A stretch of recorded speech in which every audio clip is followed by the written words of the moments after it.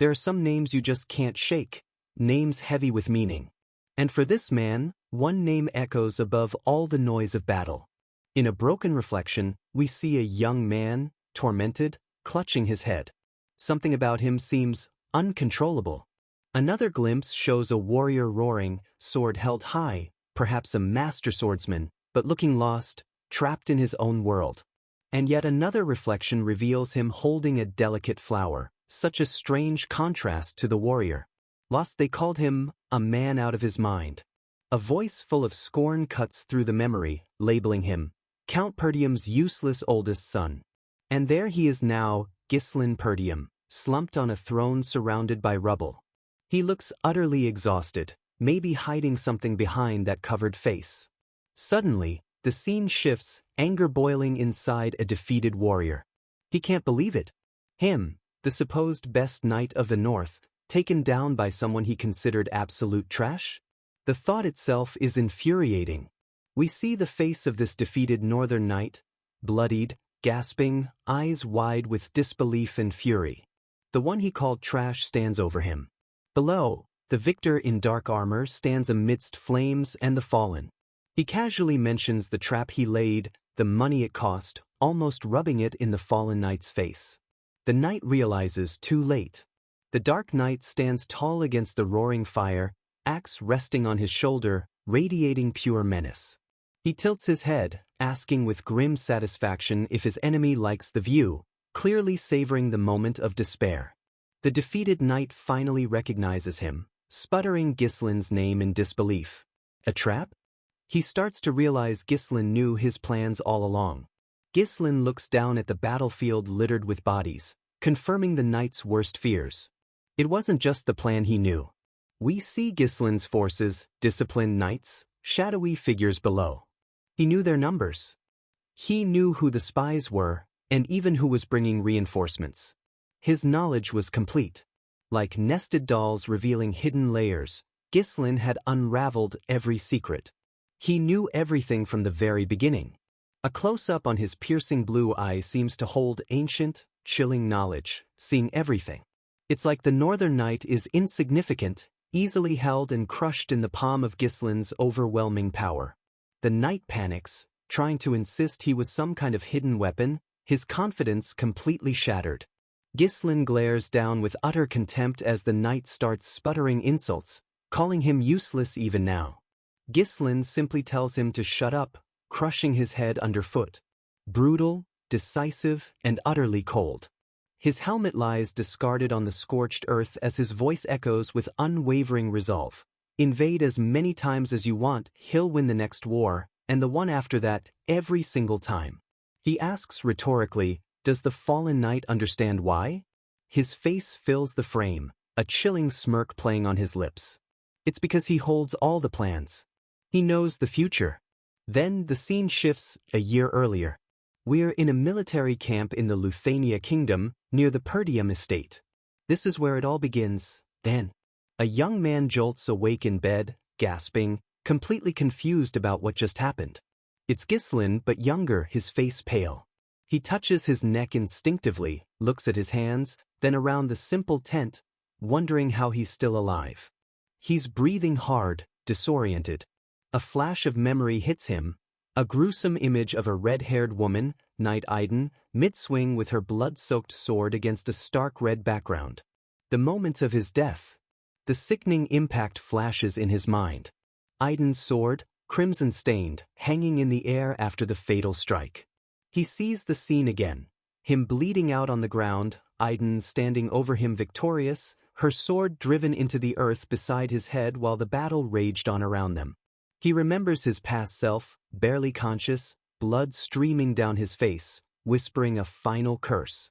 He recalls the overwhelming feeling of being impaled, consumed by dark energy, eyes white with pain and defeat. Aiden stood over his fallen body then, coldly declaring his end. Ghislain Perdium, the mercenary king, one of the continent's 7 strongest, was finished. She'd smiled then, wiping blood from her cheek, announcing the war was over. She named herself Noble Knight Aiden, another of the continent's top 7. He recalls her asking if he had any last words. Lying there defeated, he only felt the shame of failing to get his revenge.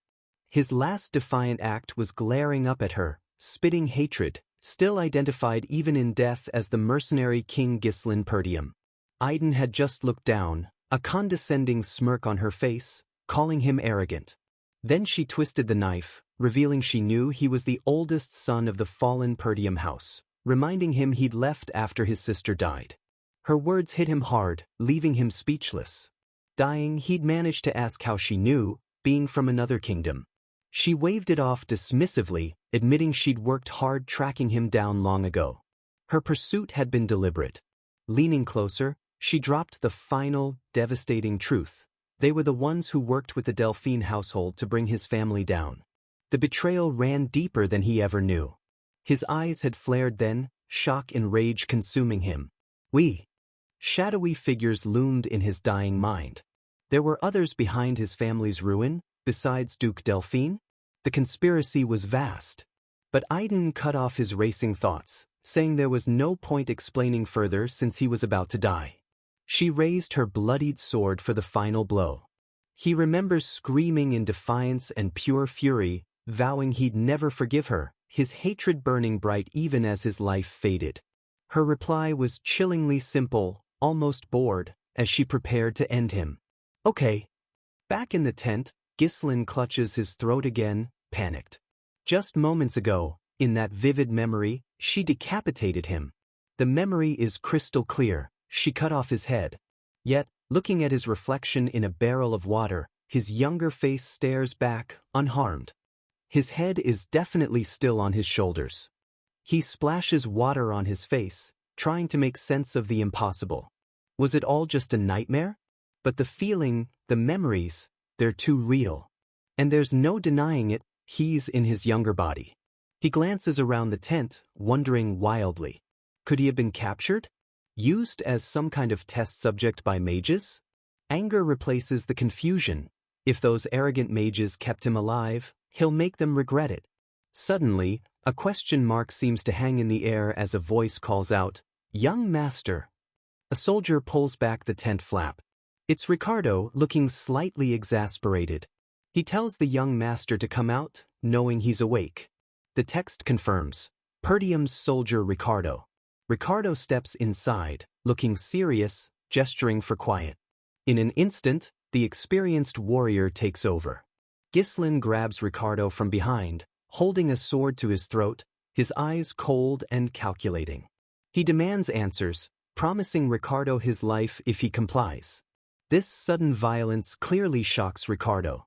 Ghislain's eyes narrow for a moment, perhaps reconsidering his aggressive approach, testing the waters. Ricardo just stammers, completely bewildered by the young master's intense gaze and actions, sweat dripping down his face. Just as quickly, Ghislain lets go, sheathing the sword. Ricardo almost collapses, clutching his neck, gasping for air. Ghislain tries to play it off like Ricardo crossed some line, but Ricardo just looks utterly lost, symbolized by the question marks around him. Ghislain glares, confused by Ricardo's lack of understanding. Doesn't he realize he was just threatened? Ricardo, still catching his breath, weakly asks what Ghislain is even talking about. Ricardo explains, looking annoyed as he recovers, that Ghislain simply tired himself out throwing a tantrum earlier and fell asleep. Ghislain is stunned. He did that? This doesn't fit his memory of the mercenary king. Ricardo continues, clearly frustrated, asking if Ghislain forgot everything after his nap. He reminds him about the tantrum, how Ghislain had insisted he was going to command the upcoming orc raid. The orcs. The word hits Ghislain hard, instantly triggering the memories of the disastrous raid from his past life. Ghislain tries to argue, denying he threw a tantrum, but Ricardo just ignores him, grabbing his gear and telling him people are waiting. Ghislain pauses, suddenly unsure. His gear? Where are they even going? Ricardo states it plainly, slinging a bag over Ghislain's shoulder as they walk out. They're going to the Perdium estate. Ghislain stops dead in his tracks, eyes wide with shock. What? He grabs Ricardo aggressively, yelling right in his face for him to say that again. Ricardo flinches back, shouting, "Sorry?" completely taken aback by the violent outburst. Ghislain repeats the name, incredulous. Perdium? Does he mean the fallen Perdium estate? The name holds so much pain for him. He turns and looks out over the landscape, and there it stands on a hill overlooking a thriving town, a magnificent, intact castle. The Perdium estate, whole and untouched by the ruin he remembers. He stares, utterly bewildered. It really is the Perdium estate. But how? Why is it perfectly fine? He clearly remembers seeing it reduced to ashes. Ricardo puts a hand to his head, looking genuinely concerned and confused by Ghislain's behavior. He asks if Ghislain had a terrible nightmare, warning him not to call his own home fallen, where the Count might hear. Ghislain pinches his own cheek hard, trying desperately to wake himself up from what feels like an impossible dream. He lets go with a wince. The pain confirms it, this isn't a dream. Ricardo just watches him, completely baffled. Reflections confirm the impossible reality, his current, younger face, and the prosperous estate back in its original state. The realization finally sinks in. He pictures himself standing before a giant, ethereal clock face, its hands visibly turning backward. He's actually traveled back to the past. He remembers this time, his younger self looking resentful outside the grand Perdium mansion. He hated his household back then. A dark thought echoes from that time. His immaturity, born from feeling inferior, only led to trouble. He recalls being ostracized, ignored even when he fell, while others in fancy clothes just walked by. As time went on, more and more people in the household avoided him. The memory continues. Unable to stand the constant criticism, he eventually ran away from home. We see his younger self running away into the darkness, leaving footprints that quickly fade, symbolizing his departure. Several years passed after that moment. He became a mercenary. A powerful image floods his mind.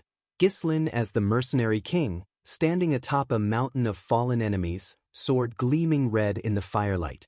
He survived countless battles, honed his skills, and made a fearsome name for himself. He remembers finally returning to the Perdium County, clad in his mercenary gear, hoping to make up for his past mistakes. But when he arrived, his home had already been crushed to dust, the Perdium banner tattered amidst the ruins. The tattered banner, bearing the wolf sigil of Perdium, fluttering over the desolate battlefield, a symbol of everything he lost. But now, back in the present, standing before the intact estate, a flicker of hope ignites in his eyes. It's still all here. He looks towards the pristine Perdium banner flying proudly over the encampment. It's not torn, not burned. It's whole and strong. Tears almost well up as relief and fierce determination wash over him. All the people he holds dear, the ones he lost, they're still here.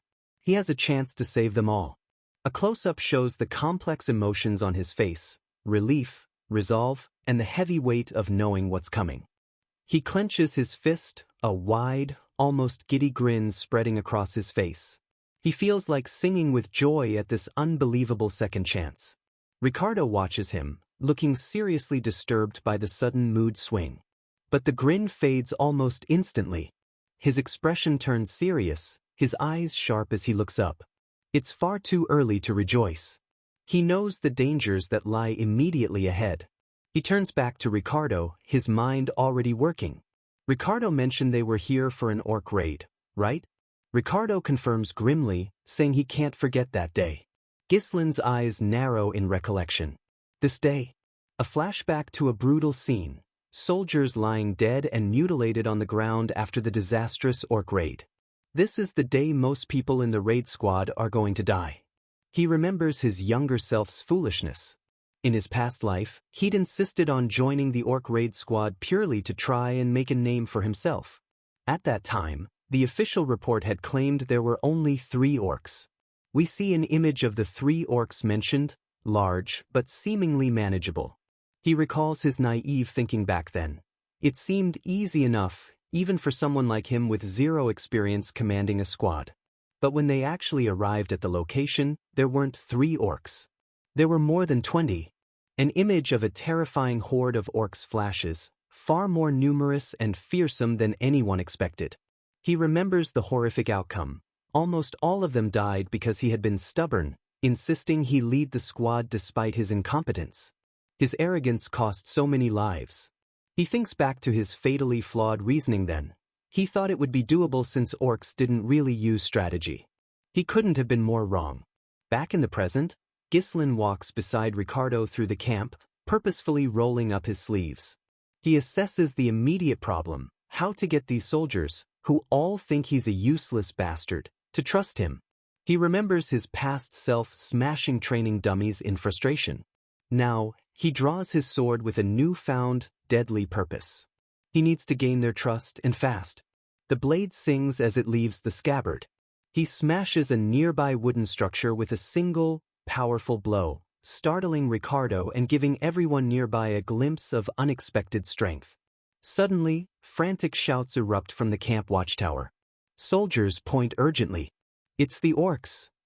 Chaos instantly erupts. Orcs charge violently into the camp, overwhelming the unprepared soldiers. Shouts of, "The ORs are here," mix with the clang of steel and sickening impacts. Ghislain looks towards the commotion, his eyes narrowing. Already? He wonders if they arrived this fast in his past life too. Things might be happening even sooner than he remembers. The battle is immediately a slaughterhouse. Orcs tear through the human soldiers, their crude axes and sides reaping lives left and right. Blood sprays everywhere. A close-up on an orc roaring, its maw wide, ready to kill. A commander shouts desperately for the men to get into formation. The raid squad commander, Scoven, charges forward, sword drawn, trying desperately to rally his panicked men into a defensive line. But Scoven is immediately overwhelmed. A giant orc swings its weapon like a scythe, sending soldiers flying. Scoven cries out in pain and shock as the defense crumbles before it even forms. Scoven, struggling amidst the chaos, voices the soldiers' panic. They let their guard down, ambushed when totally unprepared. And there are way more orcs than reported. At this rate, they're all going to die. He's cut off by another blow. Someone shouts a warning, "Commander!" Scoven turns, startled. An orc looms right behind Scoven, its axe raised high for a killing blow. "Behind you!" The axe whistles down. But the axe misses Scoven as the attacking orc is suddenly and violently thrown back, crashing hard into the ground. Scoven looks over, shocked, seeing Ghislain grabbing the orc's arm, stopping its attack. Ghislain then effortlessly dodges the orc's wild swing while simultaneously slicing forward with his own sword, which glows faintly with power. Scoven watches, utterly bewildered. Scoven just stares, mouth agape. Huh. This calm, skilled fighter is definitely not the useless young master he knows. Ghislain stands ready as the orc attacks again. Scoven whispers, still in shock, "Young master?" as another blade slices through the air. Impossibly, Ghislain catches the blade of the orc's heavy axe with his bare hand, stopping the powerful blow cold. Blood drips from his palm, but he doesn't even flinch. With a swift, powerful movement that belies his frame, Ghislain swings his sword, slicing clean through the orc's thick arm.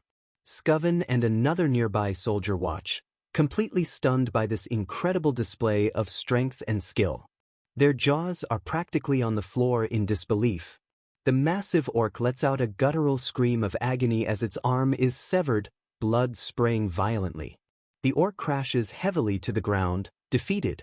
Ghislain stands over it, sword held ready, radiating an aura of calm, deadly competence amidst the surrounding chaos. Ghislain glances down at his sword, noticing the faint glow fading from the blade. He clicks his tongue in annoyance, seems he can't properly use mana yet in this younger body. A fleeting thought crosses his mind. Maybe he was stronger at an earlier point he could have returned to.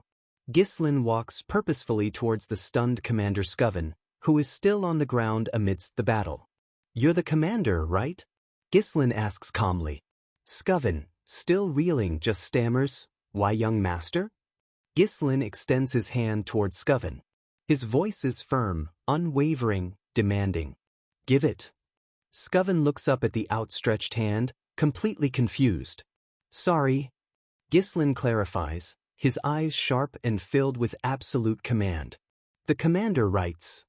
Close up on Ghislain's face. He looks confident, utterly determined, ready to seize control, change the course of this disastrous battle, and rewrite his own destiny. He holds Scoven's gaze, waiting for the commander to yield authority. Ghislain repeats his demand, his voice steady amidst the chaos. "Give me the right to command." He stands over the stunned Commander Scoven, hands still outstretched, his eyes burning with an intensity the older man has never seen before. Scoven stares up, utterly bewildered. Command? He knows this kid is supposed to be an idiot, but asking for control now when soldiers' lives are hanging by a thread. Scoven refuses flatly, turning away. He can't do it. Ghislain looks taken aback, almost offended. Scoven pushes himself to his feet, his expression hardening with resolve. This isn't some game. Even if Ghislain is the young master, Scoven can't just hand over the authority given to him by the Lord. He stands firm. Ghislain grits his teeth, annoyed. But he gets it. Honestly, if some known fool came up to him demanding command in a crisis, he'd react the same way. It's frustrating but understandable. Just then, another huge orc barrels towards them, roaring, axe swinging high. Scoven instinctively moves to intercept. But Ghislain reacts faster, pushing Scoven aside, telling him to fall back, that he'll handle this. Scoven protests, arguing Ghislain is still too inexperienced to lead. Ghislain ignores him, drawing his sword again with a sigh. Looks like there's no choice but to prove himself, right now. He easily deflects Scoven's attempt to grab him, moving with surprising fluidity. Scoven manages to grab Ghislain's collar, furious now. Just what does the young master think he's doing? Scoven yells, his face twisted with anger at this blatant insubordination. But he cuts himself off mid-shout. Something makes him freeze. An orc stands frozen behind Ghislain, pierced clean through the head by a thrown sword, before collapsing. Ghislain seemingly dealt the killing blow in the instant Scoven was distracted. The orc lets out a final, gurgling death rattle. Ghislain stands calmly beside the corpse, looking back at Scoven like it was nothing. Scoven is utterly speechless. Scoven stares, baffled. How did he hit the weak spots so perfectly? He can't connect the useless brat he thought he knew with this lethal fighter. Ghislain turns to face Scoven directly, asking calmly if he knows the most important thing in battle. Scoven just stares, mind racing. Before Scoven can answer, Ghislain points towards the terrified soldiers huddled behind their shields as orcs roar nearby. He tells Scoven to look at their troops. He lays out the harsh truth. There's no hope of winning when your soldiers are paralyzed by fear. A confident smirk touches Ghislain's lips. They need to regain momentum, and he knows exactly how.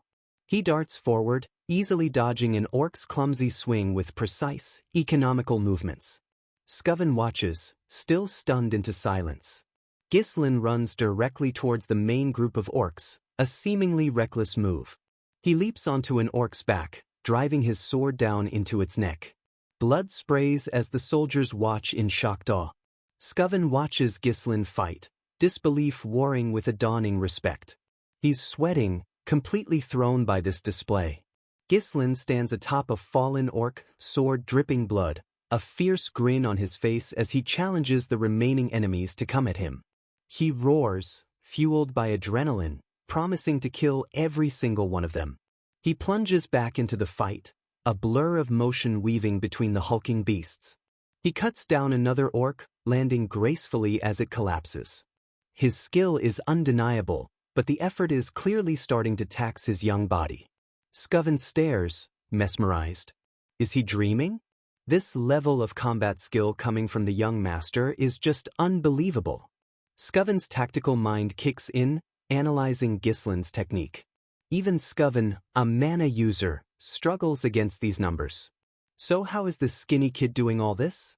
Ghislain pauses for just a second, breathing heavily, sweat pouring down his face. Scoven notices immediately, the kid's already getting tired. Something clicks in Scoven's mind. He sees it now. Ghislain's using the smallest possible movements to dodge, conserving energy, and using pure swordsmanship to strike vital points. It's incredibly efficient, born from experience far beyond his apparent years. It's like watching a ghost compared to the clumsy boy he knew. He's fighting like some legendary, nameless sword master. Scoven's eyes widen further. What is this kid? Just hiding his talent? Or is he something more? Suddenly, Ghislain breaks off from the fight, turning and running away from the orcs. He dashes past the bewildered soldiers, shouting taunts back at the pursuing orcs, deliberately drawing their aggro. Ricardo and another soldier watch in panic as the entire horde charges after Ghislain. Ricardo yells out, wondering if the young master is actually running away. Ricardo shouts desperately for the commander. Scoven just watches Ghislain retreat, his expression thoughtful, unreadable. What is Ghislain thinking? Scoven wonders. Is this just recklessness, or is there a plan behind this madness? Scoven tracks Ghislain's path. Drawing their attention was good, yes, but running away now? And running in that specific direction. Scoven sees where Ghislain is leading them, straight towards the steep cliff overlooking the estate below. A cliff? Scoven freezes as the strategy hits him. Wait, the cliff? Sweat pours down his face. His eyes snap wide open with sudden, dawning understanding. Don't tell him. Scoven immediately spins around, yelling orders to the soldiers positioned near that cliff edge. Troops, shield wall. Now. They instantly snap into formation, bracing for impact. Scoven makes the call, putting his trust in the young master's insane gamble. He declares they'll follow the first son's lead. Ghislain continues to lead the thundering horde of enraged orcs straight towards the cliff's edge. Ghislain glances back, a sharp, knowing look in his eyes, almost communicating directly with Scoven. If Scoven is the skilled commander Ghislain thinks he is, he'll understand the plan by now. Ghislain keeps fighting, fending off the closest orcs, acutely aware of his own limitations. He'd love to just cut them all down himself, but this body's terrible stamina won't allow it. He needs Scoven, the soldiers, and the terrain. Even so, he pushes onward. Reaching the cliff edge, he turns to face the oncoming wave of orcs, a determined smirk playing on his lips. This should be enough for Scoven and his men to handle. The orcs, blinded by rage and the chase, thunder headlong towards Ghislain and the solid wall of shields waiting just beyond him. The lead orcs realize, far too late, what's about to happen. Ghislain plants his sword, bracing himself for the impact. At the very last second, he dodges aside, letting the orcs' own momentum carry them forward. Perfect timing. Ghislain leaps acrobatically backwards, over the cliff edge itself, just as the first wave of orcs reaches it. Hanging in the air for a split second, looking down, he knows it's time. Now. Scoven roars the command from behind the unwavering shield wall. Troops! Push them off the cliff. The soldiers slam their shields forward in perfect unison, a wave of force meeting the charging horde. The unprepared orcs, unable to stop their charge, are violently shoved forward by the shields and the crushing weight of the orcs still running behind them. Scoven and the soldiers roar with effort, pushing with every ounce of their strength against the tide of red bodies. Dozens of orcs tumble helplessly over the sheer cliff edge, their roars turning to screams as they fall into the abyss below. More and more fall, a sickening cascade against the gray sky. The last few orcs are shoved over, crashing onto whatever lies below.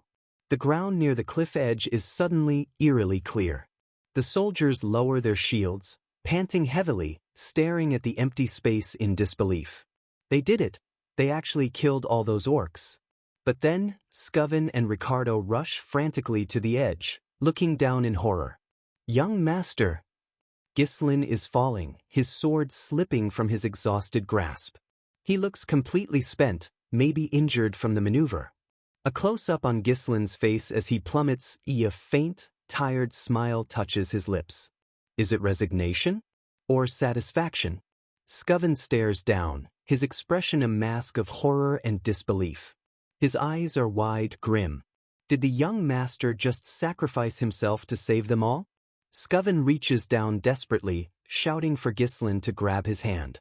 But he's already too far gone, falling into the mist swirling below.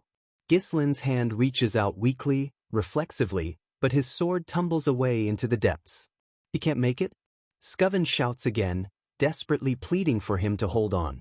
Scoven looks utterly devastated, his face pale.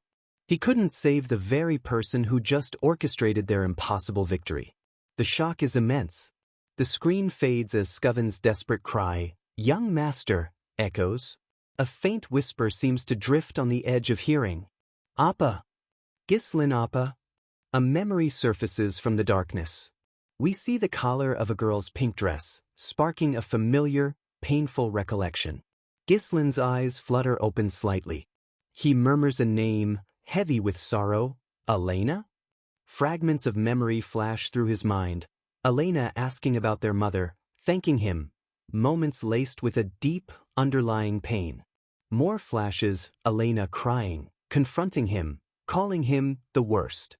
Echoes of their fractured relationship before her tragic death.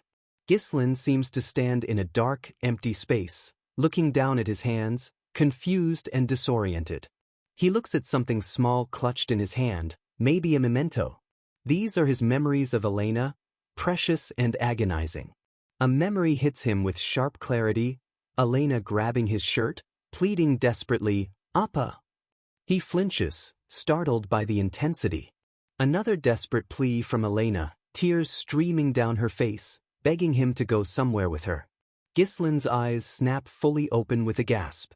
He's lying in a bed, a damp cloth resting on his forehead. He looks weak, sweaty. He takes in his surroundings, a simple but comfortable room. He's tucked into bed. He touches the cloth on his forehead, realization slowly dawning. He's alive. Looks like they managed to save him after the fall. Or was the fall real?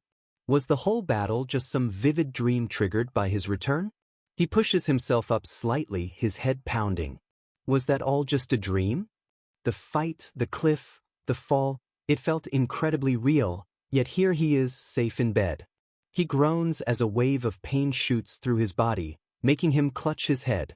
He winces, sitting up fully now. His entire body aches. Must be the consequence of pushing this younger body way past its limits during the fight. He grimaces, but then a small, wry smile appears. Well, at least the pain proves he's still alive. A concerned voice calls out from the doorway, "Master?" Ghislain looks up, startled. A young woman with distinctive white and red hair rushes into the room, her face flooded with relief. "You're awake." It's Belinda. Ghislain just stares, his eyes wide with disbelief and overwhelming emotion. He whispers her name, almost unable to believe she's real. "Belinda?" Belinda hurries over, immediately fussing over him, telling him how worried she was, reminding him she told him to let the soldiers handle the orcs, clearly believing he actually fought them. Overcome, Ghislain suddenly pulls Belinda into a tight hug. She freezes, completely surprised by the sudden show of affection. Belinda blushes, flustered, asking if she did something wrong. Ghislain holds her tight, burying his face slightly against her shoulder, his voice thick with emotion as he murmurs that no, he's just so incredibly glad to see her.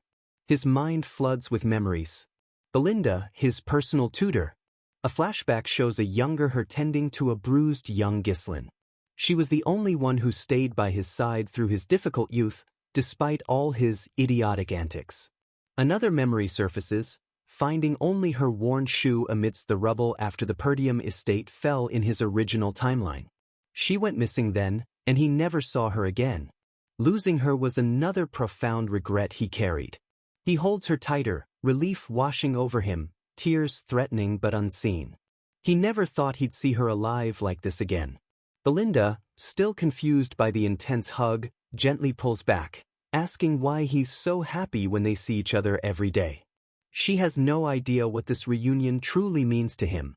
He looks at her seriously, suddenly filled with urgency. He needs to tell her the truth, warn her. He grabs her shoulders earnestly, telling her to listen carefully. A catastrophe is coming, one that will strike Perdium soon. Belinda just looks utterly confused, asking what on earth he's talking about. Belinda pulls away, putting her hands on her hips, looking skeptical as Ghislain stares at her intently, searching for a way to make her believe. He tries again, blurting out that he died and came back to life. Belinda just smiles dismissively, patting his head like he's delirious from fever, saying, sure, assuming he's just exaggerating about the orc fight. He jumps out of bed, trying desperately to explain that she's the one in danger, not just Perdium. But Belinda isn't really listening, already busy tidying the bed. Belinda starts lecturing him like a child, making excuses for being reckless. Ghislain deflates, shoulders slumping. She doesn't believe a word. This approach isn't going to work. Belinda continues, sounding annoyed, reminding him that if he'd gotten seriously hurt, he wouldn't even be able to go to the upcoming festival. Ghislain freezes instantly. His eyes widen, the color draining from his face. Festival? The word hits him like a physical blow, stopping him cold. Belinda taps her chin thoughtfully, oblivious to his reaction. Has he already forgotten? Lady Elena has been looking forward to going to the festival with him for ages. Belinda points towards a framed picture on a nearby desk. It shows a younger, stiff-looking Ghislain beside a brightly smiling Elena. Belinda cheerfully adds that it would be a great chance for the two siblings to get close again. Ghislain slowly walks towards the picture, picking it up with trembling hands. He remembers, yes, there was always a festival around this time of year. His voice is quiet, strained. A dark memory floods his mind, himself, sitting alone amidst wreckage, utterly broken. In his past life, he couldn't bear festivals because of the trauma associated with them, the trauma of that day. He turns back to Belinda, his expression suddenly urgent, almost desperate. How long? How long until the festival? Belinda thinks for a moment. It's next week, so about a week left. Ghislain stares blankly ahead, the single word echoing in his mind. Week. A specific, terrible memory floods back. A closed door, Elena's small voice faintly calling for him from the other side. Appa, are you inside? The text confirms his dread. This was the day that changed his life forever. Ghislain's eyes are wide now with dawning horror, but also fierce determination. This memory, the one that continues to haunt him above all others. He sees young Elena vividly in his mind, crying, desperately begging him, please go with me. The chilling realization slams into him with the force of a physical blow. Elena, standing frail by the door in his memory. 1 week from now. That's the day Elena will die. He finally knows the exact deadline to prevent the tragedy that destroyed his first life. Back in his room, the weight of knowing what's coming presses down on Ghislain. He pulls Elena close, a desperate, protective hug she couldn't possibly understand. Belinda just watches them, completely bewildered by Ghislain's sudden, uncharacteristic show of affection. Elena pushes him away immediately, flustered and confused, demanding to know what kind of weird prank this is. She's blushing furiously. Ghislain lets her go, murmuring softly, his eyes downcast with a deep sorrow she can't see, I missed you. But Elena totally misreads it, yelping and scrambling behind Belinda for safety, telling him to let her go, that he's creeping her out. Ghislain flinches, her words hitting harder than she knows. He coughs, clutching his chest slightly. The emotional turmoil and lingering physical strain are getting to him. He's shocked by her reaction, but also surprised by her strength. He barely remembers her clearly from this time. Elena peeks out from behind Belinda, pouting, annoyed. She reminds him Belinda asked her to come, questioning his game. Does he think this makes everything okay? Ghislain looks back, lost for words. Makes what okay? Elena mimics his past cruelty, reminding him of the harsh things he used to say, telling her to piss off, that even her breath felt disgusting. She asks if he forgot saying all that. Ghislain winces, the memory hitting him hard. Did he really say that? He clutches his head, shame washing over him. He remembers now, he was never close with Elena back then. He was a complete piece of shit to her. He forces out a choked apology, sorry. Belinda and Elena just stare, utterly shocked into silence. Belinda stammers, did he just apologize first? Elena adds, maybe getting hit by that orc scrambled his brains? They can't reconcile this with the Ghislain they know. He stays quiet. Ghislain quickly tries to cover, feigning chest pains from the orc fight, insisting he really beat them. Elena remains suspicious, while Belinda looks genuinely concerned. He fumes internally, why do they keep thinking he got hurt? The fake pain almost feels real with the stress. He collapses dramatically to his knees. Elena scoffs, not buying it, reminding him he came back unconscious. Still, she helps him up reluctantly.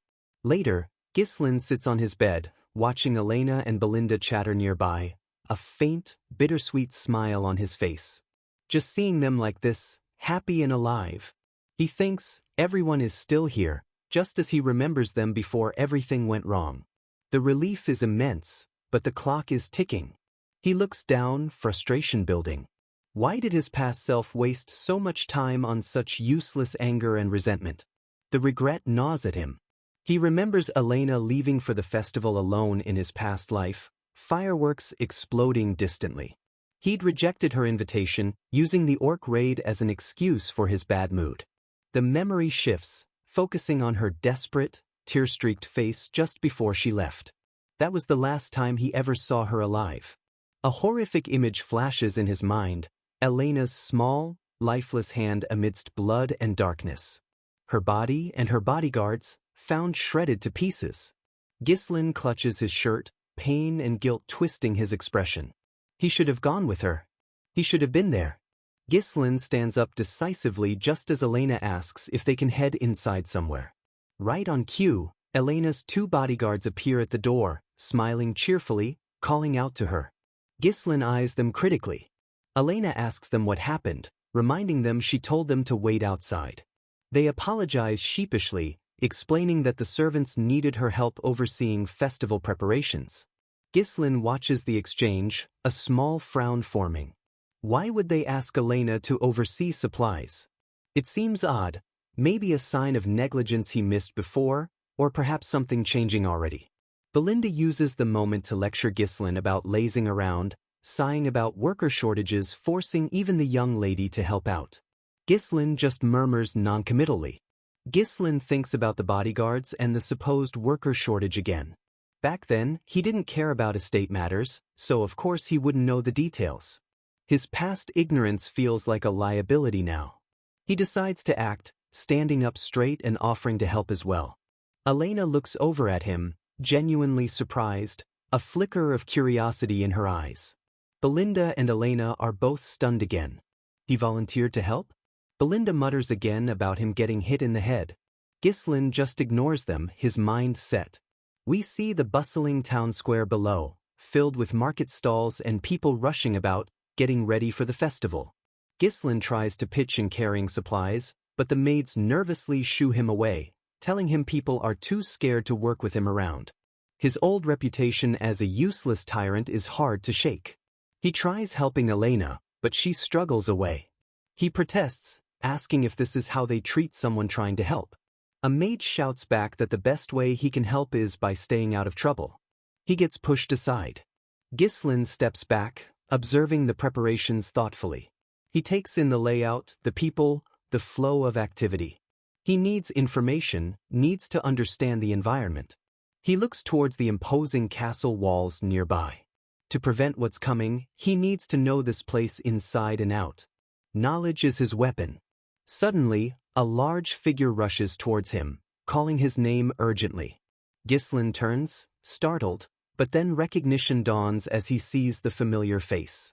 An older man in armor, Fergus, stops before him, panting slightly but beaming with relief. Ghislain murmurs his name. Fergus is just glad to see him well after hearing about the orc incident. Fergus clasps Ghislain's shoulder warmly, starting to express his relief, but Ghislain politely cuts him off. They need to stop talking about the orcs. He needs to focus on what's important now. Elena pops up, pointing at Ghislain and telling Fergus he's acting weird and should be taken back to his room. Fergus looks confused but agrees. Ghislain fumes internally. This damn reputation is hindering him at every turn. As Fergus gently guides him away, Ghislain resigns himself to it for now. He'll just have to spend the next week learning everything he can about the castle and its routines. Later, Ghislain stands before Fergus again, his expression serious. He asks about the abandoned training field in the castle, demanding to be taken there. Fergus looks surprised. The training field? But Ghislain states it simply, eyes full of determination. To train. Fergus just stares, completely baffled by this sudden, unexpected request. Fergus leads Ghislain towards a large stone building within the castle grounds. Ghislain looks around as they approach, a sense of surprise building. They enter a vast indoor training hall, impeccably maintained, with training circles and weapon racks lining the walls. Ghislain is astonished. It's in much better condition than he ever imagined. He looks around, impressed. It's a perfect place to train. He reflects sadly that he never had access to anything like this during his rough mercenary life. His family had resources he completely failed to appreciate or use. Fergus waits patiently. Fergus explains they kept it maintained, just in case Ghislain ever decided he wanted to use it. Fergus looks at him kindly, clearly mistaking this sudden dedication for just a passing phase. Ghislain glances back later, seeing Fergus scrubbing the floors. He wonders if, in his past life, Fergus also kept this place ready, faithfully waiting for a master who never showed up, never cared. He thinks about the report Fergus gave him after the orc incident, realizing the old man must have thoroughly investigated what happened. So that's how things unfolded. Ghislain pats Fergus's shoulder, startling him. He tells the old man he needs to live a long life because dying really feels like shit. Fergus looks taken aback, remarking that Ghislain speaks as if he's already experienced death. Ghislain grins mischievously, admitting Fergus is sharp. He did die and come back. Fergus deadpants, clearly not believing a word, telling him that's enough tomfoolery. Ghislain dismisses him, saying he can head back now, he's going to start training. Fergus bows respectfully, saying he'll wait just outside. As Fergus leaves, Ghislain watches him go, reflecting on his past self. He always treated everyone around him like potential enemies. He realizes now how short-sighted he was. He pictures Fergus, Belinda, Elena, happy, loyal connections he utterly failed to value before they were lost. Ghislain looks out across the empty training hall, determination hardening his gaze. 1 week. It's not much time. He recalls the sequence of events from his past life. After Elena's death, it was revealed that a lord from a neighboring territory was behind it. The memory of Perdium's tattered banner flying over smoking ruins returns vividly. Because of that assassination, Perdium was dragged into a war that ultimately led to its complete destruction. His eyes close briefly, the pain still sharp. Elena's death wasn't just a personal tragedy, it was the catalyst for his entire family's downfall. Preventing it is the key to changing everything. That means his path forward is clear. His eyes snap open, gleaming with fierce resolve. He needs to set things right, starting now, starting here. He sits cross-legged in the center of the vast hall. First things first, he needs to get this body into shape. He sighs, it sucks having so little time. He closes his eyes, focusing inward. But regaining control over mana, that he can do. Faint wisps of blue energy begin to stir around him. Blue mana particles fill the air as he meditates. Mana, the supernatural energy that lets humans push past their limits. He recalls his past life, meditating even amidst the chaos of battlefields. Most find sensing and gathering mana the hardest part, but for him, it always came naturally. He visualizes the process, connecting the floating mana particles.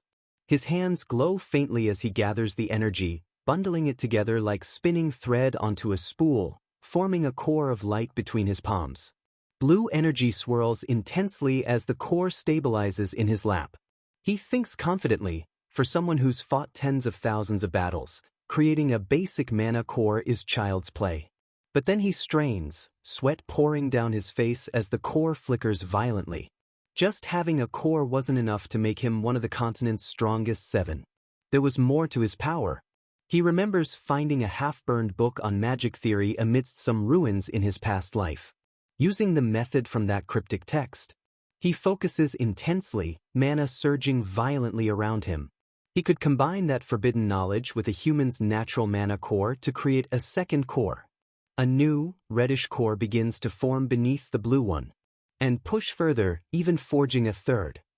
A darker, volatile core manifests below the second. He screams with the effort, veins bulging, energy crackling wildly. The three cores spin rapidly, linking together, creating a connected mesh designed for explosive power output. The combined energy flares blindingly bright for an instant. Then, suddenly, he coughs violently, blood spraying from his mouth. The strain is too much for this body. He collapses, gasping and coughing weakly. 3 cores, that's his absolute limit right now. He thinks bitterly, even though he managed 5 in his prime. This young body is just too weak. He recalls the technique's dangerous drawback mentioned in the book, explosive power, but at the cost of consuming an immense amount of mana very quickly. That was why he lost to Aiden.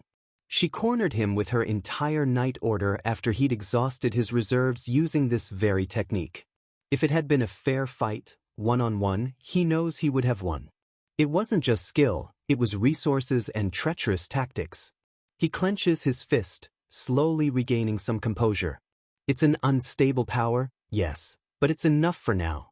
And unlike before, he now has a youthful body and, hopefully, plenty of time to rebuild his strength properly. He stands up, facing the empty hall, his eyes burning with cold, vengeful fire. He swears silently, "I'll have your head this time, Aiden." His gaze shifts, remembering the closer, more immediate threats. Those bastards who conspired with House Delphine, the traitors within his own house, he'll destroy them all too. A week passes in a blur of intense, secret training. Now it's the day of the festival. The Perdium castle stands under a dusky, expectant sky. Ghislain adjusts his belt, securing his sword. He's ready. He walks down a paved street in the town below the castle. The festival is likely already in full swing. Elena spots him from across the way, her eyes widening in obvious surprise. She approaches, looking him up and down, remarking that he actually came. She sounds genuinely shocked, reminding him he never attends these things.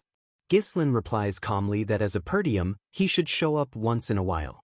Elena smirks, unconvinced, pointing out he's been acting really strange lately, hearing he's done nothing but train for the past week. Ghislain puts a hand behind his head dismissively, asking what's so weird about the air of a knight family actually training. Elena looks puzzled, reminding him he never cared about that stuff before. She playfully pokes him sharply in the side of the head, recalling how he used to complain about their father and wish he was Lord already. Elena walks ahead, laughing, saying that whatever the reason, she likes this change in him now. Ghislain follows, a tiny, almost imperceptible smile touching his lips for a moment. Elena glances back at him, smiling gently, saying it feels like the old him, the brother she perhaps remembers from long ago, is back. For her, this change is confusing, but welcome. Ghislain watches her turn away, his own expression becoming serious again. The weight of what's supposed to happen today, this festival, settles back onto his shoulders. He thinks he's noticed something important over the past week of training and observation. As he walks through the town, he sees it. Because his actions have changed, how people react to him is changing too. Maids whisper differently, guards acknowledge him with grudging respect. The future isn't set in stone. It is slowly beginning to shift. He visualizes time like branching paths, like moves in a complex game of chess. The overall flow might seem the same, but it's hard to predict the ripple effects of his small actions. His job now is to use the information he has from the future wisely. He pictures himself carefully moving a chess piece, his eyes glowing with focused intent. He needs to respond effectively to every situation as it unfolds, stay vigilant. He instinctively touches the pouch at his belt. His preparations are complete. He's as ready as he can be. He walks alongside Elena through the lively festival grounds. She points out tasty-looking bread at a stall, but his attention is elsewhere, constantly scanning the crowds, the rooftops, every shadow. Elena excitedly drags him along, running through the evening throng of festival-goers. He lets her pull him, matching her pace, but his eyes never stop moving, searching for any sign of danger. As night fully falls, they pause near the castle gates. Elena sighs happily, saying that was fun. They sit down on some stone steps nearby.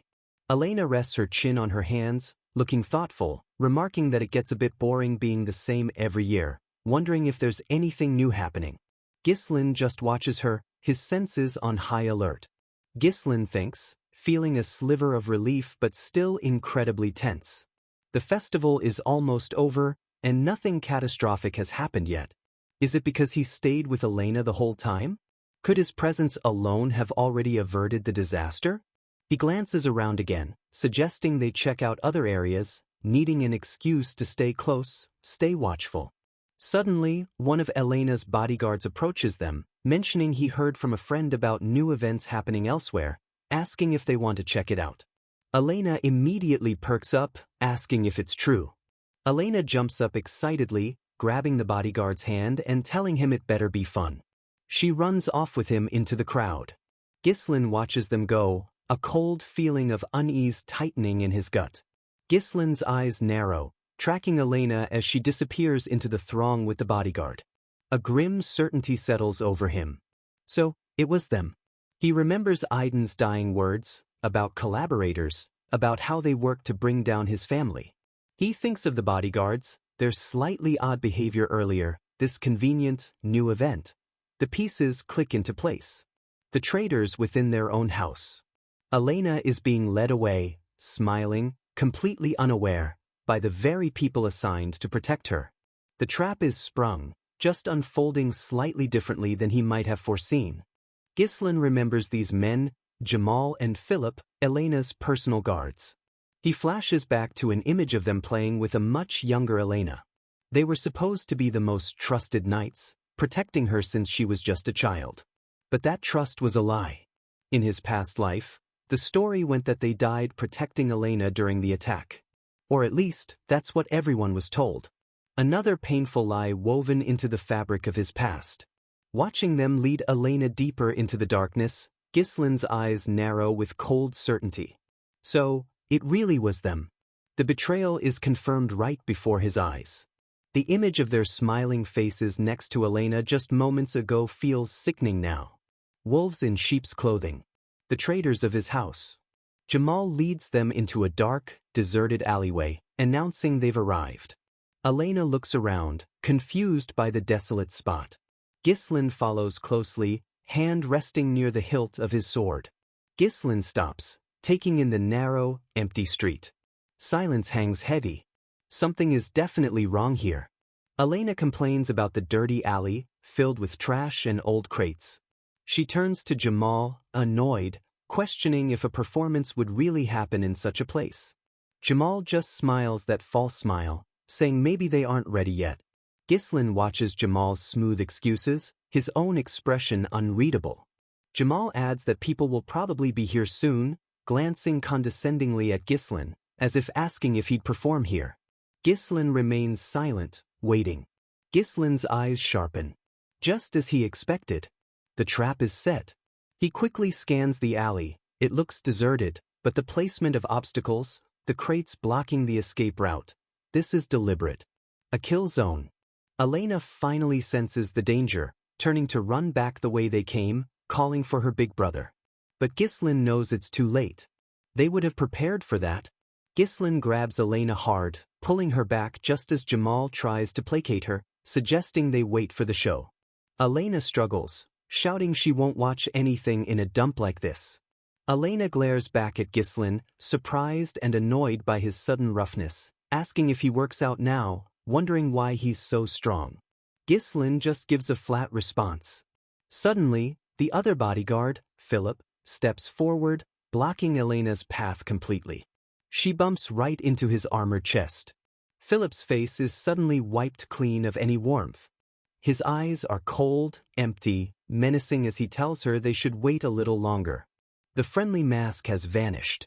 Elena stares up at him, fear finally dawning in her wide eyes as she recognizes the terrifying shift. Pitch Philip? She looks desperately between the two guards, understanding hitting her. You guys are acting so strange. What's wrong with you today? Philip just looms over her silently. Jamal drops the act entirely then, a smug, cruel smile spreading across his face as he rubs his hands together gleefully. He wasn't trying to scare her, oh no.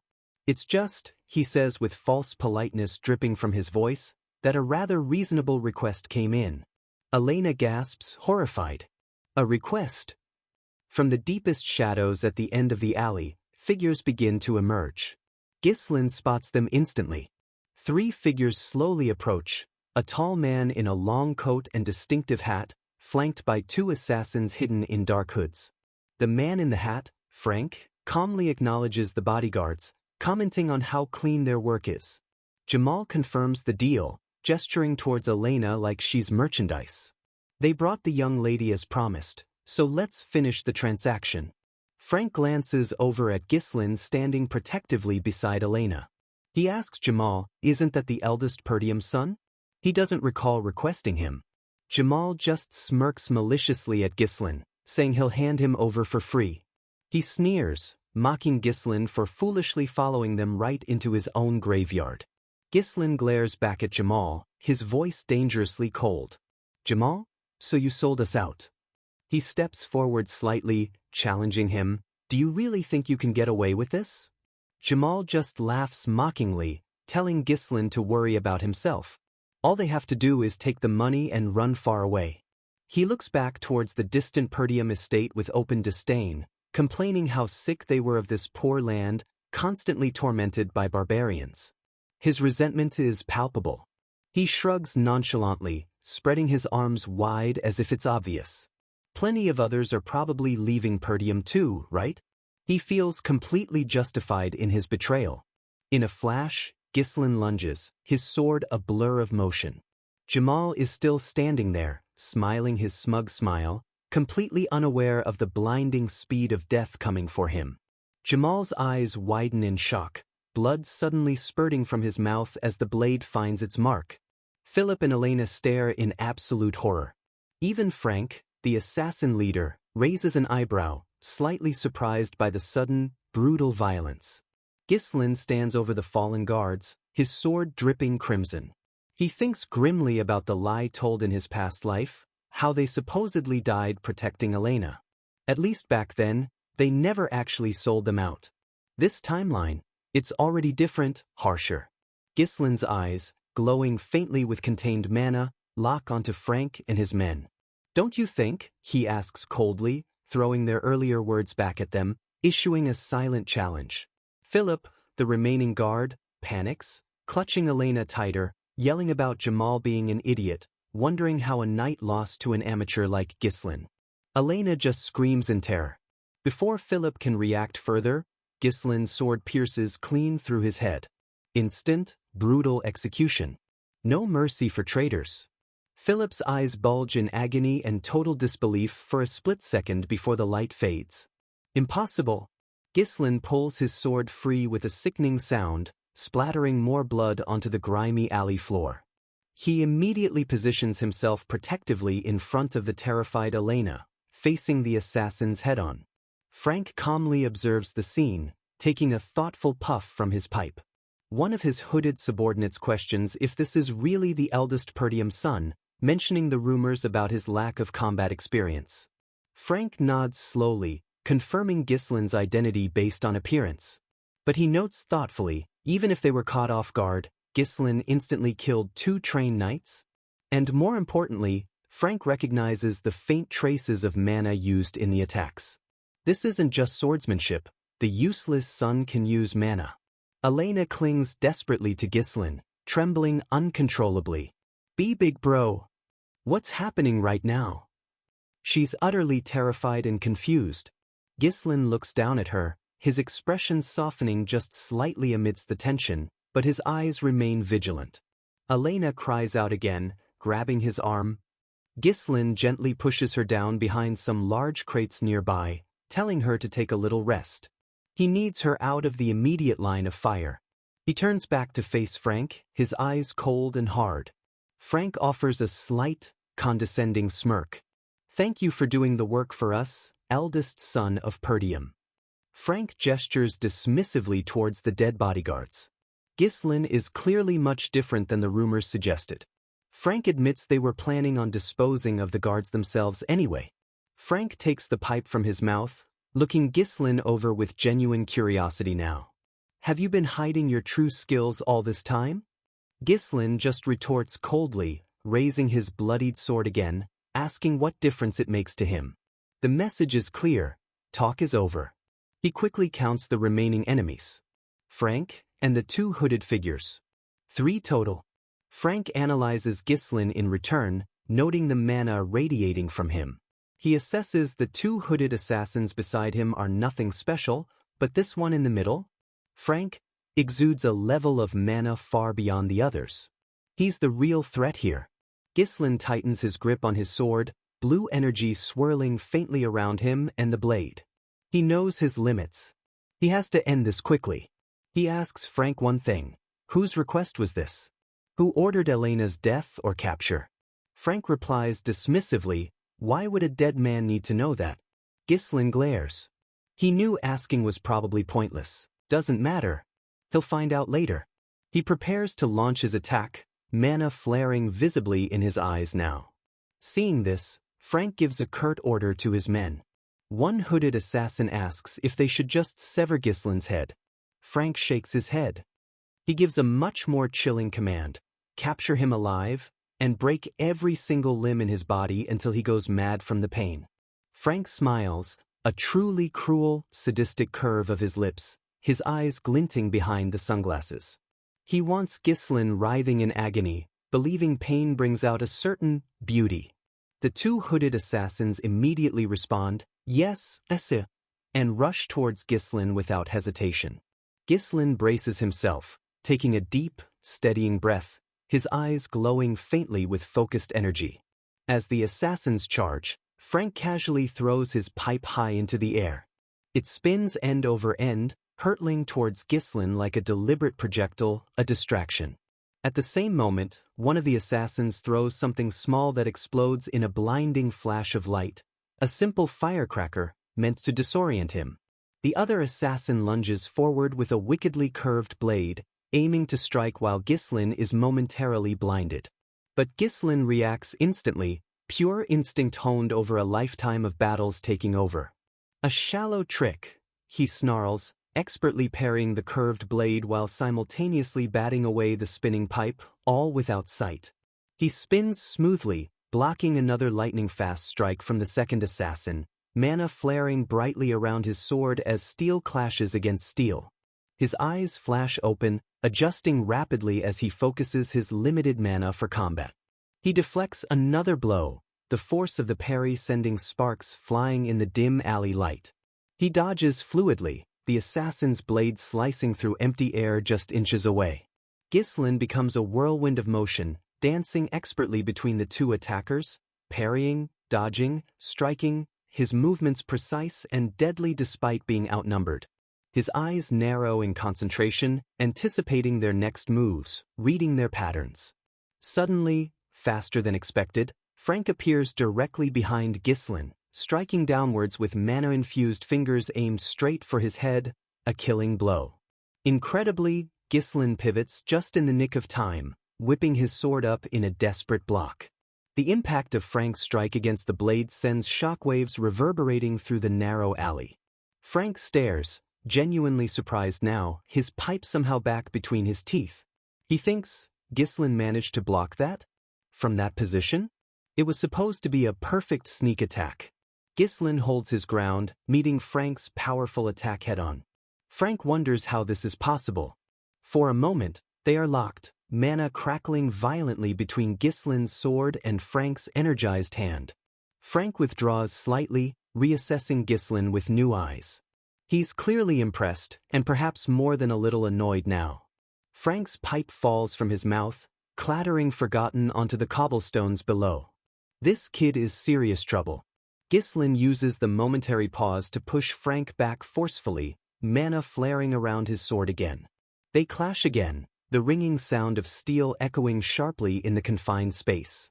Frank touches his own neck where Ghislain's blade nearly grazed him, a faint line of glowing energy marking the close call. I'm surprised, he admits, impressed despite himself. If he hadn't reinforced his body with mana just then, he would have been beheaded. He recognizes the deadly skill behind the attack. Frank looks intently at Ghislain, a cold realization dawning. How did Ghislain block his strike to the neck earlier? Did he instinctively focus mana there to reduce the damage? That level of defensive mana control, It requires incredible skill and awareness. Frank grips his own sword hilt now, mana flaring around it visibly. He has no idea how Ghislain learned such strange and effective swordsmanship at his age, but Frank's face twists into a terrifying, sadistic grin, revealing jagged scars across his features. His killing intent spikes dramatically, flooding the alley. The initial plan to capture him is gone. You shall die here. The real fight is about to begin. The fight's still blazing, but the assassin leader, Frank, is clearly caught off guard. He can't help but admit to himself, even with that chilling grin still plastered on his face, that if he hadn't boosted his own defenses with mana just now, Ghislain's last strike would have taken his head clean off. He's genuinely shocked by the kid's raw power. Still reeling slightly, Frank glances down at his own sword, the blue mana swirling around his hand. He mutters under his breath, completely baffled, wondering where on earth this supposedly useless, Perdium son learned such a strange, effective and downright dangerous way of fighting. Shaking off the surprise with visible effort, Frank lunges forward again, his own mana flaring much brighter, much more intensely this time. He shouts out, still convinced that despite the fancy swordplay, the amount of mana Ghislain is putting out feels far too weak to actually be a real threat to him. Frank's face twists into a mask of pure rage, his visible eye glinting behind those sunglasses. You will die here, he screams, absolutely certain this time he's going to crush this unexpected resistance. But Ghislain reacts in a flash, crossing not one, but two swords to parry the powerful blow. Where did that second blade even come from? Steel rings against steel, sparks flying in the dim alleyway. Ghislain meets Frank's confident assault head-on, a determined, almost challenging smirk playing on his lips. Frank's eye widens behind his glasses. He cannot believe what he's seeing. In the middle of a deadly fight, facing down an experienced assassin leader, this kid is actually smiling? What in the world is going on? Ghislain doesn't just block, he moves with an impossible grace, flowing around Frank's attack like water, almost seeming to phase through the danger. Before Frank can even process the block or adjust his stance, Ghislain pivots sharply, already launching a blindingly fast counterattack with both blades. Frank stumbles backward, suddenly forced onto the defensive, completely thrown off by the relentless speed and sheer aggression coming from this young noble he underestimated. Frank grits his teeth, desperately trying to block the furious barrage of strikes. He tries to regain control, repeating his earlier taunt, "Didn't I tell you? It won't work with that little mana." But the strained look on his face, the slight tremor in his blocking arm, and the grunt of effort tell a very different story. He's being pushed back hard. The raw force behind Ghislain's dual-wielding assault is clearly taking its toll. Frank stumbles again, coughing up a sudden spray of blood, shock and pain mixing on his face. This fight is rapidly spiraling out of his control. Frank stares, utterly bewildered, the impact still jarring him.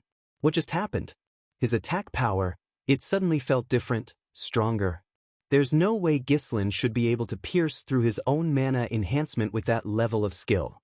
Frank's initial confidence is visibly shattering. Ghislain stands over the kneeling, injured Frank, his expression hardening into cold steel.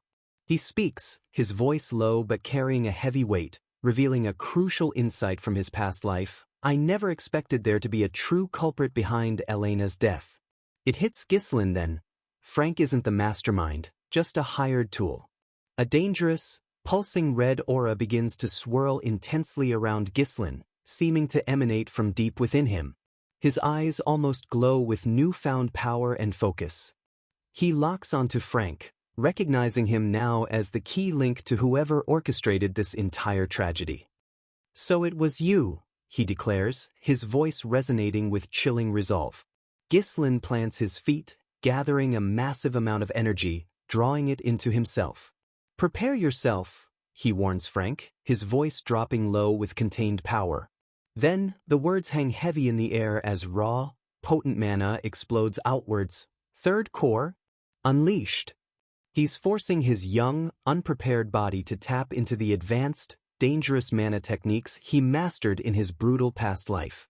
Frank reels back, completely stunned by the sheer, overwhelming pressure suddenly crushing down on him. What the? He screams, disbelief etched plainly across his face. How did you boost your mana so much? How is this even possible?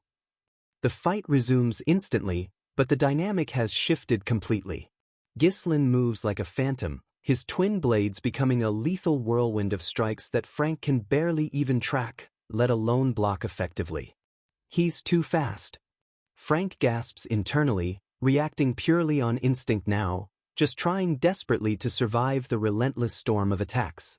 Blow after relentless blow rains down, each impact heavier than the last, forcing Frank back step by agonizing step. The difference in power is now stark and undeniable. Ghislain presses the attack without mercy, giving Frank absolutely no room to breathe, no chance to counter or recover. The impacts are jarring, sending shockwaves through Frank's desperate defenses. He's being completely and utterly overwhelmed. This is impossible, Frank thinks, staggering under the sheer force. He glances down at his sword hand, feeling it go numb. My hands, they're turning numb just from blocking his strikes. The true skill of the Mercenary King, even hampered by this young body, is proving far too much for him. Frank desperately tries to rationalize what's happening, clinging to his understanding of how mana should work. No matter how much mana someone draws, there should be limits. But even as he thinks this, he sees visible cracks spiderwebbing across the blade of his own mana-infused sword. Ghislain is breaking the very rules Frank thought governed their world. Looking up at Ghislain, who seems almost transformed by the raw, terrifying power coursing through him, Frank feels a cold wave of genuine fear wash over him for the first time. He's never even heard of a method that increases mana so explosively, so unstably.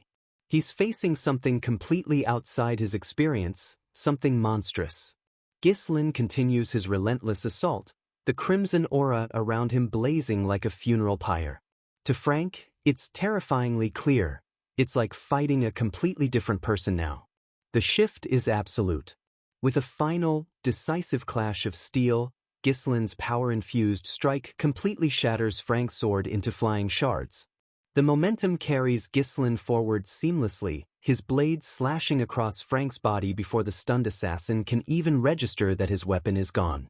Blood sprays violently through the air as Frank is thrown backward, disarmed and heavily wounded, crashing hard against the unforgiving alley wall. Ghislain doesn't give him a single moment's pause. He closes the distance instantly, pressing the attack, moving in on the injured and now weaponless Frank. He unleashes a brutal flurry of close-quarters strikes, hammering away relentlessly at Frank's crumbling defenses.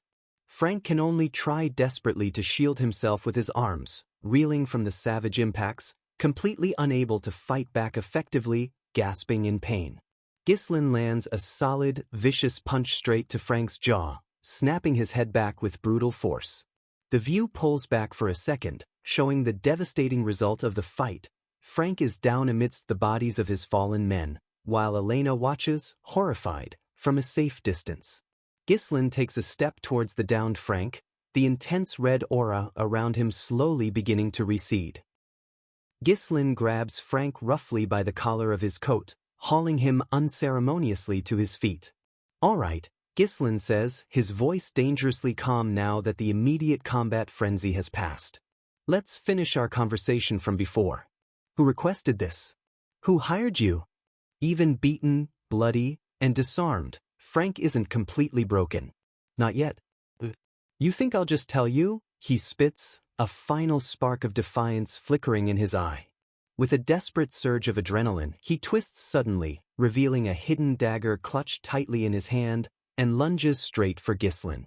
But in a split second, seeing Ghislain already moving to defend, Frank makes a horrifying decision. He redirects his desperate lunge past Ghislain, aiming straight for the vulnerable Elena hiding nearby. "If I'm going down," he snarls, madness consuming his features, "I'll at least take the young lady of Perdium with me." "Die!" Frank screams, plunging the knife towards the terrified Elena. But the blade freezes abruptly in midair, just inches from her face.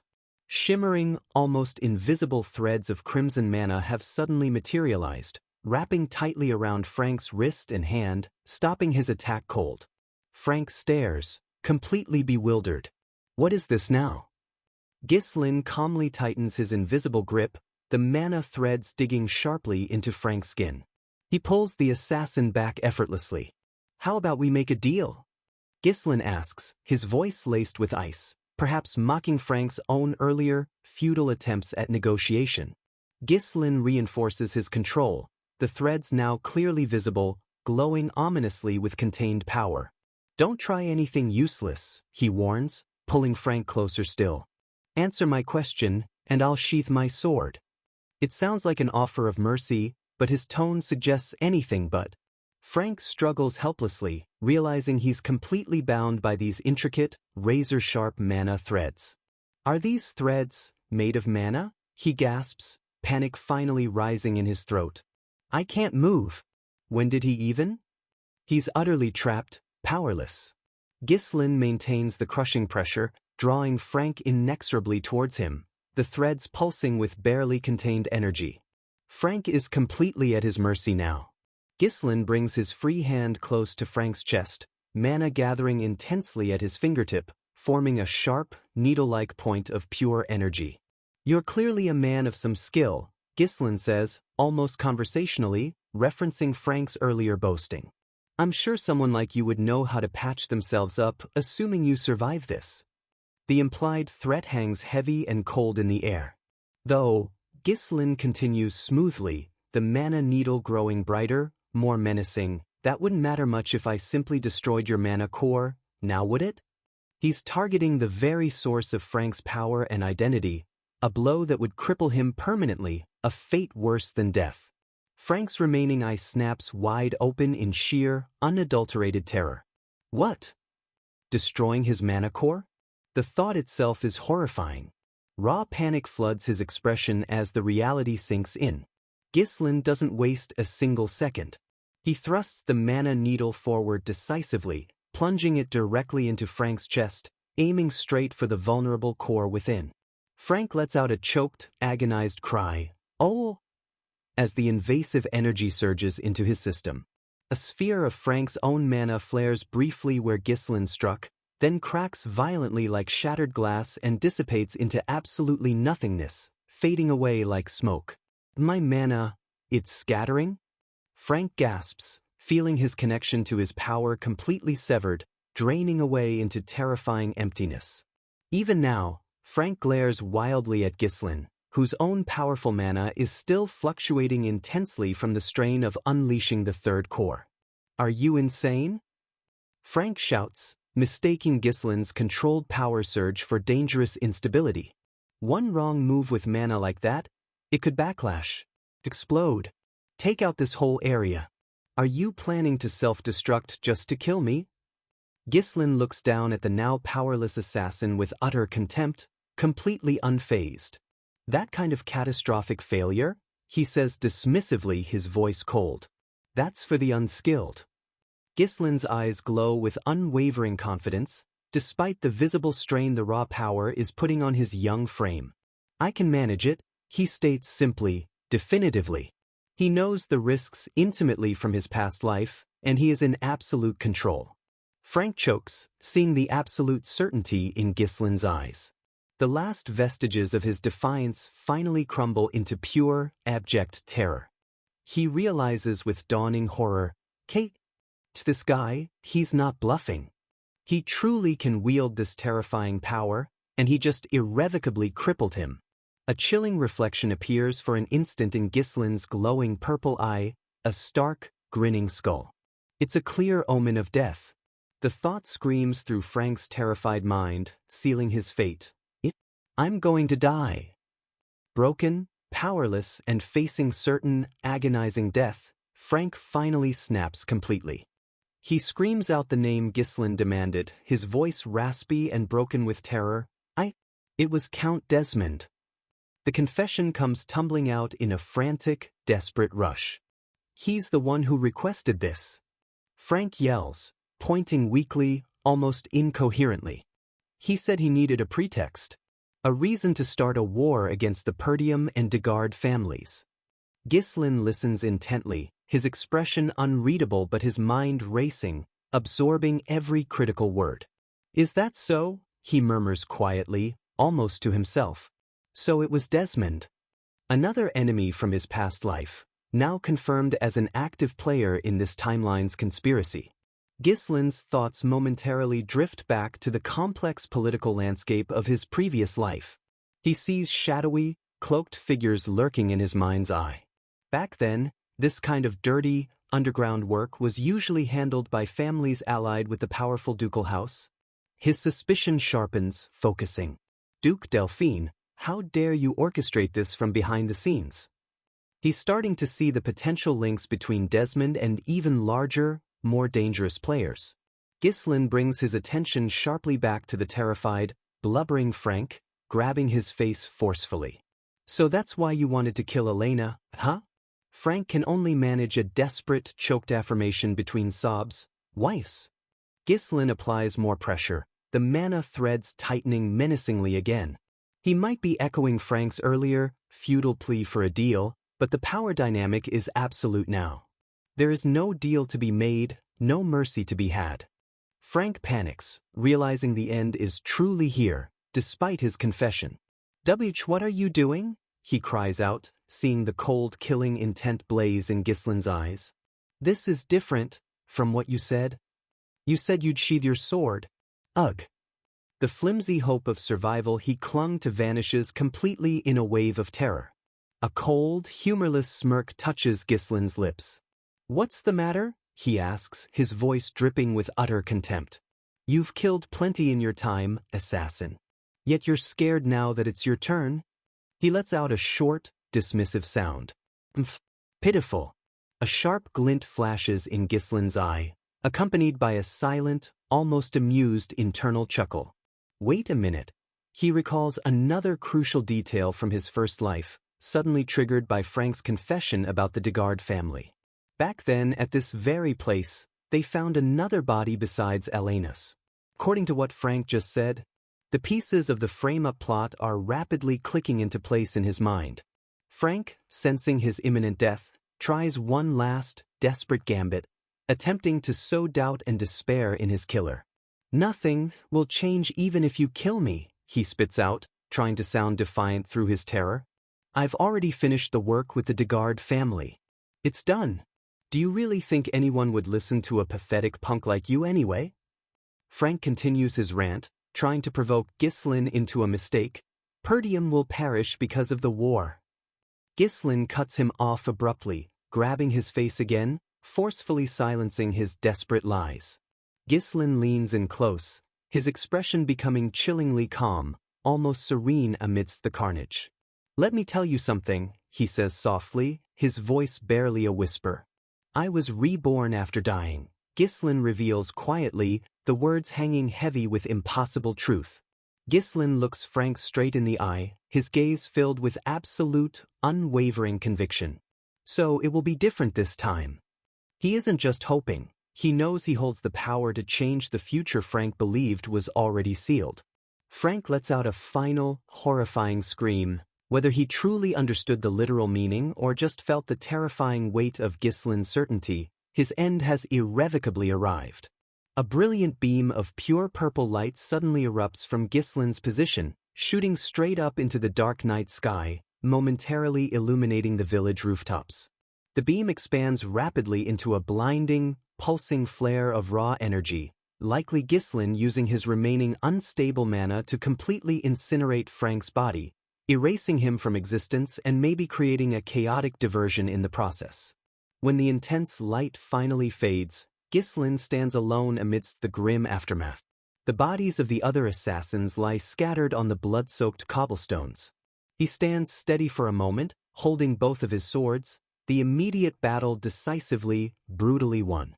The scene lingers for a moment on the fallen assassins, emphasizing the grim reality and the heavy cost of Ghislain's victory. The only sound is the faint, final gasps of the dying. Ghislain looks up, his face streaked with blood and sweat, his expression etched with weariness. The adrenaline is fading fast now. He's breathing heavily, the exertion clearly showing. The immense toll that unleashing the third core took on his young, underdeveloped body is becoming painfully apparent. Elena lies safely nearby, likely unconscious from the ordeal. One of his swords is planted firmly into the cobblestone ground, maybe dropped in exhaustion, maybe used for a moment's crucial support. A brief pause in the violence. He closes his eyes for just a second, trying to regain his breath, the strain visible on his blood-splattered face. But then, a sharp, unexpected wave of internal pain hits him like a physical blow. He gasps, his eyes flying open wide in alarm. He collapses abruptly to his knees, clutching his chest as he coughs up a sudden spray of blood. Gah!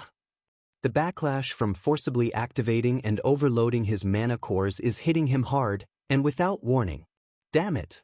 He coughs, gripping his shirt tightly, the fabric stained crimson. He thinks back bitterly to his prime. Exploding 3 cores wasn't an issue at all back when I was the Mercenary King. But in this body, it's a painful, frustrating reminder of his current, fragile limitations. He forces himself to look up, pushing through the searing pain, his gaze determined as he looks towards a nearby ruined building. I won't fall like this, he grits out between coughs. He can't afford to collapse now, not yet. There's still work to do. Fighting against the waves of pain and weakness, Ghislain stumbles towards a pile of debris and bodies near a ruined doorway. He's searching for something specific now, putting together Frank's dying confession and his own fragmented memories of the original tragedy. He glances briefly towards Elena, confirming she's still safe and out of immediate harm, then focuses back on the grim scene, breathing heavily. His earlier thought resurfaces with critical urgency. In his previous life, they found another body besides Elena's here. According to what Frank just yelled, he needs to find that planted evidence before anyone else does. His mind rapidly connects the dots. An image of the scheming Count Desmond flashes, followed by the crucial piece of information Frank revealed in his terror, son of Degard. That must be who the other body belongs to. It all makes sense now. Rummaging quickly through the debris, Ghislain finds them, 2 large, heavy, blood-stained sacks carelessly hidden amongst the rubble. He tears one open, revealing the body of a young man inside. It seems he was killed along with his escort knight, Ghislain observes grimly, seeing the second sack nearby. So this is how they silenced them and framed them as Elena's killers, huh? The entire twisted conspiracy, the cruel setup designed to ignite a war, is laid bare before him. An image flashes through Ghislain's mind, a tattered banner waving frantically over a chaotic battlefield, symbolizing the devastating war Frank mentioned. The moment this is revealed, he thinks with sudden, dawning urgency, understanding the immediate, catastrophic implications, the war will. Discovering these bodies right now would give Count Desmond the perfect justification he needs to launch his attack. Ghislain knows he absolutely cannot let that happen. He quickly reaches into the small pouch still fastened at his belt and pulls out a small, stoppered vial containing some volatile, unknown substance. Let's erase this evidence, he decides firmly, uncorking the vial without hesitation. Moments later, with Elena now safely carried over his shoulder, Ghislain walks determinedly away from the now silent alley. Behind him, fierce orange flames erupt suddenly, engulfing the hidden bodies, the debris, and any remaining trace of the fight, presumably ignited by the contents of the vial. He glances back once, his expression resolute, framed by the rising fire. I won't let things happen as you intend, he vows silently to his unseen enemies, Desmond and Delphine. But their escape might not have gone entirely unnoticed after all. High above on a nearby rooftop, perfectly hidden in the deep shadows cast by the flickering firelight, a lone, cloaked figure watches Ghislain carry Elena away into the burning night. Their face remains completely obscured, their purpose an absolute mystery. Just watching, observing, silently. And then, just as suddenly and silently as they appeared, the figure seems to simply dissolve into the night air, vanishing without a sound or trace. A faint whoosh might mark their departure, leaving only the empty rooftop and the dancing orange glow from the fires below. Who was that mysterious observer? Another player in this deadly, unfolding game? Or something else entirely? Elsewhere, in shadows where plots are hatched, the news isn't good. A single thought hangs heavy: failure. A hooded figure kneels, reporting to shadowy masters. He explains they sent their best, including Frank, but failed against one girl, questioning if they underestimated the mission. The subordinate continues, his voice tight with the weight of the failure. He places the blame squarely on the one unexpected factor: Ghislaine Perdium. One shadow leans forward, dripping contempt. Ghislaine? That useless northern brat? His reputation makes this failure even more infuriating. The subordinate quickly tries to justify it, acknowledging Ghislaine's known reputation as useless. Another shadowy figure cuts in, annoyed. Is he really using him as an excuse? But the subordinate insists Ghislaine was completely different from all the rumors, completely unexpected. Sweat traces a path down his hidden face. He knows he's in deep trouble. He desperately pleads his case, mentioning the Degard situation is handled, so the war can still start. He begs for just one more chance. The main figure, likely Count Desmond, explodes in fury. Shut it! He rages about the setback, the failure on an easy mission, and the audacity of asking for another chance. Desmond slams his fist down as others echo the sentiment. Eliminate Ghislaine. The subordinate kneels, taking the heat. Suddenly, a sharp voice cuts through the anger. How noisy! The tension shifts instantly. Desmond now stands, looking down at the kneeling subordinate. The others fade back. The subordinate simply resigns himself. Yes? Desmond looms, radiating cold authority. What kind of chance do you want? He demands, needing a real plan. Seizing the moment, the subordinate vows with desperate conviction, I will get rid of Ghislaine Perdium. Desmond remains unmoved. How? The simple question cuts deep. He outlines his idea: make a duel happen naturally, orchestrate a fight Ghislaine can't win. He adds he has someone specific in mind for the job. Desmond prompts him, who? Two shadowy figures watch silently. The subordinate reveals the name, Cain Logius. He explains Cain's reputation, famous for rough swordsmanship and incredible strength, unmatched in the north despite his youth. Images flash of Cain's brutal victories. He points out Cain is Ghislaine's cousin, making a meeting seem natural, providing the perfect cover for the setup. Desmond considers the plan in silence for a tense moment. He finally speaks, his voice absolute. If you fail again, there will be no next time. The threat hangs heavy. The subordinate bows lower, accepting the terms grimly. I won't disappoint you. The scene shifts back to the Perdium Castle training hall. Fergus, the old retainer, walks in, likely to check on Ghislaine, but stops short. He starts to call out about mealtime but trails off, stunned by the swirling vortex of blue mana erupting from Ghislaine's hand. Fergus stares, completely amazed, as Ghislaine effortlessly shapes and controls the mana flow. The mana shoots forward, focused, demonstrating incredible skill far beyond expectations. Ghislaine finishes the move, gripping his sword as the energy fades. He seems satisfied, letting out a breath and settling into a ready stance. He looks up, finally noticing Fergus standing there. Fergus approaches, apologizing for interrupting the focused training. He leans in wide-eyed with curiosity. How did you do that? He asks, fascinated. Ghislaine looks down at his hand nonchalantly. This? He raises his hand, forming thin, shimmering threads of blue mana. Mana thread, he explains simply. Using mana like string. He thinks back, in his past life, this was easy. But now, his body lacks the mana reserves, forcing him to push his core just to manage it. He simplifies for Fergus, showing how using just one thread conserves energy, allowing him to use the technique despite his current weakness. A clever workaround. Fergus stares, baffled. He's trained mana for years but never seen anything like this. Ghislaine's techniques are completely unconventional. Fergus is still confused. Just days ago, Ghislaine wasn't training at all? How could he suddenly conceive of and master such methods? Ghislaine notices Fergus lingering. Did you need something? Fergus hesitates, glancing upwards. Well. Ghislain follows his gaze curiously. Fergus finally says he just wanted to stop by. Fergus turns back, bowing slightly, genuine gratitude in his eyes. Thank you for protecting the young lady.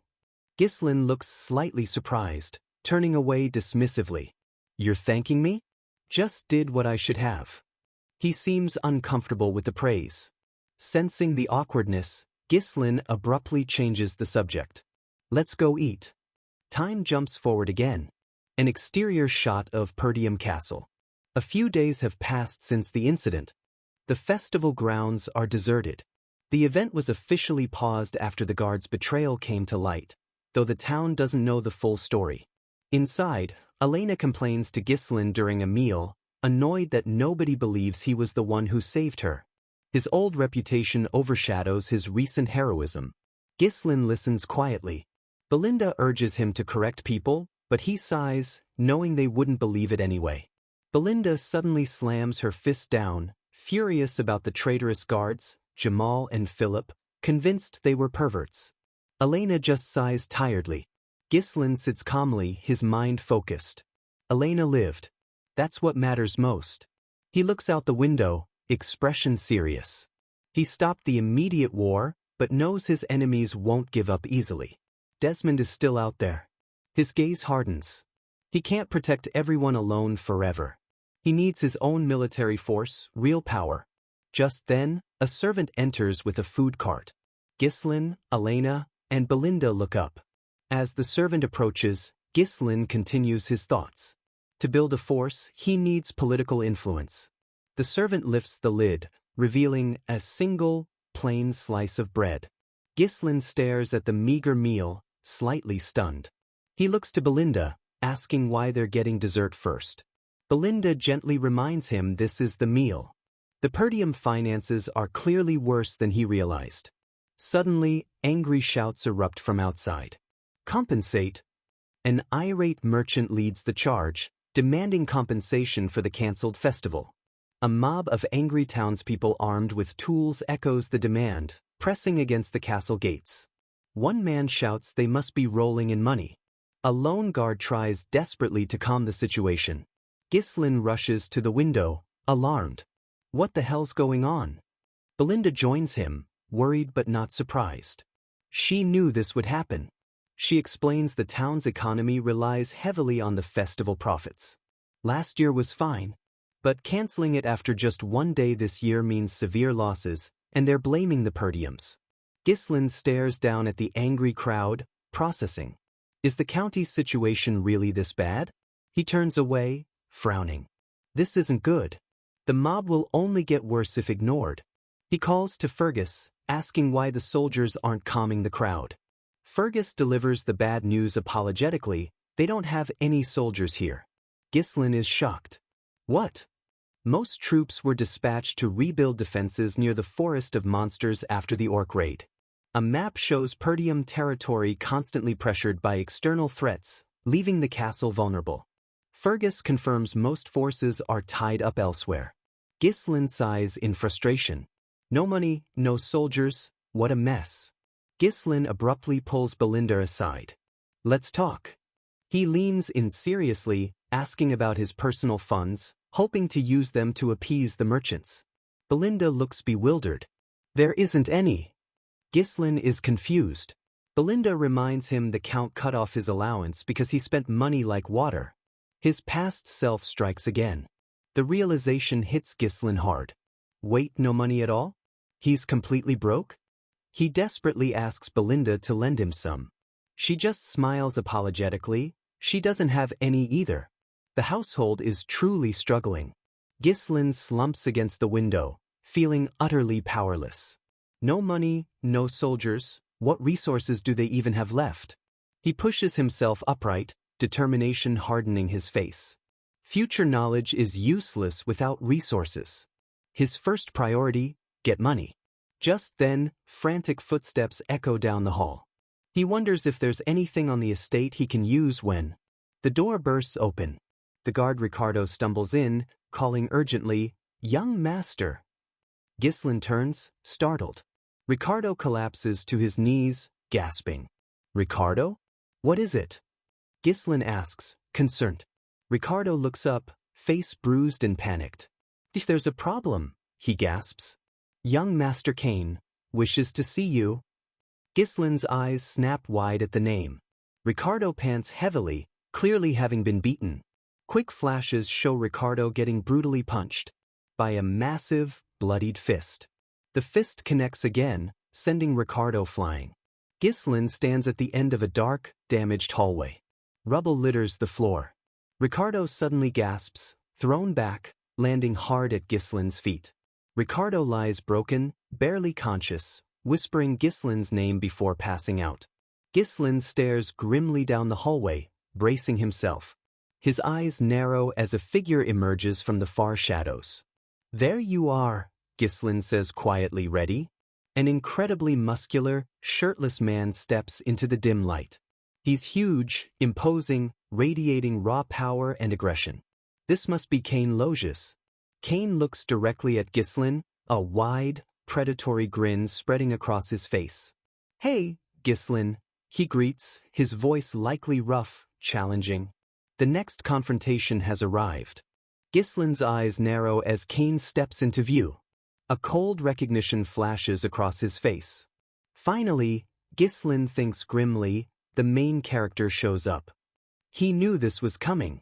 A hazy memory surfaces, fragmented images, unpleasant emotions tied to the past. Kane's towering figure dominates the memory, a constant, looming presence from Ghislain's youth. Kane's grinning face echoes from the past, deceptively friendly. Hello, Ghislain. Ghislain stands silent for a moment, lost in the unwelcome recollection. Ah, he murmurs softly, acknowledging the weight of this encounter. Kane stands there, flanked by his hooded companion, the very same agent Ghislain likely saw observing him earlier. I remember that face, Ghislain thinks, recognizing his cousin all too well. The scene formally introduces Kane Logius, heir of the allied Logius County, highlighting the connection between their families. Ghislain reflects bitterly on their history. Kane was his only friend back then, a painful irony. The contrast is stark, Kane's arrogant smirk versus Ghislain's cold stare. Kane wasn't a friend, he was an enemy. The immediate aftermath of Kane's arrival, the guard Ricardo lies beaten on the floor. Kane stands over him dismissively. Ghislain walks over to the stirring Ricardo, calmly asking for the situation report. Ricardo struggles to explain they found Kane causing trouble at the tavern. Kane had apparently heard the rumors about Ghislain's newfound strength and demanded confirmation.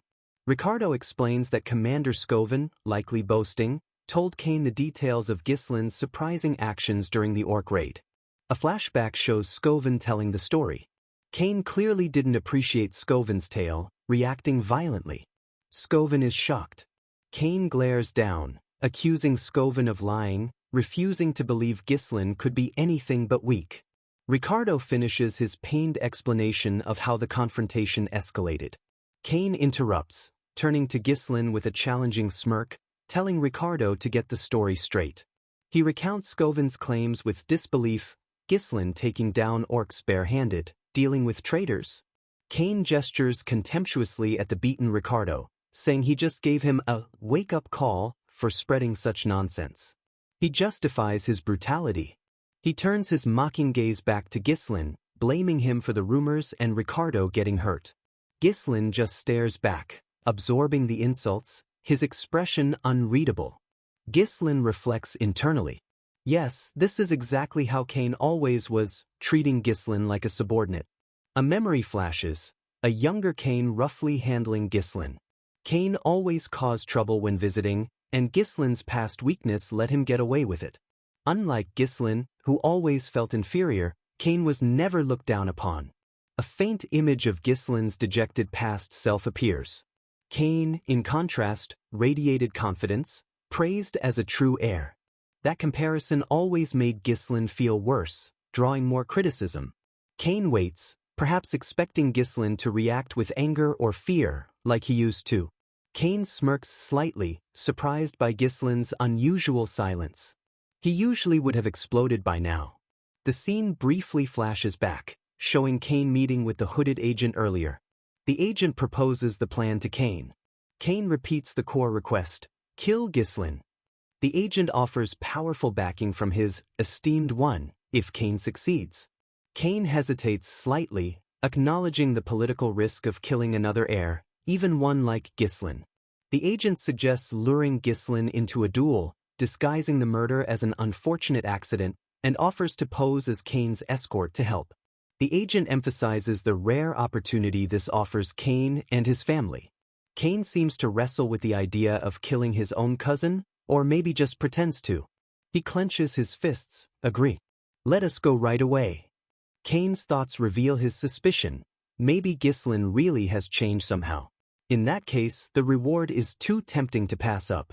Back in the present, Ghislaine interrupts Kane's thoughts, asking calmly what he's doing. Kane looks surprised. Kane leans back arrogantly, demanding Ghislaine bring him the usual entertainment, alcohol and women. He tries to evoke their past friendship, reminding Ghislaine how they used to party together when the festival was interrupted. Kane leans closer, smugly calling Ghislaine buddy, using the old term that masked the bullying. Ghislaine stands impassively, letting Kane dig his own grave. Ghislaine feigns confusion, pretending to just remember what Kane wants. He thinks back. Kane always demanded women and alcohol, forcing Ghislaine to pay. Ghislaine looks at Kane, a knowing smile touching his lips. He used to comply out of fear, but not anymore. And all that money Kane made him waste? A flashback reminds him of Belinda confirming his allowance was cut due to that very spending. Ghislaine grits his teeth slightly, the memory solidifying his resolve. His eyes suddenly light up. The solution to his money problem is standing right here. A slow, predatory smile spreads across his face. He looks at Kane not as a bully, but as a walking bag of gold. His source of funds. Kane gets impatient with the silence, snapping Ghislaine's name. He demands Ghislaine hurry up and bring the entertainment, acting entitled. Ghislaine nods slowly, agreeing easily. Yeah, of course. But, Ghislaine adds, his tone shifting dangerously. He looks Kane straight in the eye, serious now. Don't you have a debt to repay me? Kane and the hooded agent look utterly confused. Question mark. Kane blinks, baffled. Repay for what? Ghislaine steps closer, demanding repayment for everything Kane forced him to buy over the years, naming an outrageous price, 1,000 gold. Kane splutters in disbelief. Kane glares, arguing Ghislaine did it willingly as a friendship fee. Ghislaine scoffs dismissively at the idea of friendship between them. He tells Kane coldly to pay up before he gets beaten, stating plainly he needs the money. His eyes gleam with confidence. Kane is momentarily speechless. Onlookers gasp. Ricardo is bewildered by Ghislaine's sudden boldness.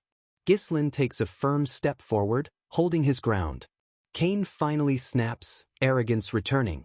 Acting bold just because I went easy on you?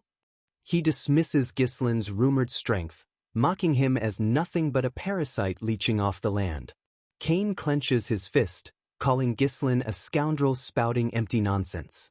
Kane grabs Ghislaine violently by the shirt, lifting him slightly. Get yourself together, he snarls. Kane raises his other fist, ready to strike Ghislaine down like always.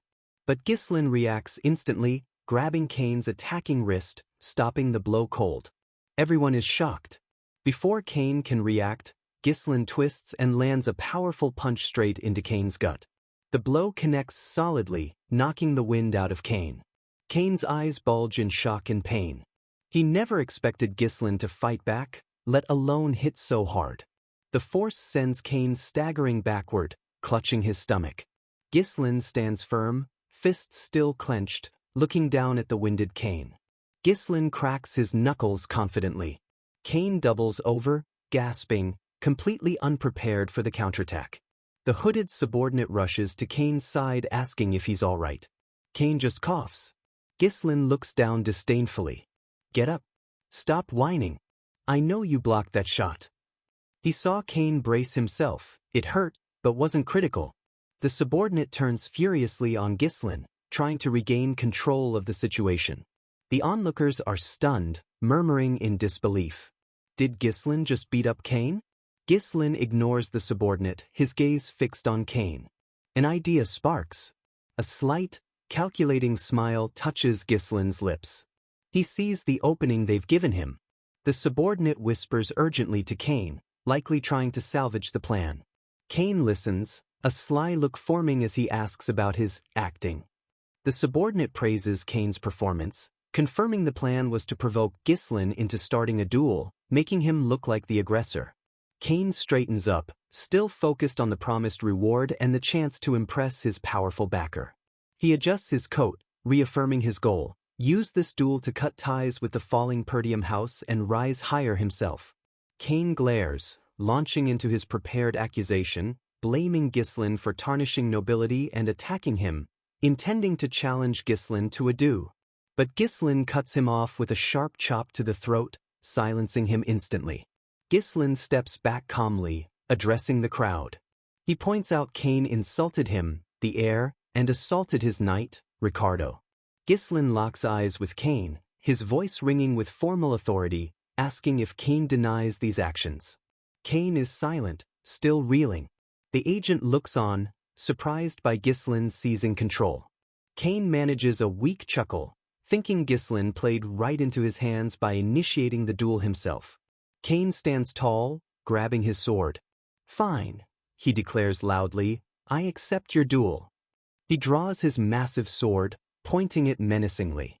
"Don't regret it even if you die," he warns, utterly confident. Gislin meets his glare with a calm, almost predatory smile, acknowledging the challenge. The duel is set. Gislin turns to Ricardo. "Ricardo," he calls out sharply. Ricardo snaps to attention. Gislin gives his order: "Bring all the merchants protesting outside." Ricardo looks confused. Gislin turns back slightly, a confident smirk playing on his lips. "Tell them I'll make them big money." He's going to use this duel to solve everything. The stage is set. After the assassination attempt threw everything into chaos, the town's festival got shut down hard, leaving a sour taste in everyone's mouth. Some tourists linger, disappointed, but the real problem is the local merchants. They couldn't sell their goods, couldn't make their money. Now, they're just simmering with frustration and anger. Gislin saw this brewing storm. He knew if he gave them something to watch, something potentially profitable, they'd gather. And so, here they are, the angry mob turned spectators in a makeshift arena, watching Gislin face Kane. The crowd buzzes, mostly with scorn for Gislin. Shouts go up, "Bet on Kane. That punk Gislin's finally gonna get it." Other merchants jump in, trying to make a quick buck off the bets, seeing a chance to recoup losses. A large man acts as the bookie, calling for people to line up and place their wagers. Coins fly onto the table. Everyone's betting on Kane. It's seen as the safest, most obvious bet. Kane plants his massive sword into the ground, radiating pure, arrogant confidence. He looks down at Gislin, sneering about turning a sacred duel into a betting sideshow. Kane makes it clear, his sword won't stop, even if Gislin surrenders. He plans to inflict serious pain. Gislin just watches him, unimpressed. Kane assumes Gislin's only goal is to profit from the bets, totally missing the bigger picture. Gislin stands ready, ignoring the monologue. Kane looks ready to start. The hooded agent watches nearby. The agent approaches the bookie, commenting that the betting is stalled because no one is backing Gislin. The nearby merchants murmur agreement. The bookie confirms, "Yeah, nobody's betting on Gislin. It's completely one-sided." Gislin observes this silently, maybe expecting it. The crowd agrees the result is obvious. Someone shouts for an idiot dumb enough to bet on Gislin. Kane laughs mockingly. "Even the marketplace is ignoring you." The agent suggests changing the bet, not if Gislin loses, but how long he can last against Kane. Implying defeat is certain. Just then, a heavy sack of coins slams onto the table. It's Ricardo, looking determined despite his bruises. "I'll bet on young Lord Gislin." Gislin allows himself a tiny, almost invisible smile. Loyalty. Another sack lands beside Ricardo's, smaller but still significant. It's Elena, standing beside Belinda, placing the bet confidently. "I'd like to bet on my big brother too." Ricardo and the bookie look surprised. Elena? Betting on Gislin? Belinda stands supportively. Belinda adds her own coins, confirming the bets are enough, maybe giving the agent a knowing look. The few bets on Ghislaine hold real weight.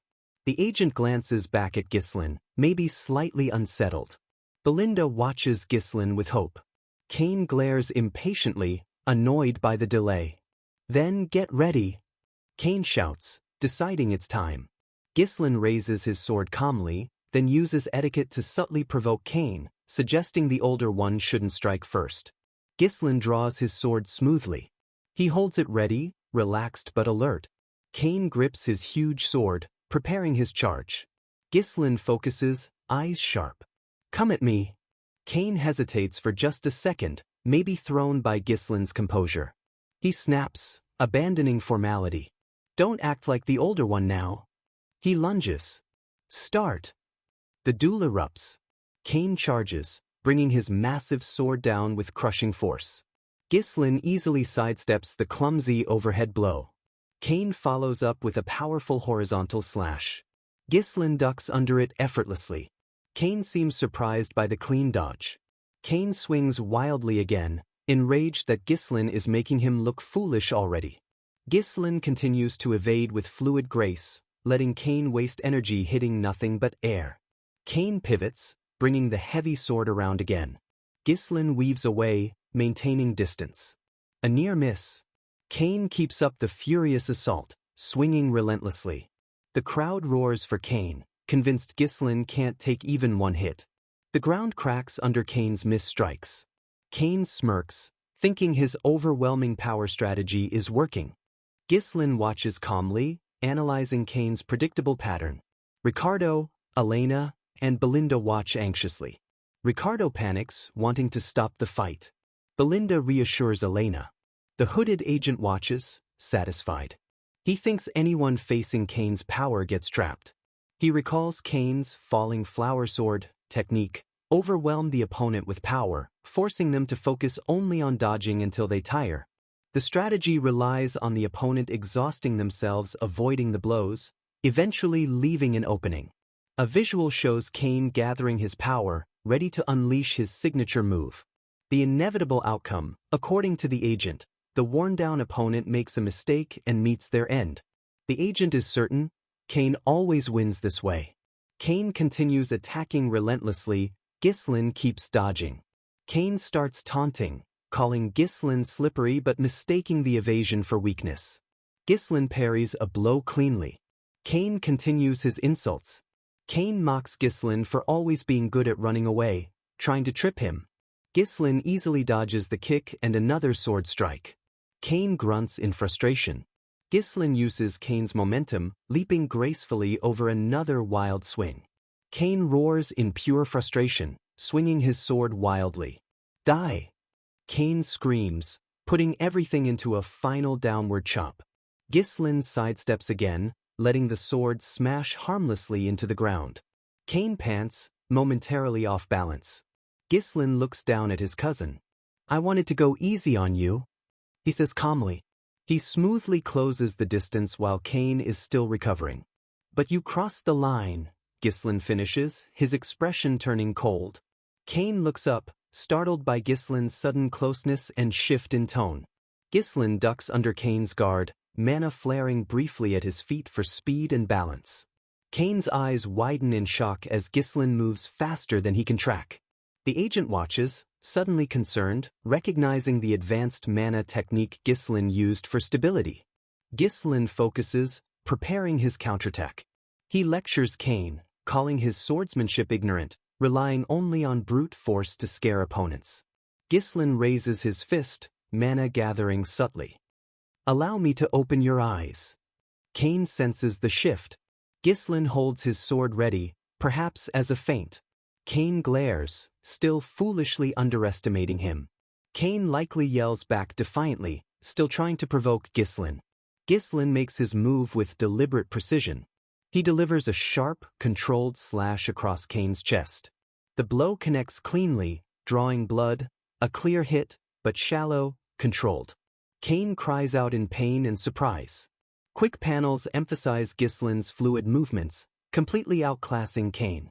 Kane stumbles back, shocked by the perfect strike. The crowd erupts. What just happened? Ghislain actually hit him. Is he gonna win? People start worrying about their bets. Ghislain stands ready, his form perfect. He makes another precise move, emphasizing his superior technique. Ghislain calmly assesses the aftermath of his strike. Kane clutches his wound, staring at the blood on his hand in disbelief. The crowd murmurs, stunned by the unexpected turn. Ricardo watches, perhaps seeing a glimmer of hope. Belinda holds Elena, who looks on with wide, maybe relieved, eyes. Fergus watches from the side, stroking his mustache, clearly impressed by Ghislain's skill. The hooded agent stares, sweating, his earlier confidence completely gone. Kane looks from his shallow wound to Ghislain, confused and angry. He realizes Ghislain could have cut deeper. Was that intentional? Kane struggles to comprehend. How could this punk suddenly possess such skill? The reality contradicts everything he thought he knew. Ghislain lowers his sword slightly, completely composed. He pauses, letting the impact sink in for everyone watching. Ghislain looks directly at Kane, his expression unreadable. Kane is wary now. Then, Ghislain casually tosses his sword aside. It clatters to the ground. Such a gap in skill, he announces clearly, won't provide enough entertainment. He stands straight, looking relaxed but ready. I'll be fighting barehanded from now on. He cracks his knuckles slowly, deliberately. With my bare knuckles. Ghislain looks down at the kneeling, wounded Kane. I thought I should use this opportunity to educate you today, he states calmly, completely flipping the power dynamic. Kane stares up, eyes wide with fury, disbelief, and maybe, for the first time ever when facing Ghislain, a flicker of actual fear. What? Kane stares up from the dirt, pride stinging more than the punch. Ghislain's words echo, dripping with insult. Educate him? Ghislain stands over him, calm, rolling his shoulders slightly. He states plainly that Kane's no match in swordsmanship, so he'll take a handicap, fighting barehanded. Kane just splutters back, shocked. Ghislain turns to the stunned bookie, raising the stakes dramatically. He declares he'll bet 2,000 gold on himself, doubling down on his win. The crowd gasps. Barehanded? 2,000 gold? On a duel? Ghislain's confidence is just baffling. The hooded agent, Kane's escort, watches wide-eyed, sweating. This duel is spiraling completely out of his control. He can't believe it, Ghislain challenging Kane barehanded? A flicker of hope sparks in him. Maybe Ghislain's insanity will hand them the win after all. The bookie calls for the new bets. Barehanded fight. Ghislain versus Kane. The crowd surges forward again, confidence in Kane renewed. Challenging Kane's raw strength is seen as pure stupidity. But Ricardo pushes through again, his faith unwavering. I'm betting on young Lord Ghislain. Ghislain stands ready, calmly watching the chaos unfold. Kane finally pushes himself up, clutching his chest, scoffing. Barehanded? The idea is laughable to him. He crosses his massive sword defiantly. Ghislain can fight without a weapon. Kane certainly won't. Kane leaps forward, sword raised high, ready to end this farce. I will use the sword. Kane bellows, bringing it down with full force. Belinda yells from the sidelines, calling Kane an asshole, urging Ghislain to pick up his sword too. Elena watches intently. Ghislain remains unfazed, easily dodging the heavy downward slash. Kane follows with more powerful, sweeping strikes. But Ghislain, even unarmed, moves like smoke, weaving and dodging, making Kane look slow and clumsy. He ducks under another swing, footwork perfect. He flows around the larger man, never staying still long enough to be hit. Ghislain sees his opening as Kane overextends wildly. He closes the distance instantly. His fist clenches, mana gathering subtly around his knuckles. He drives a powerful, explosive punch straight into Kane's jaw. Blood sprays as the impact connects with brutal force. Kane stumbles back, clutching his jaw, letting out a choked gasp of pain. The entire crowd falls utterly silent, stunned. What just happened? Kane stares, eyes wide with shock. How can this punk move like that? His confidence is cracking fast. Kane spits blood, glaring. That was spicy, he admits grudgingly. The crowd murmurs, maybe Ghislain can actually win this. Ghislain looks down coldly. Get up. I haven't even gotten started. Kane glares, panting heavily, trying to recover. He pulls himself up, fury burning in his eyes. He charges forward again, blind with rage. Ghislain easily deflects Kane's clumsy grab, mocking him, reminding him how he used to cower. Kane swings again. Ghislain blocks, pushing him off balance, twisting the knife about Kane's past subservience. Ghislain lands another sharp blow, sending Kane staggering back. Kane collapses to his knees, completely overwhelmed. He looks up, panting, defeated. Why? He gasps, unable to comprehend Ghislain's transformation. Ghislain grabs Kane by the hair, forcing his head up. I pity your father, Ghislain says quietly, voice full of contempt. Kane looks confused. Ghislain explains loudly how Count Loges loyally helped Perdium out of true friendship, while his son, Kane, had very different, selfish ideas. Ghislain forces Kane's head down, rubbing the humiliation in. A flashback shows the Loges estate years ago. A younger Kane confronts his father, arguing against helping the declining Perdium family, calling it a waste, revealing his own disloyalty. Kane pleads with his father not to go help Perdium again. Count Loges turns away, perhaps disappointed. Kane clenches his fist, frustrated by his father's loyalty. Don't go, father, Kane begs. He demands why his father insists on helping Perdium when everyone else advises against it.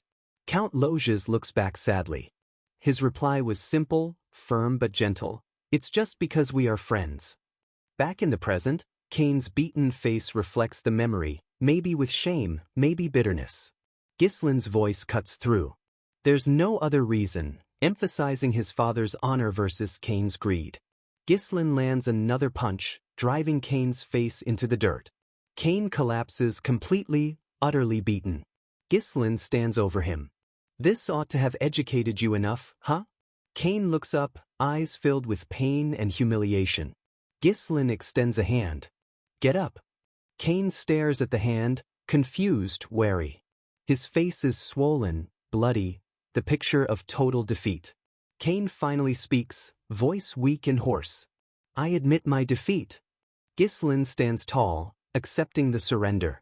The crowd is stunned silent. The agent stares, aghast. The crowd processes the unbelievable outcome.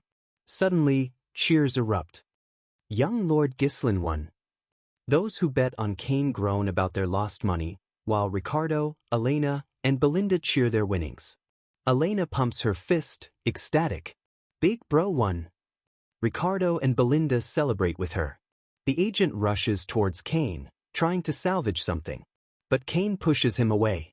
The agent hisses furiously, asking why Kane gave up so easily, saying he trusted him.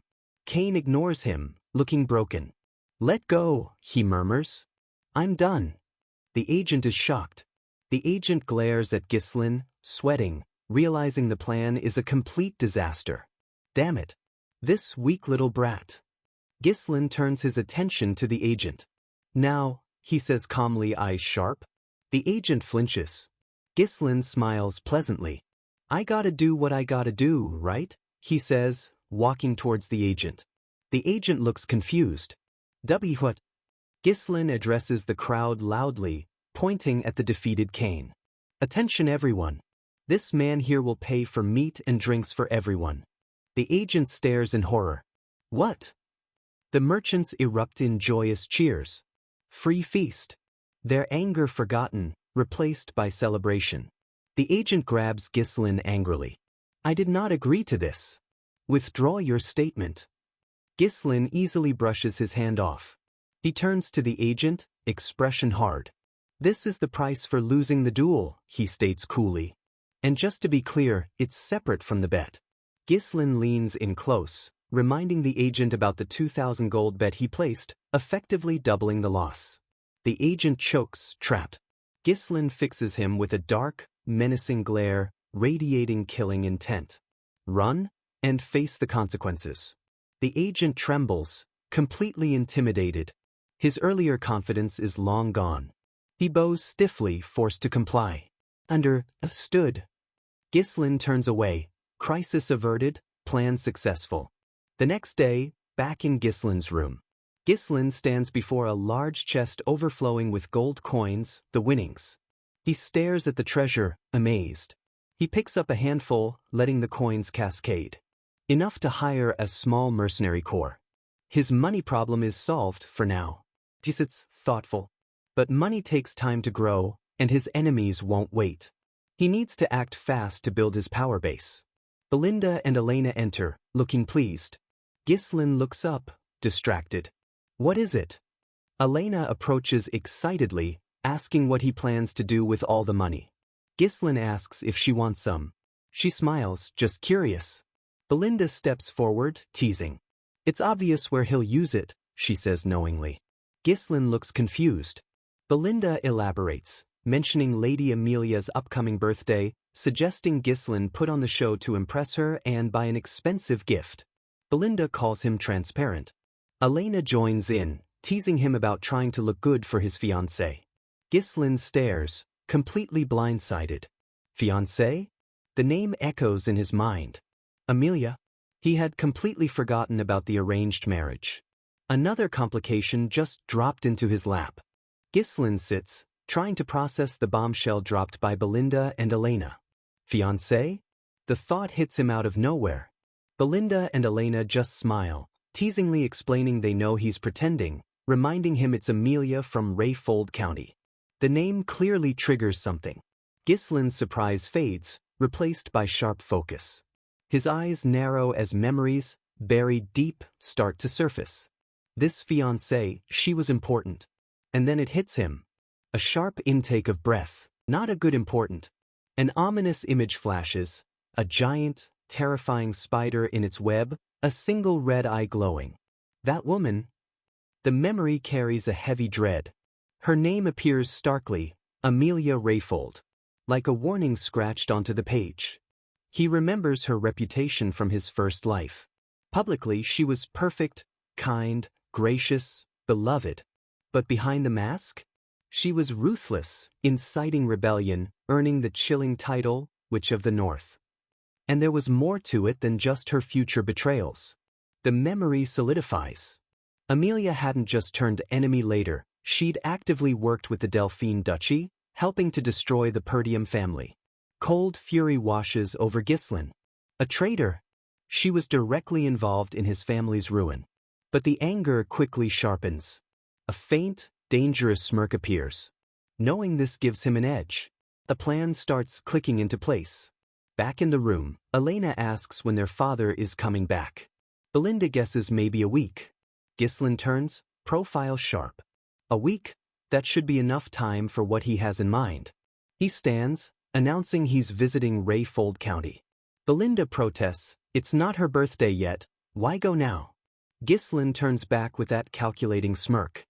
His reason is simple and shocking, to get money from them. Meanwhile, in Reborn County, we see Amelia herself, gracefully removing her shoes. A close-up shows her serene face, marred only by an unnerving detail, a small, lifelike spider near her lip. She commands someone off-screen to wear the shoes. A silent pause suggests the other person's reaction. The scene shifts. Amelia kneels in a dusty town square, presenting her own shoes to a poor, barefoot girl. The girl looks up in awe, overwhelmed by the gesture. Amelia maintains her kind facade, the spider eerily still. She declares that if anyone walks barefoot on her land, it should be her. A perfect performance. She orders her guards to provide food and shelter for the commoners. They snap to attention. Guards distribute supplies to the grateful crowd. Her calculated generosity works wonders. Murmurs of "thank you" ripple through the crowd. Amelia walks forward, now barefoot herself, flanked by guards, completing her public display of empathy. We transition to Amelia's lush garden in Reborn County. Inside a gazebo, Amelia lounges comfortably while a stern-looking knight kneels, carefully washing her feet.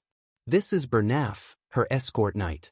Amelia muses about her father's forceful methods, finding them crude compared to her own subtle manipulations. Bernaf agrees, petting a nearby cat, noting people follow whoever feeds them, praising Amelia's effective strategy. He tells her she's won the people's hearts, giving her an edge in the upcoming succession struggle. Amelia listens silently, accepting his analysis, the spider still fixed near her mouth. Then, without warning, her leg snaps out, kicking Bernaf hard across the face. Bernaf doesn't react, head still bowed. Amelia looks down imperiously, asking about his recent duel against a famed swordsman. Bernaf explains he deliberately held back to avoid drawing unwanted attention to Amelia. Their strategy is clear: build power secretly, reveal nothing yet. Bernaf gently takes her foot in a gesture of utter submission. He lowers his head, pressing his lips to her foot. "My blade is yours," he declares, his loyalty absolute. Amelia accepts coolly. "I've invested so much to raise you." She sees him as a tool she cultivated. She pinches his chin, forcing his head up slightly, a gesture of ownership. Leaning close, her red eyes intense. "You're not allowed to be weak. Failure is unacceptable." She changes subjects, asking about the merchants. Bernaf confirms the Arctium Merchant Guild is secure. He explains their scheme: monopolizing reconstruction supplies for Perdium's damaged outpost, siphoning off Rayfold's support funds meant for Perdium, weakening them financially. He adds their recruiting battle-hardened soldiers leaving Perdium, secretly building Rayfold's military strength. Amelia nods, satisfied.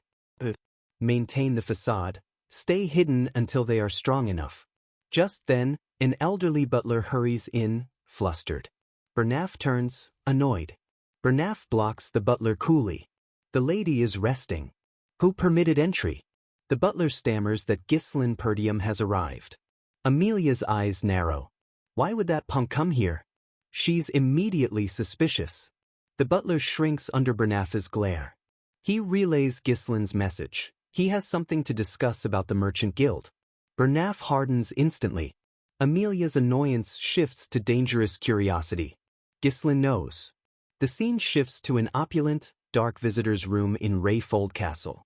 Ghislain is already lounging casually on a sofa, completely at ease. Amelia enters, holding her cat, expression unreadable.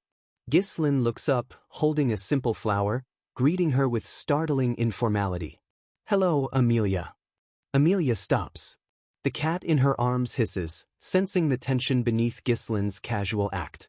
She sits opposite him, starting coldly, criticizing his unannounced arrival, questioning his manners. Ghislain leans back, unfazed, smirking. "It's your birthday soon. Thought I'd give you the gift early." He casually tosses the small flower onto the table, mentioning he picked it up from the Merchant Guild nearby, planning to buy more there. He feigns forgetting the name. He looks directly at her, facade dropping slightly. "The Arctium Merchant Guild, I believe?" He confirms he knows her secret operation. Amelia's composure finally cracks. Her red eyes narrow, shock and anger flickering beneath the surface. Ghislain watches her reaction. Amelia quickly tries to regain control, coolly stating she doesn't know what he means. She stands abruptly, dismissing the gift, and trying to leave. "Goodbye." But Ghislain stops her dead just by saying her full name, his voice calm but firm. He looks up from his seat, eyes sharp. "Sit down," he commands, instantly shifting the power dynamic. A flash of purple energy appears near Amelia's eye, a sign of her power, likely exerting pressure. Ghislain's teacup ripples from the unseen force. He notes the pressure but remains outwardly unaffected. Amelia turns back, irritated. She thinks how drastically he's changed from the boy who used to squirm in her presence. Ghislain calmly sips his tea, ignoring the pressure. "Let's get straight to the point," he says bluntly. "I need money. Give me 10,000 gold." Amelia stares, dumbfounded by his audacity. "What?" Recovering, she asks if this is Count Perdium's request. Ghislain insists his father isn't involved. "Just give it to me." He leans forward, voice mocking. "And you? You're not planning to marry me anyway, right?" He calls out the charade of their engagement. Amelia's eyes widen almost imperceptibly. Anger, maybe surprise at being caught? Ghislain presses, smirking, alluding to her secret power plays in Rayfold and the succession struggle, things he shouldn't know. The cat hisses furiously. The cat lunges towards Ghislain as a sharp voice calls his name from the doorway. Amelia hardens her expression, warning him not to joke about such things. Ghislain glances towards the door, continuing his taunt, referencing her escort knight, Bernaf, and hinting he knows about their ambitions. Right on cue, Bernaf appears, filling the doorway with his menacing presence. Bernaf strides into the room, gaze fixed on Ghislain. He offers a stiff greeting, barely concealing his hostility. Ghislain looks back coolly. Bernaf, Amelia's most loyal, dangerous pawn. A dark aura flares around Bernaf. The narration notes his skill rivals the best swordsman. He's a serious threat. Ghislain poses a chilling question to Amelia.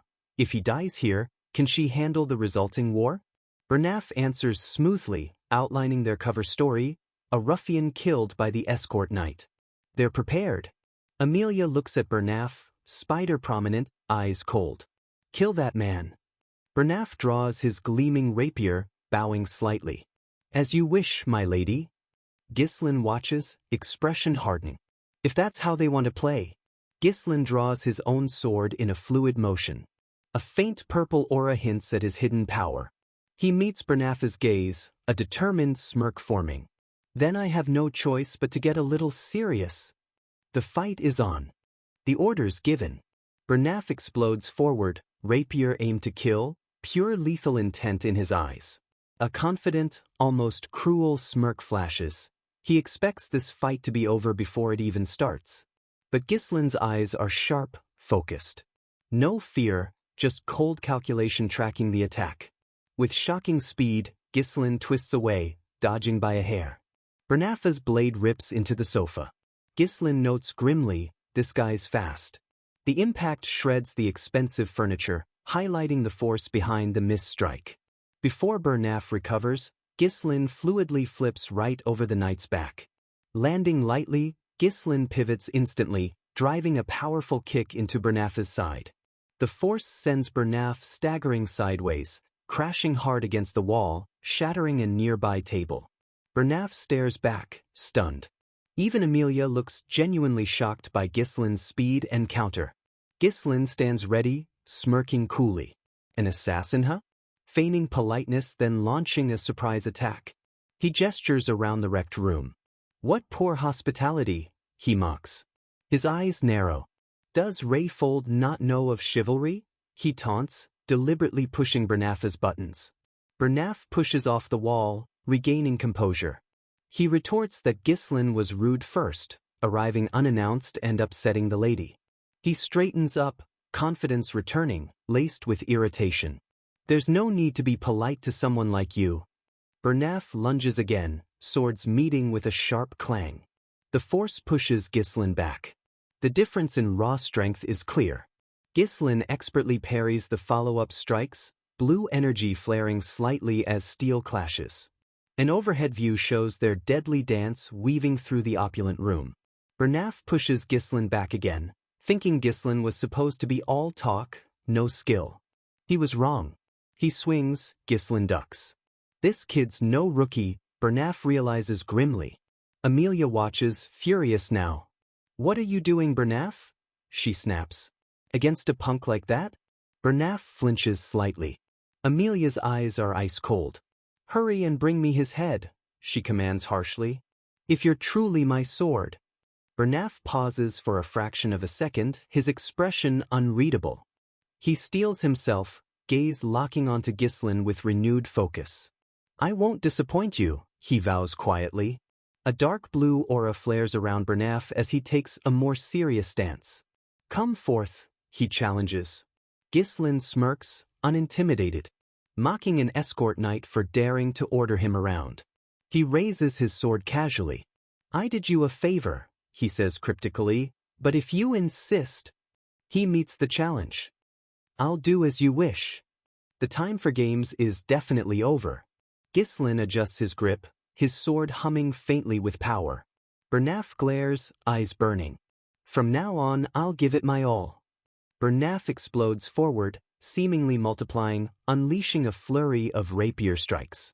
Multiple images show Bernaf attacking from all angles, a whirlwind of steel aimed to overwhelm. Amelia watches, shocked and furious again. How can this lousy punk Ghislain fight Bernaf equally? Her eyes narrow dangerously. But there must be a limit. The clash intensifies, steel ringing as Ghislain meets the barrage head-on.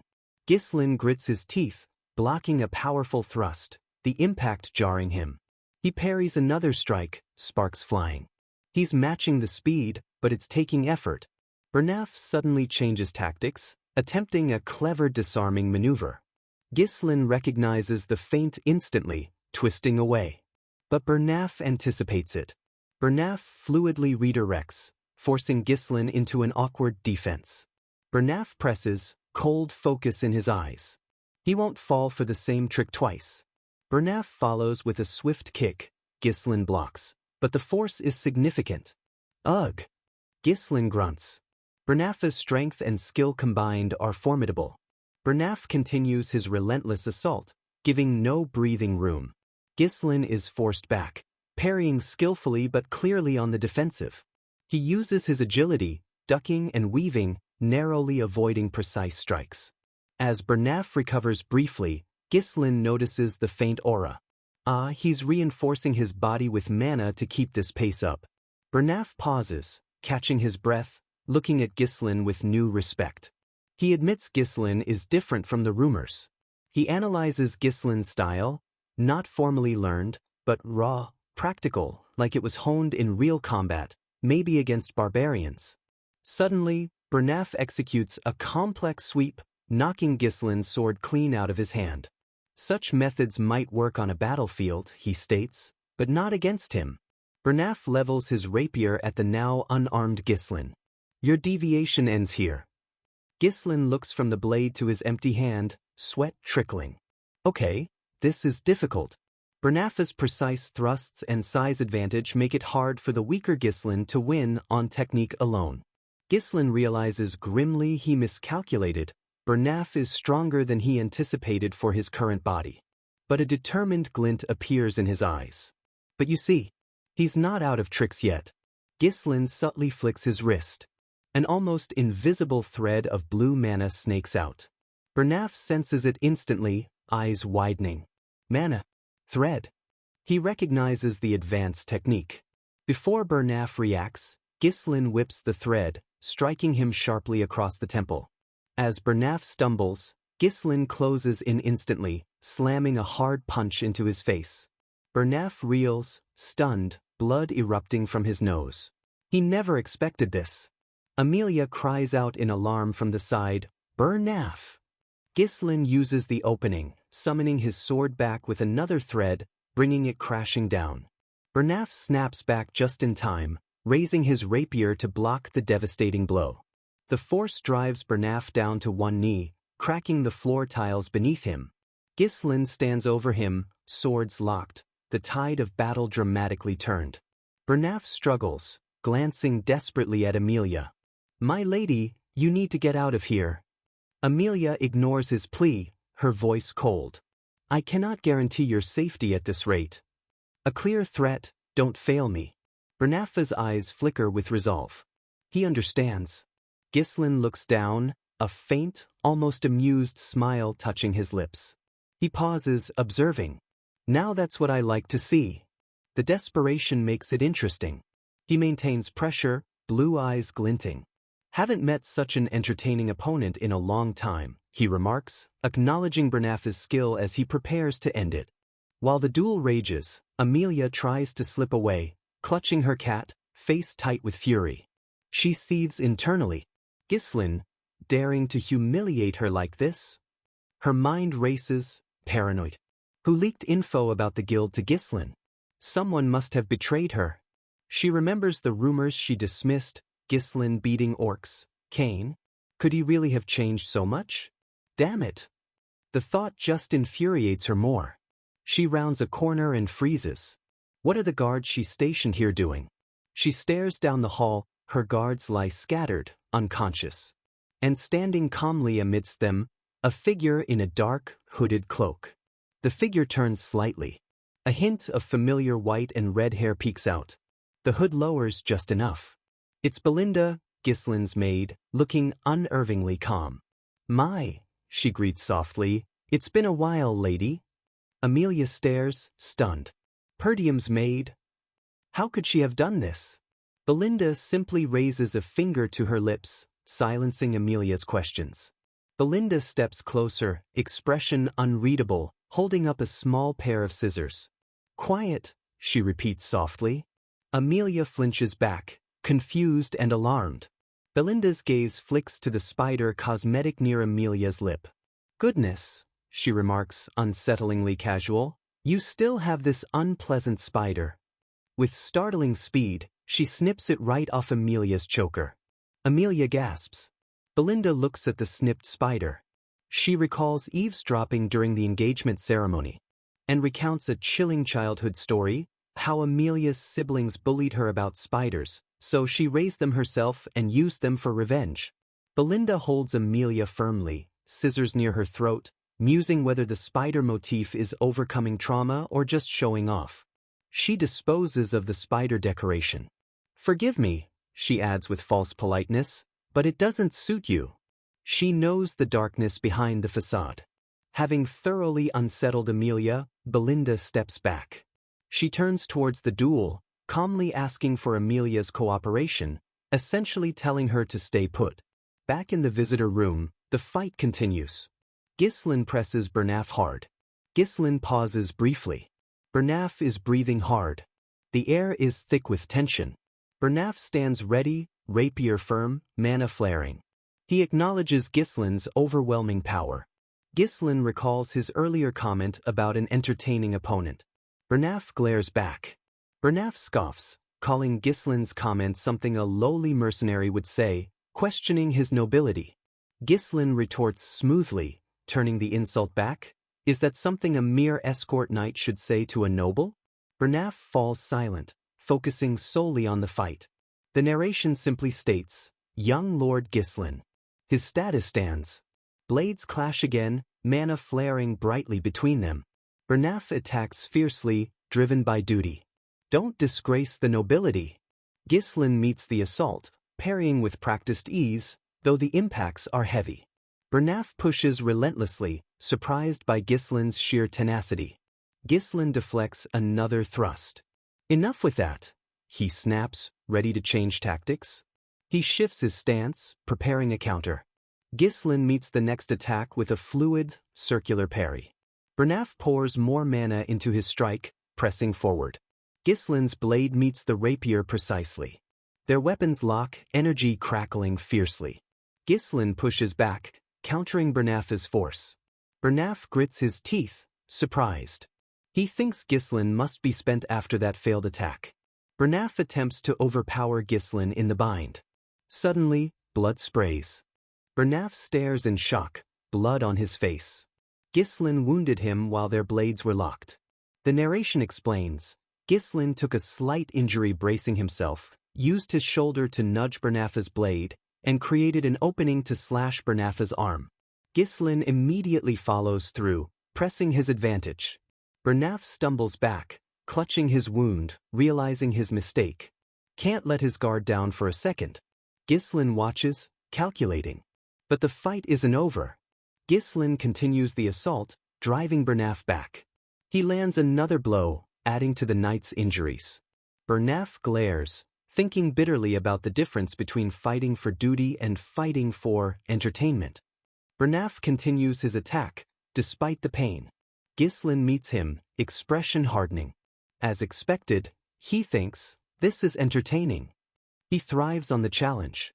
A recap of Bernaf's strengths, speed, range, consecutive attacks controlling the flow. Bernaf realizes Gislin deceived him in the bind, admitting he can't counter Gislin's current mana output. Gislin clarifies Bernaf's thought.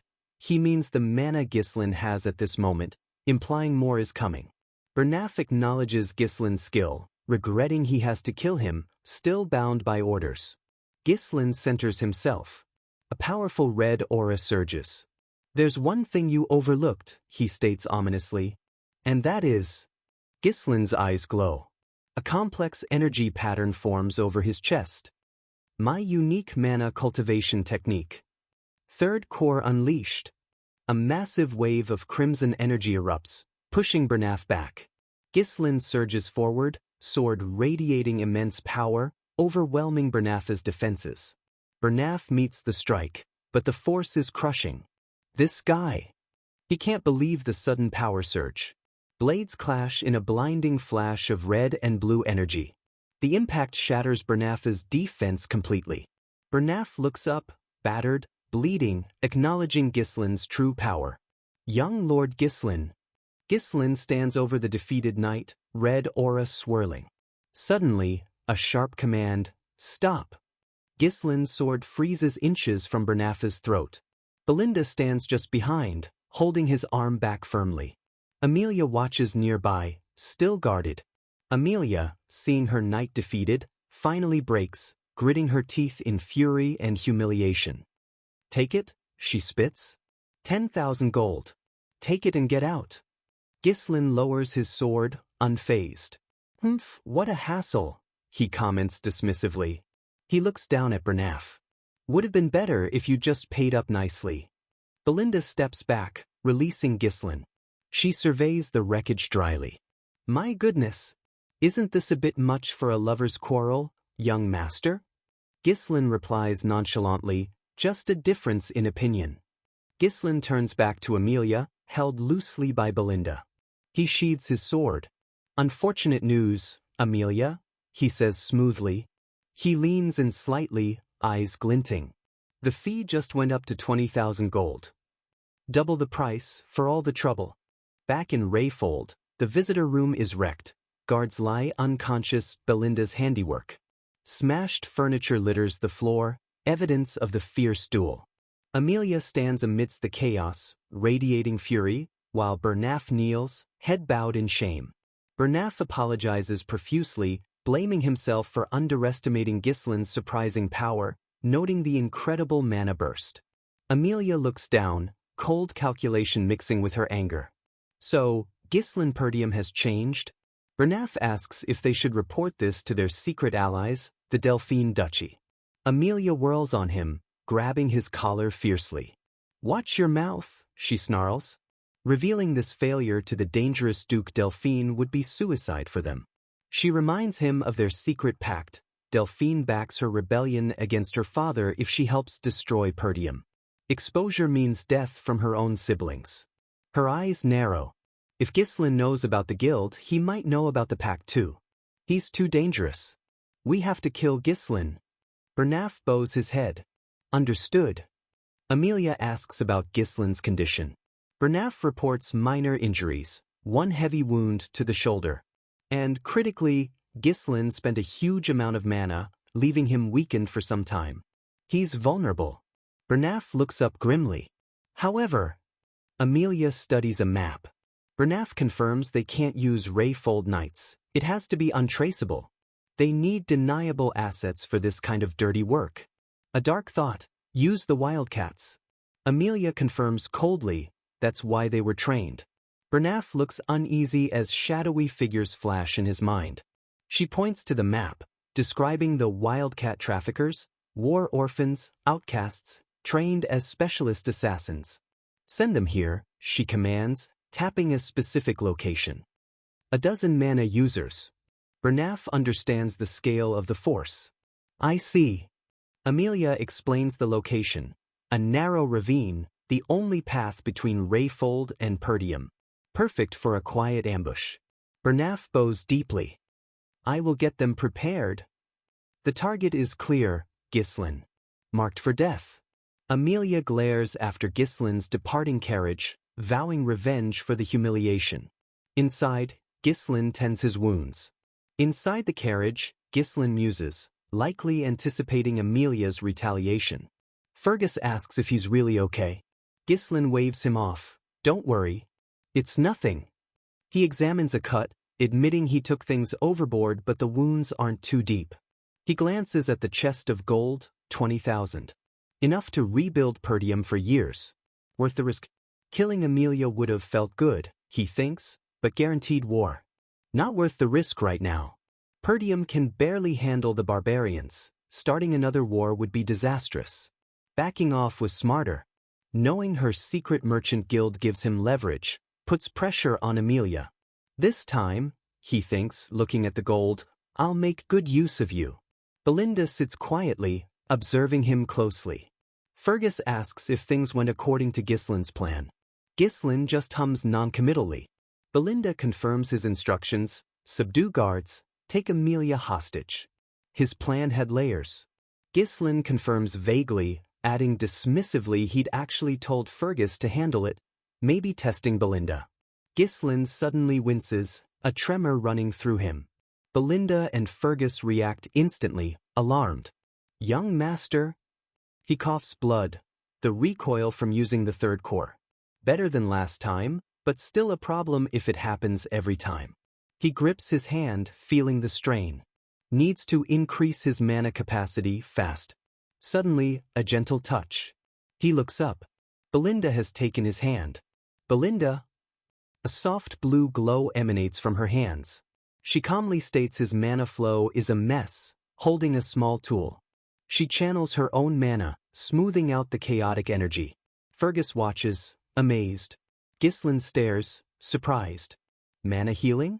This is... He feels his mana stabilize, the pain easing. He looks intently at Belinda. His tangled mana pathways feel clearer. This requires deep understanding. Belinda is far more skilled than just a maid. He recalls his mother brought her to him, clearly for a reason beyond tutoring. But who is she really? Why is someone so skilled working as a headmaid here? He pushes the thought aside. Skilled allies are good. Because Amelia and Bernaf were just the beginning. Greater threats loom. Fergus calls out from the front of the carriage.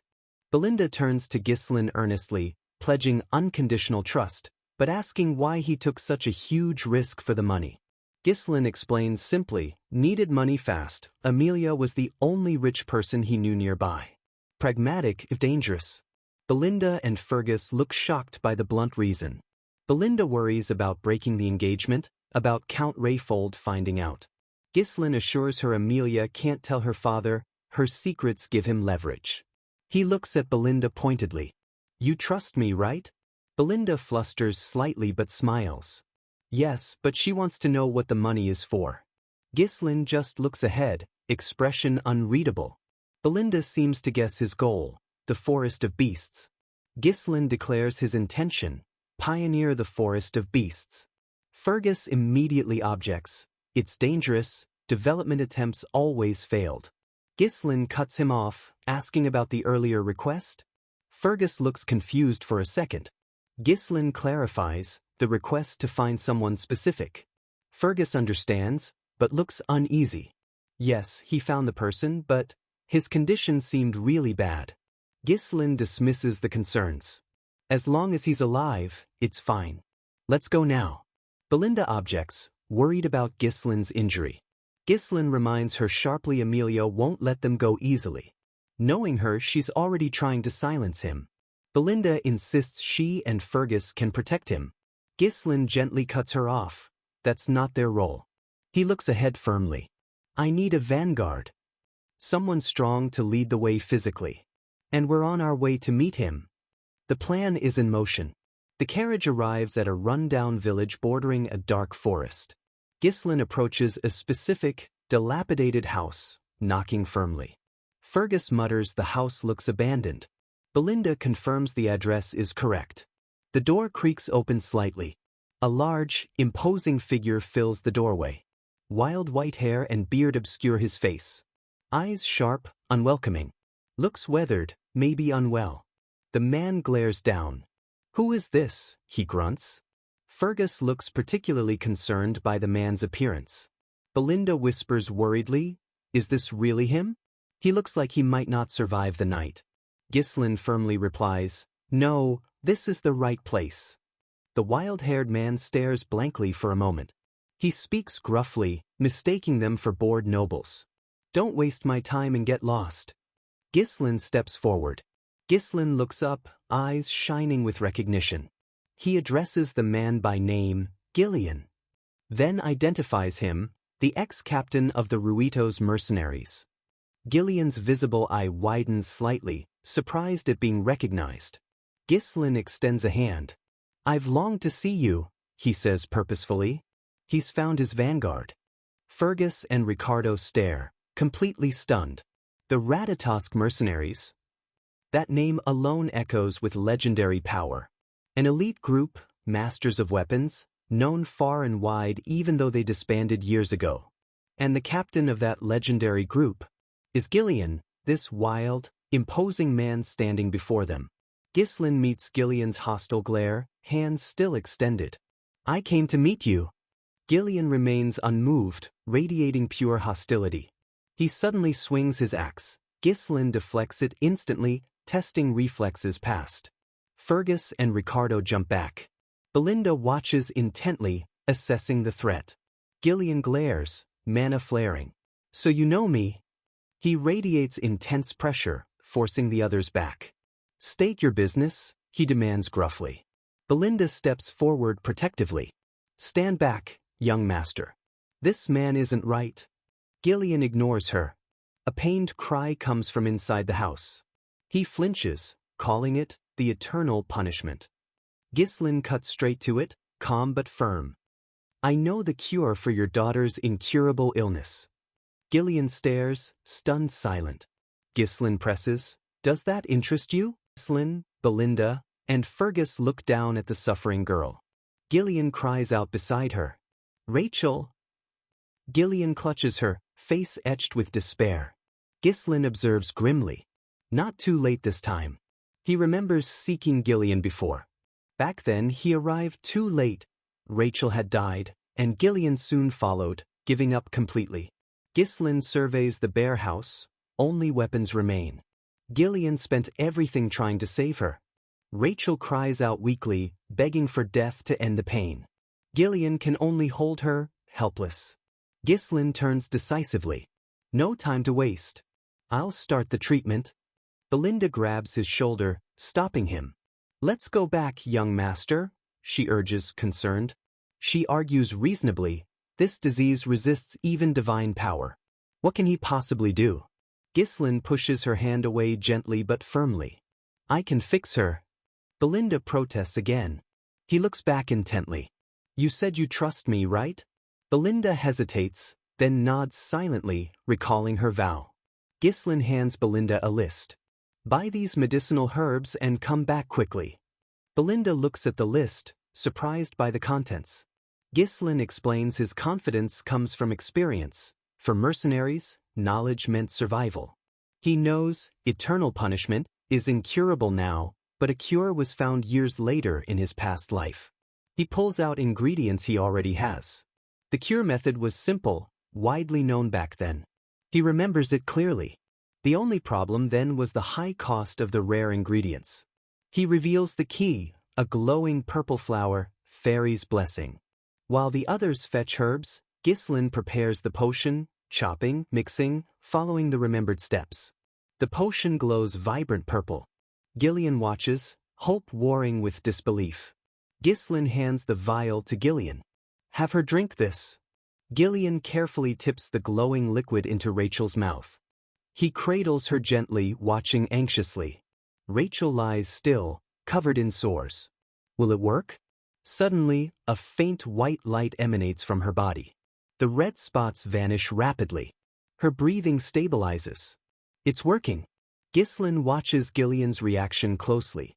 Belinda and Fergus return, staring in shock as the sores disappear completely. They're fading away. Gillian looks down, tears welling, voice choked. Rachel, the medicine really worked?" Ghislain allows a faint smile. As expected, he thinks, satisfied. Gillian looks up, bewildered. How? Not even divine power could. Ghislain explains calmly that divine power enhances vitality but isn't a fundamental cure like this potion. Gillian stares at his trembling hands. He grabs Ghislain's shoulders, dropping to his knees, voice thick with desperate hope. "Can my daughter really be cured?"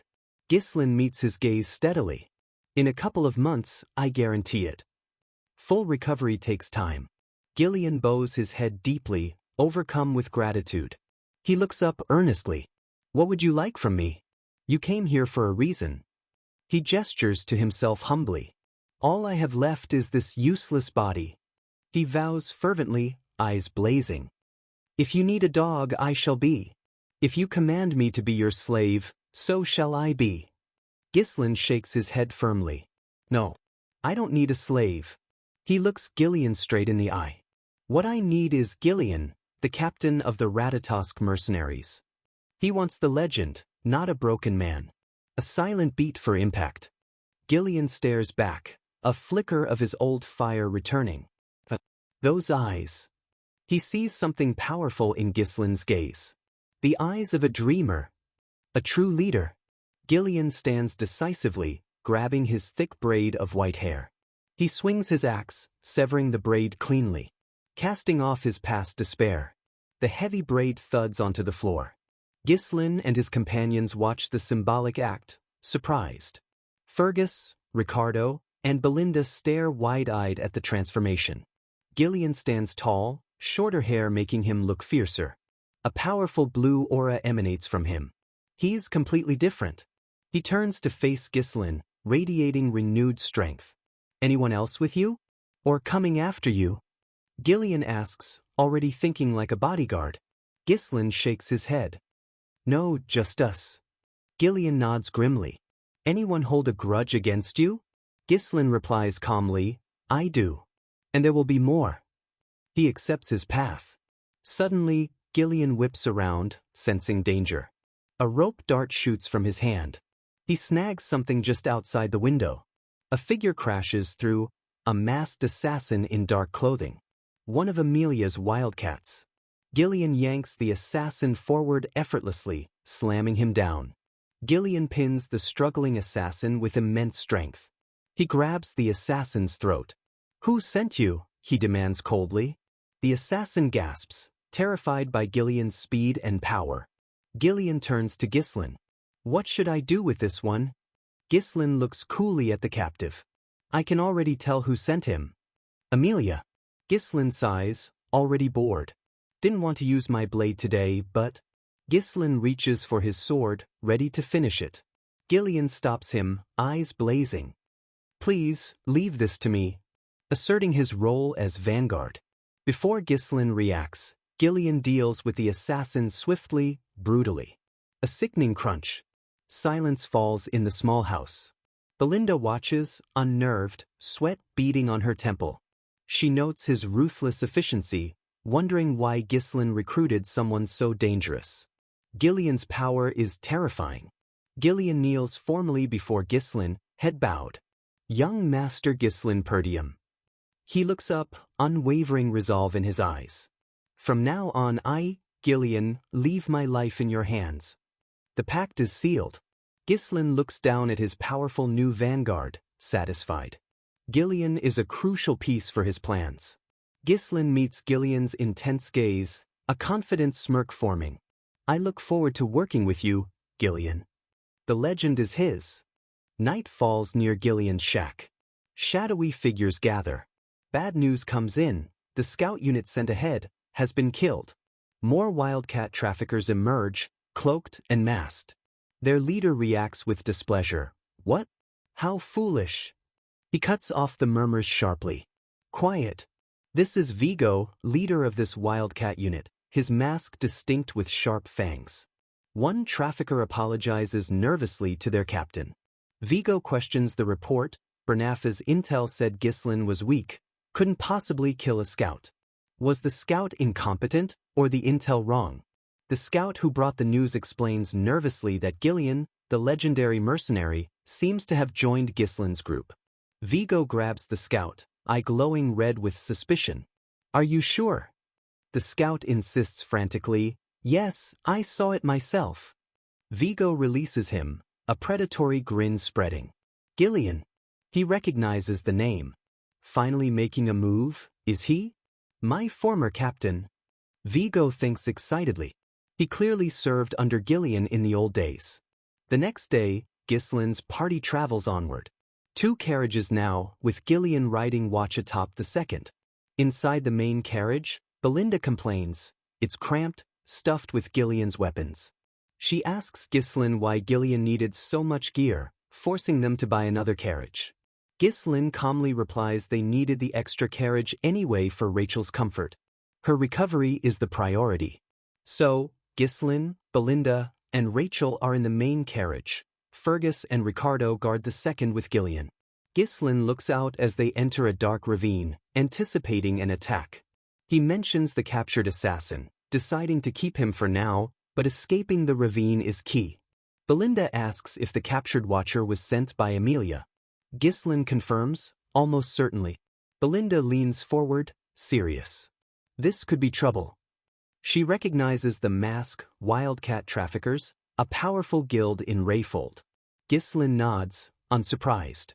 The wildcat traffickers? He knows the name. Belinda explains their vile reputation: smuggling, assassination, human trafficking, filled with skilled ex-mercenaries. A dangerous shadow guild. Ghislaine asks how Belinda knows so much. She deflects smoothly, claiming she just heard things before working for him. Her past remains a mystery. She quickly urges caution, reminding him they're persistent. Ghislaine just smirks, completely unfazed. Belinda sees his confidence and reassures herself. It'll be fine. Ghislaine looks towards the second carriage. Because we have Gillian, he states simply. Absolute faith in his new vanguard. Deeper into the shadowed ravine they travel, the air growing tense. The path ahead looks dark, ominous under the moonlight. Suddenly, huge boulders detach from the cliffs, plummeting towards the lead carriage. Ambush. Gillian reacts instantly, eyes sharp.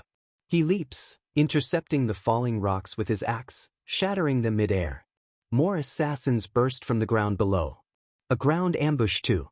Assassins leap from the darkness, converging on the carriages. Gillian lands back on the carriage, grabbing the horse reins. He kicks one attacker away effortlessly. Blocks another from behind without even looking. Pure instinct. He dispatches more with brutal efficiency. Assassins swarm from the trees, throwing projectiles. Attack from all sides. Gillian senses the danger from above. Inside, the carriage roof buckles. Fergus yells a warning. They'll be crushed. Gillian bursts out, now mounted on a carriage horse, axe ready. They're surrounded in the treacherous ravine.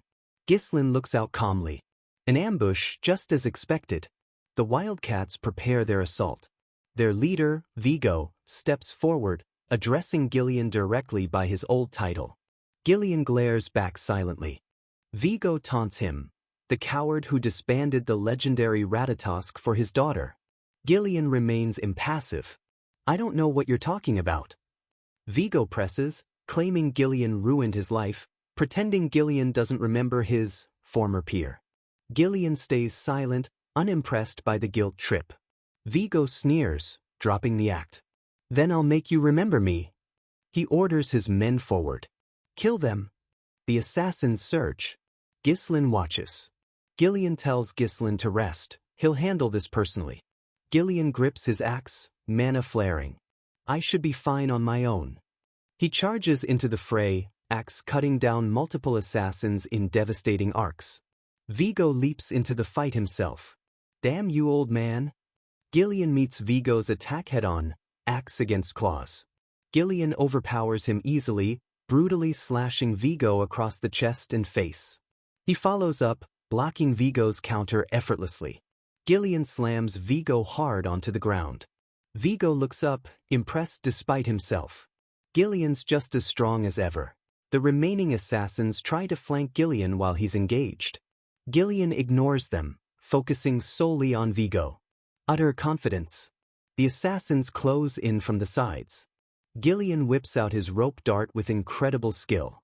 The dart wraps around multiple attackers, pulling them off balance. Crowd control. Gillian stands ready, weapon humming with power. Assassins struggle to get close, yelling to aim for the horse. Gillian continues his whirlwind assault, cutting down attackers left and right. An unstoppable force. An assassin gets close, dagger aimed at Gillian's back. Gillian blocks effortlessly, twisting and countering instantly. Vigo snarls from the ground, blaming Gillian for ruining his life. He pulls hidden blades, eyes glowing red. "I'll make sure to kill you." Gillian handles another assassin while Vigo prepares. He finishes off the attacker swiftly. He blocks Vigo's desperate lunge easily. Gillian overpowers him again without effort.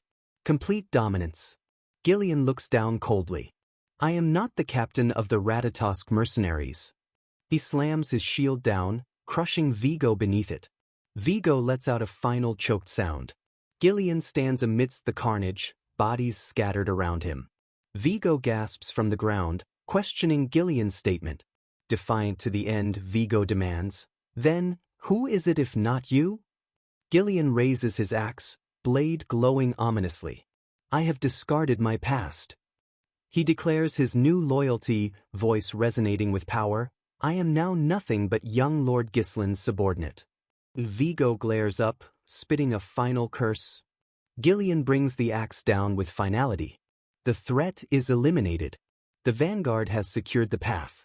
The fight's not over, deep in these dark, rain-slicked woods. The clash of steel echoes, sharp against the downpour. It's Gillian, Gislin's massive new protector, facing off against the masked leader of the Wildcats. The assassin presses hard, but Gillian's defense is like a stone wall. The masked man pushes again, his voice laced with old bitterness. He spits out that Gillian's old mercenary crew, the Ratatosk, fell apart the moment Gillian walked away. He glares, accusing Gillian of ruining his life, leaving him with nothing but scraping by dishonorably after losing his purpose. Gillian just takes it, rain plastering his hair down, his face unreadable. He lets the angry words wash over him. The shouting stops, and the fight explodes again, the assassin lunging with renewed fury. He's a shadow, moving fast, aiming for a kill shot. But Gillian meets him easily, his massive frame surprisingly agile, deflecting the blow. Suddenly, daggers fly through the air, but Gillian's axe becomes a blur, knocking them aside. The assassin grunts, recognizing Gillian's famous defense, the shield. The assassin, will later know him as Vigo, reveals his past dream, pouring his entire life into making the Ratatosk the greatest mercenaries ever. He gestures wildly at the mess around them, contempt dripping from his voice, asking how Gillian could toss that ambition aside just to serve some noble kid. Raw fury builds around Vigo, crackling blue energy gathering. He screams that he can't forgive this betrayal. He unleashes a storm of mana-charged daggers, streaking like blue comets through the rain. Gillian stands his ground, axe whirling like an extension of his own will, batting away the deadly projectiles. The forest floor around him is scarred, littered with deflected blades, proof of the onslaught he just faced. Vigo doesn't stop, rushing back in, his own blade flashing. Steel screams against steel again and again, sparks flying wildly. Vigo's fueled by years of bitterness, fast and relentless. He yells Gillian's name, manic energy in his voice, thinking he sees his chance. Sneering that whatever strength Gillian had as captain back then means nothing now. Believing victory is finally his, Vigo lunges forward for the killing blow, shouting out that it's over for Gillian. But just as the blade nears, Gillian's hand snaps out like lightning, catching Vigo's attacking arm in an iron hold. Blue energy flares around his fist, immense power held in check. Vigo's eyes widen behind the mask, pure shock freezing him as his attack is completely shut down. Gillian looks down at him, his voice heavy, asking quietly if this is really why Vigo hunted him down all this time. Vigo struggles frantically, desperately trying to break free, maybe land another strike. But Gillian simply dominates him, slamming him hard against the thick trunk of a nearby tree. Vigo crumples, the fight knocked right out of him. Gillian walks towards the downed assassin, his expression showing genuine confusion. "I don't understand," he murmurs. Vigo looks up, stunned by the quiet words. Vigo instinctively clutches his dagger as Gillian continues, pressing him. If revenge was really the goal, why wait all these years? There must have been chances before. Gillian leans in slightly, his gaze intense. "Why didn't you come to kill me earlier?" The question hangs heavy in the damp air, demanding a real answer. Gillian lets out a dry, almost pitying chuckle. He, You only know half the story, he says cryptically. Vigo looks startled, confusion plain on his face. Gillian reveals he actually went looking for Vigo sometime before this, maybe sensing this confrontation was coming. Vigo's visible face is streaked with rain and blood beneath the mask. But, Gillian explains, when he went searching, the legendary captain of the Ratatosk that Vigo remembered and resented wasn't there anymore. He clarifies, his words hitting hard, all that was left was a feeble old man, not even worth killing. He's telling Vigo the powerful figure he built up in his mind, the target of all his hate, had faded long before this fight. A flash of memory hits Gillian, kneeling in despair himself, likely beside his sick daughter Rachel before Ghislaine stepped in. He understands despair, but Vigo aimed his years of hatred at a ghost. Hearing this, Vigo just breaks. He screams in pure anguish and rage, demanding to know where the Gillian he looked up to disappeared to. The entire foundation of his vengeance has just crumbled beneath him. Gillian watches the breakdown, his own expression hardening with resolve. He gets the pain, but a decision has been made. Gillian plants his massive axe firmly in the muddy ground right in front of Vigo. Raise your weapon, he commands, offering him a warrior's end, not a pitiful death. Gillian grips the hilt of his axe. He acknowledges that he's bound to follow another's will now. But at least, for this very moment, he raises his weapon high, standing tall and powerful again, reclaiming his own agency for this final act. I will show my former comrade the highest level of respect, Gillian declares, promising a proper duel to the death. His eyes blaze with the authority he once commanded. As the captain of the Ratatosk mercenaries, he invokes his old title, giving Vigo the opponent he truly sought. Vigo looks up, a flicker of understanding finally cutting through the pain in his eyes. Yes, he whispers, accepting the terms. He pushes himself up slightly, gripping his dagger with a renewed, if final, sense of purpose. Now we're talking, he rasps, ready for one last fight. A wide, almost ecstatic grin spreads across Vigo's bloodied face beneath the mask. That's exactly what I wished for, he shouts, embracing this final confrontation. They charge at each other one last time. The heavy ring of Gillian's axe against Vigo's swift dagger echoes through the trees. A fast exchange of blows follows, a desperate dance of death between these former comrades. Gillian presses the attack, his swings carrying immense weight and deadly precision. Vigo desperately parries and dodges, but the sheer difference in power is undeniable now. Gillian creates an opening, his axe blurring in a powerful, decisive arc. The blow connects solidly. Gillian stands over Vigo, the fight clearly, finally decided. Vigo gasps, his eyes wide behind the mask as the force of that final blow registers through his body. The impact sends him staggering backward, his strength completely giving out at last. Gillian looks down at the fallen man, his expression somber, heavy. I will remember you, he says quietly. He grants Vigo his former title, a final acknowledgement of the warrior he once was, 5th Unit Commander of the Ratatosk mercenaries. Vigo lies there, his mask partially askew, face bloodied but perhaps finding a strange kind of peace in this ending. Gillian speaks his name, a final recognition between warriors, Vigo Villanos. Vigo's expression seems to soften just slightly, the years of consuming bitterness perhaps washing away in his final moments. A sharp spray of blood marks the end. Vigo's body falls limp to the muddy ground, his dagger slipping from his grasp. The fight is over. Gillian reaches down and picks up Vigo's fallen dagger, a memento, perhaps, of his fallen comrade. He stands tall again, his back to Vigo's body, the silence of the forest broken only by the steady rhythm of the rain. Looking back briefly, Gillian murmurs a quiet, almost respectful farewell, good work. Just then, Ghislaine and Belinda emerge from the trees.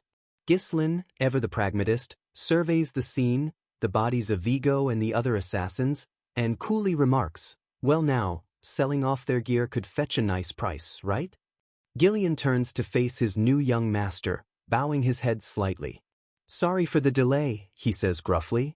Ghislaine just waves a hand dismissively. No, it's fine. Ghislain glances towards Vigo's body, then asks Gillian curiously, "Did you know him?" Gillian holds up the dagger he retrieved from the mud. "Yes," he confirms solemnly. Staring off into the distance, maybe lost in memories stirred by the fight, Gillian states simply, "He was my old comrade." Ghislain observes Gillian's reaction, murmuring thoughtfully to himself, "Old comrade, huh?" The concept makes Ghislain think about his own past life, his life as the Mercenary King. He briefly wonders what his own legendary comrades were doing right now, at this point in time, living their own lives before fate eventually brought them all together under his banner. He looks thoughtful, a plan likely already forming in that sharp mind of his, thinking about those future allies. He makes a mental note, his gaze hardening with determination. "I'll have to track them down eventually." He knows he'll need their strength again to achieve his goals. Belinda pipes up, suggesting they follow Ghislain's earlier idea and gather any valuables from the dead assassins. Ghislain readily agrees. Belinda then cheerfully directs Gillian to lead the looting effort, prompting a weary sigh from the big man, who mutters he isn't her subordinate. With the grim cleanup handled, the scene shifts. 2 days later, their carriage finally arrives at the border of the Perdium territory. Before them stretches the landscape of Ghislain's home, rolling green hills, a scattered village nestled below, and the imposing silhouette of Perdium Castle perched high on a distant peak. Inside the carriage, Gillian peers out at the approaching territory. "Is that Perdium?" he asks. Ghislain leans forward, letting out a breath he seemed to be holding. "Phew, we're finally here." Ghislain confirms with a simple, quiet, "yes." Looking out at the familiar, yet somehow changed, landscape, Ghislain feels a pang of something unexpected. It feels good to have a home to return to, he thinks silently. He remembers his arrogant youth in his first life, running away assuming he could always waltz back whenever he pleased. He knows better now, this return feels different. Gillian sits quietly beside him, observing the land and the subtle shift in Ghislain's demeanor. Ghislain turns to his new ally. "So, Gillian," he asks, "how do you like our land?" Gillian glances around, taking in the scenery, before giving a rather unconvincing, polite reply, "Huh? This? It's great."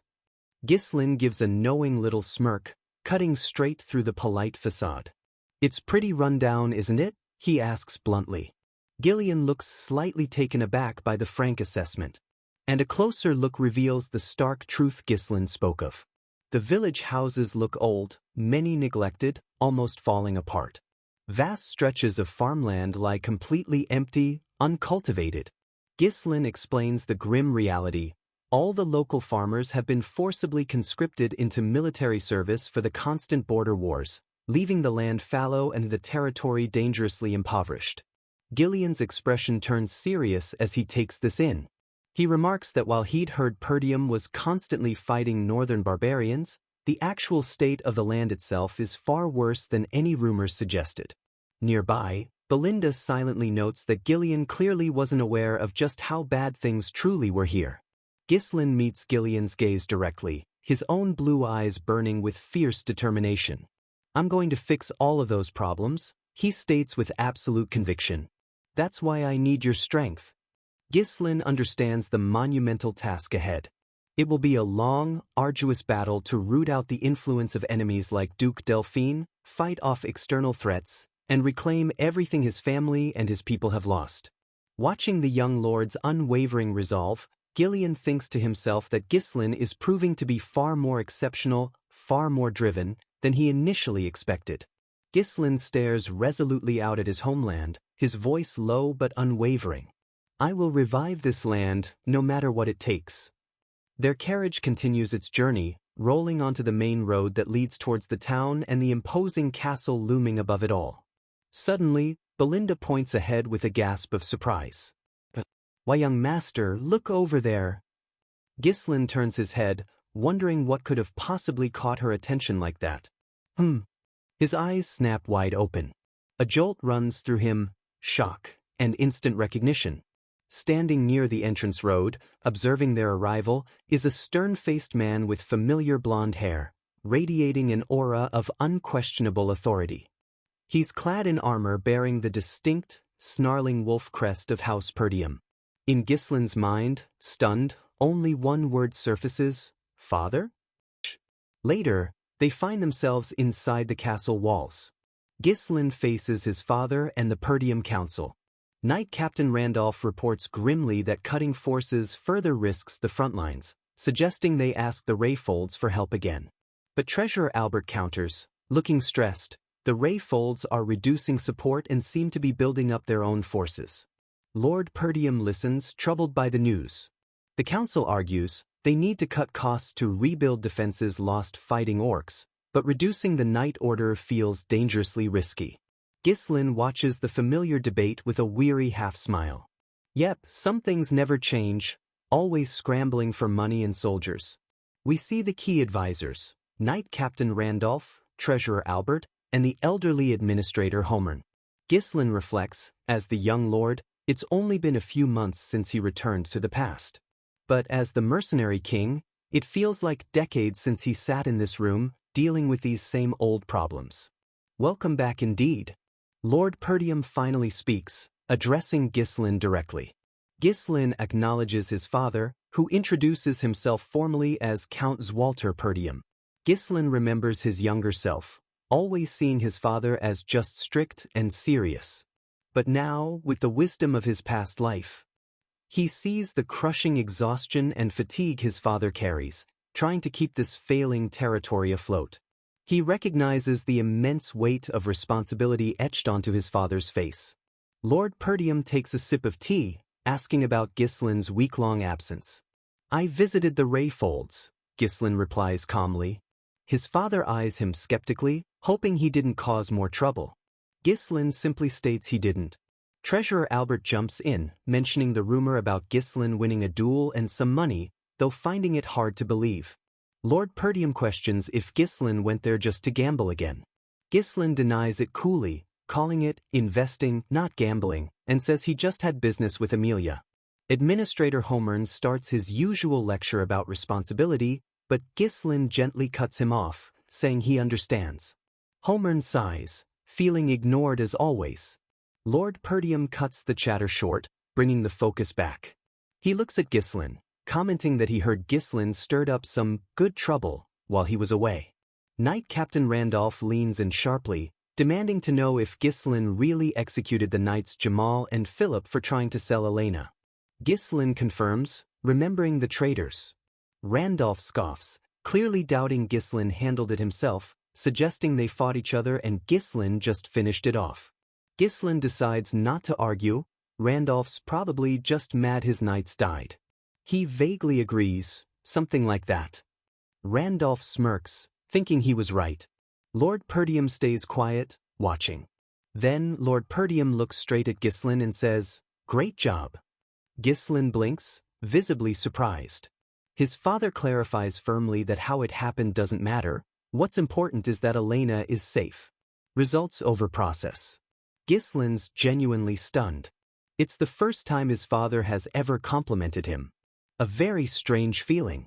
Seeing an opening, Gislin immediately asks if he can make a request. His father seems curious. The retainers instantly panic, assuming he wants reward money.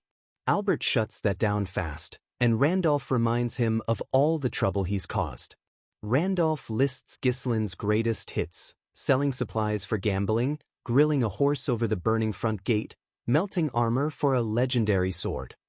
Gislin listens, thinking, wow, I really did a lot. Gislin clarifies he just wants permission for something. Permission? His father asks. Gislin drops the bombshell, I want to pioneer the forest of beasts. Complete shock ripples through the room. They stare, mouths open. The forest of beasts is basically a death sentence. Gislin just waits calmly for the inevitable reaction. Later, Gislin reports back to Belinda and Gillian with a wry smile. Dad said no. Belinda sighs, not surprised. Of course he did.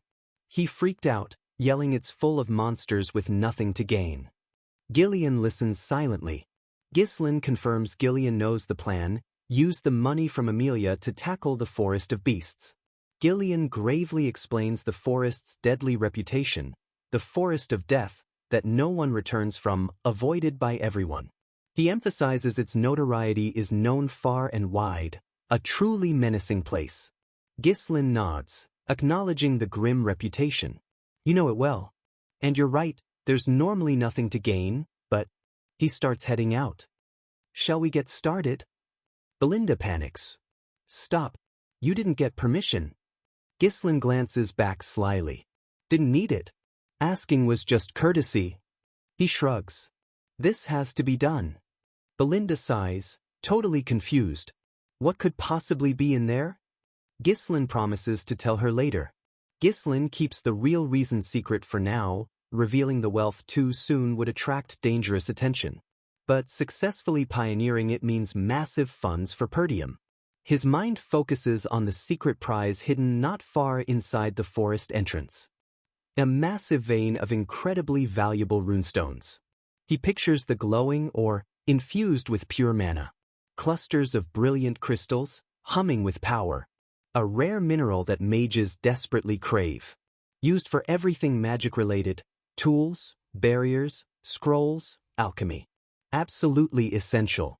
He remembers grimly that his enemy, Duke Delphine, found it in his past life, boosting his power immensely. Ghislain clenches his fist, determination flashing. But this time only I know. It's a game-changing advantage. Belinda pouts, frustrated but trusting Ghislain anyway. Gillian accepts the decision. Fine. You have a plan. I'll follow. Belinda reluctantly agrees. Ghislain nods. Good. Ghislain gives orders. Belinda is to hire about 200 mercenaries from a nearby guild. Belinda raises an eyebrow, commenting on how quickly he's spending that hard-won money. Gillian voices serious concern. Mercenaries are rough, hard to control, and might even betray them for the money. Ghislain agrees it's risky. That's why you and I are going to pick them personally. Gillian looks intrigued. Ghislain specifies their target, the most skilled, small-scale mercenary groups in the north. Gillian immediately understands, his expression turning serious. Those crazy dogs? Ghislain smirks, thinking of the Cerberus mercenaries, skilled fighters, but notorious for backstabbing employers. Their banner shows monstrous three-headed wolves. Ghislain's smirk widens. Let's go put a leash on those crazy dogs. Ghislain and Gillian ride out towards the Zimbar border, passing a crude sign warning others away from the Cerberus mercenaries. They reach the Cerberus camp, a rough, sprawling settlement filled with heavily armed, dangerous-looking fighters. Their arrival immediately draws hostile stares from the mercenaries. One mercenary spots them, alerting others. They sneer, thinking Ghislain and Gillian are walking into a trap. The spotter sizes up Ghislain as a rich noble brat, already thinking about robbing him, when suddenly, a huge shadow falls over him, and a hand clamps down with crushing force.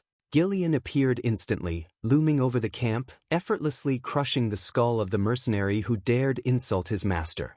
Shock ripples through the onlookers. Another mercenary leader stumbles back in terror, screaming accusations at Gillian. The entire camp explodes into chaos, mercenaries scrambling for weapons and shouting alarms. Gillian lands heavily amidst the chaos, radiating power. Spears are leveled as shouts of, "Prepare for battle."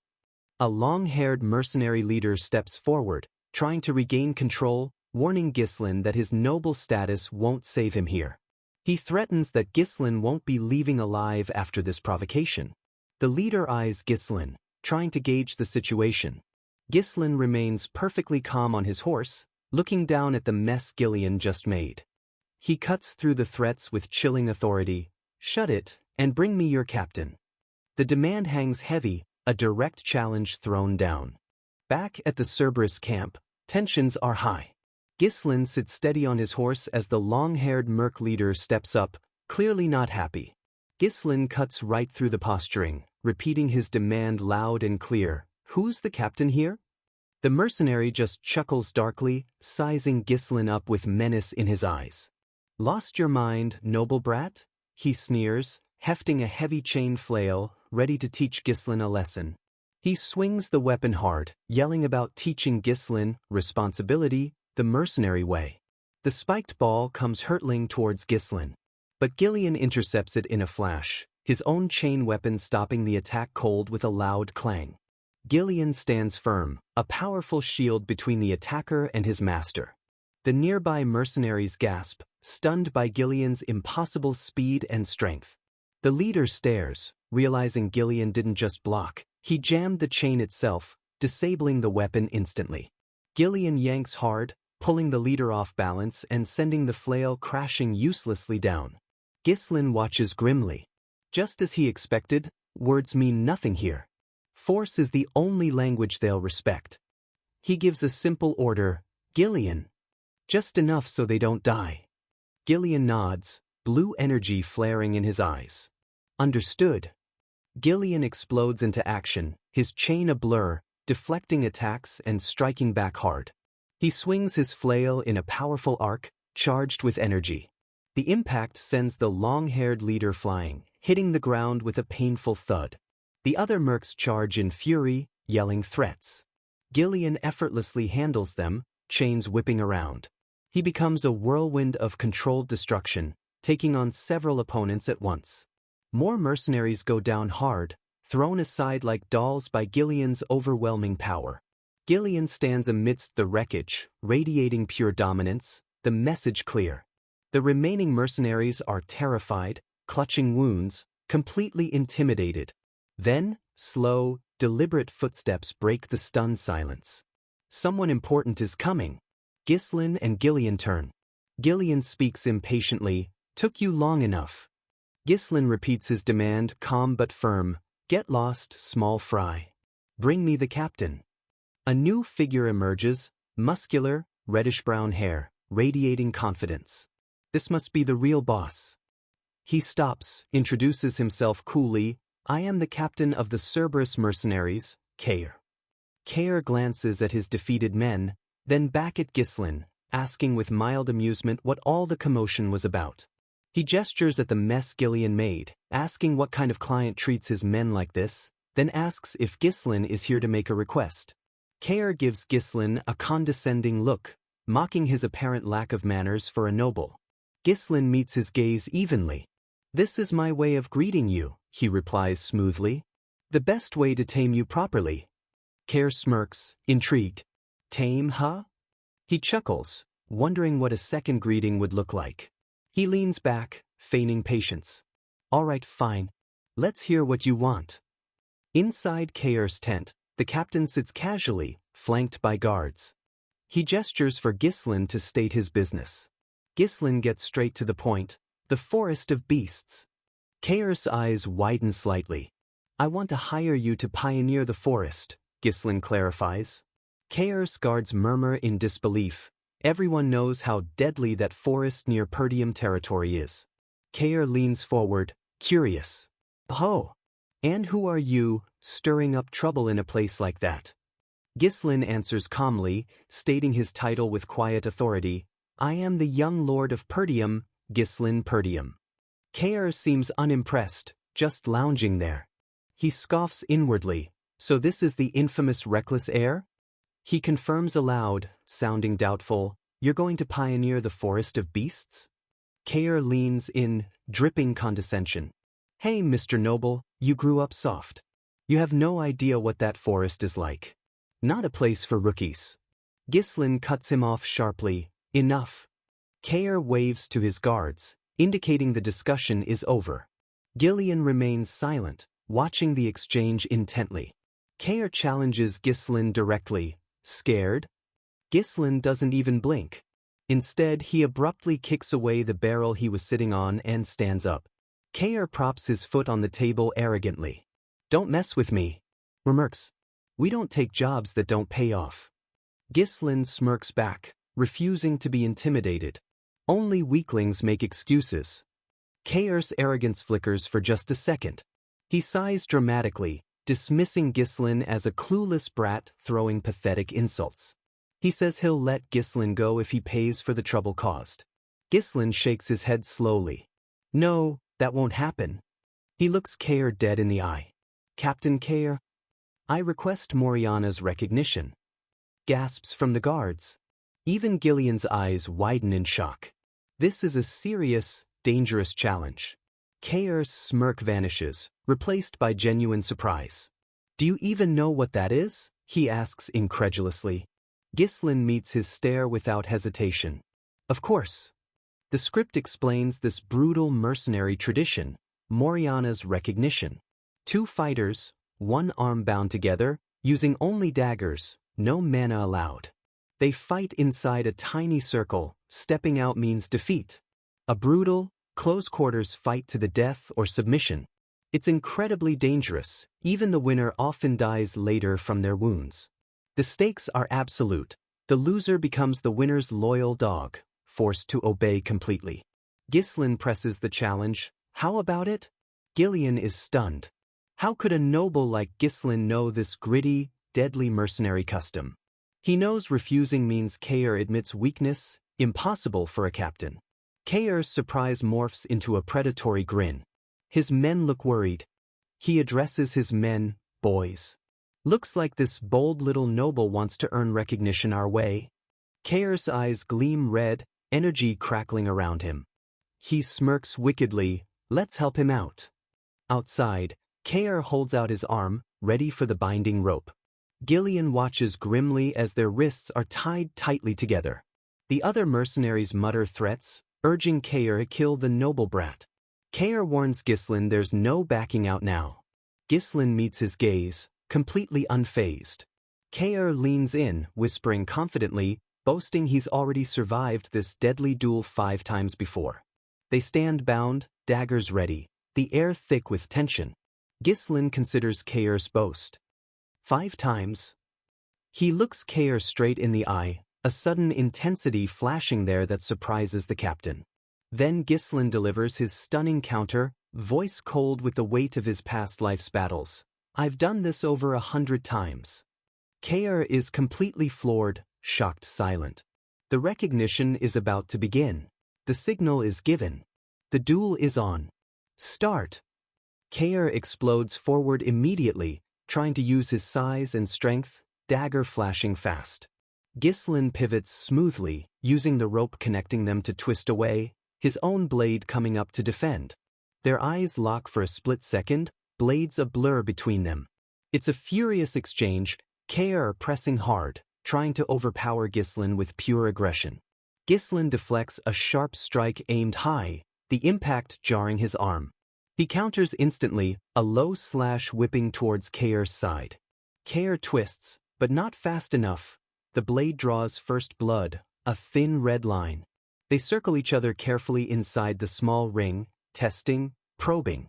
Kair lunges again, trying to crowd Ghislain, take away his space to move. But Ghislain's footwork is precise, keeping him just out of reach, making Kair stretch. Kair grunts, frustrated, his muscles straining against Ghislain's surprisingly slippery defense. He forces a smirk, still trying to play it cool. Holding on longer than I thought, he admits, still finding Ghislain's claim of 100 duels unbelievable. If you're gonna bluff, at least make it sound real. He attacks again, relying on brute force. The Cerberus mercs roar their approval, thinking Ghislain's losing steam. Kill him, Captain, they yell. Gillian watches from the side, face grim, hands tight. His men are cheering, but he sees something different. He stays silent, but the thought is clear in his mind. Kair is losing this fight. Gillian understands the rules, tiny circle, no mana, bound together. Everything should favor Kair's strength and size. Ghislain can barely dodge normally. On paper, Kair should be completely dominating this.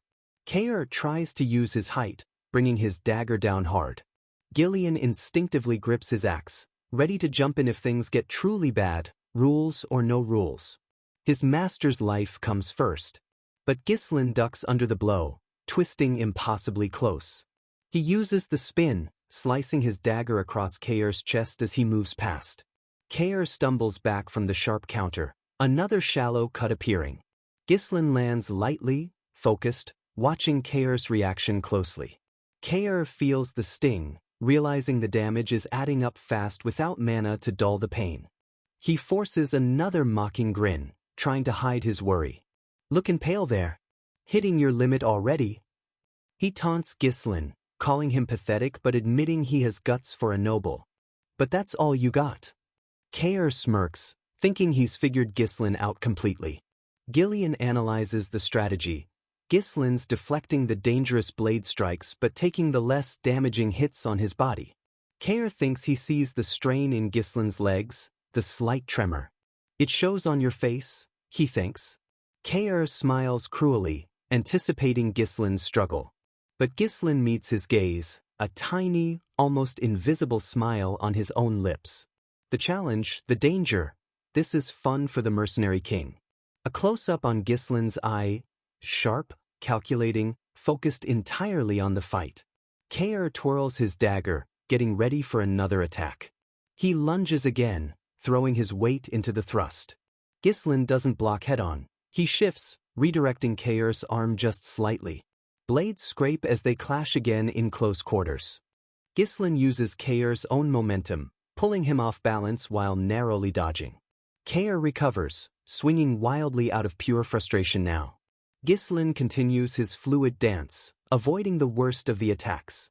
Kair spots what looks like an opening, preparing a finishing blow. Die. He stabs down with everything he has, aiming right for Ghislain's head. The mercs roar, thinking this is it. Gillian tenses, yelling out, "Young lord!" Ghislain just smirks faintly. He saw this coming. Instead of dodging back, he ducks forward, getting inside Kair's reach. Kair's eyes widen. Dodging like that? Ghislain uses his lower center of gravity, pushing up against Kair's chest while sweeping his leg out from under him. Kair, already committed to the stab, is thrown completely off balance. He stumbles backward, cuts showing on his torso, trying desperately to stay upright. Gillian watches, recognizing the technique. The mercenaries fall silent, confused. Kair flails, trying hard to stay inside that small painted circle on the ground. The mercs shout in alarm, their captain wounded again. Gillian stays silent, seeing Ghislain's masterful control. The mercs keep yelling useless advice to their struggling captain. Gillian understands Ghislain's tactic. Swinging hard makes muscles stiff. Trying to overpower someone makes you lose flexibility, makes you predictable. We see quick flashes, Ghislain constantly redirecting Kair's heavy attacks, flowing with the force instead of meeting it head-on. Kair glares, breathing hard, totally confused. "What did you do?" he grits out. "You were struggling against my strength just seconds ago." Gillian realizes Ghislain's brilliance. I see. He's not fighting the momentum. He's relaxing, redirecting it, creating his own flow. It's high-level skill, completely neutralizing Kair's brute force. Gillian grips his axe, deeply impressed. Overcoming such a size disadvantage this way, incredible. Kair glares, sweat dripping, angered by Ghislain's slippery defense. His men shout unhelpful things from the sidelines. Ghislain meets Kair's glare coolly. "Your resolve is impressive," he comments. "Many would have broken the rules and used mana by now." Kair spits back, bleeding but proud, acting like you've done this 100 times. "I won my captain's spot this way.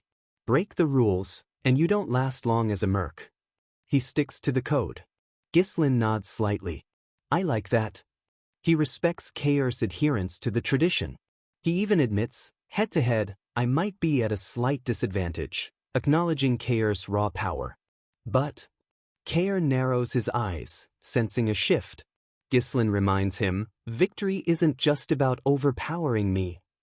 Ghislain suddenly lunges, not with his dagger, but driving his shoulder low. He brings up the other crucial rule of this duel. 1 foot outside the circle and you lose. Ghislain uses the bound arm for leverage, throwing his weight into the push, sending Kair stumbling backward toward the edge. Kair realizes Ghislain's plan too late. Ghislain thinks, "Doesn't matter how skilled you are if I send you flying out." Kair tries desperately to stop his momentum, maybe even shouting, "I win," prematurely, thinking he's still safe. Ghislain stands ready, dagger poised, eyes locked on Kair's feet. Kair twists, struggling against the pull. He tries to plant his foot back inside the line. But Ghislain yanks hard on the rope, pulling him further off balance. The rope digs deep into both their wrists from the force. Kair crashes down hard, one foot landing clearly, definitively, outside the marked circle. Silence falls over the mercenary camp. Dust settles around the fallen captain. The Cerberus mercs stare, stunned. He's out. Someone finally murmurs. The circle. Kair looks down at his foot outside the line. It hits him. It's over. Ghislain stands over him, breathing steady, the calm victor. I win, Kair. Kair looks up, utterly defeated, bewildered. Who the hell are you, he rasps, to have skill like this? Ghislain looks down, his eyes cold. Watch your attitude, he reminds Kair sharply. You're talking to your master now. Kair falls silent, the weight of his loss sinking in. By the laws of Moriana's recognition, he belongs to Ghislain.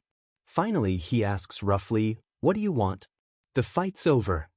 Ghislain corrects him, a hint of amusement in his voice. No, you haven't completely stepped outside the circle just yet. Kair looks up sharply, confused. What? Ghislain gives a slight smirk, the mercenary king looking down at his newly acquired subordinate. Time to discipline my new dog. The real work is just beginning.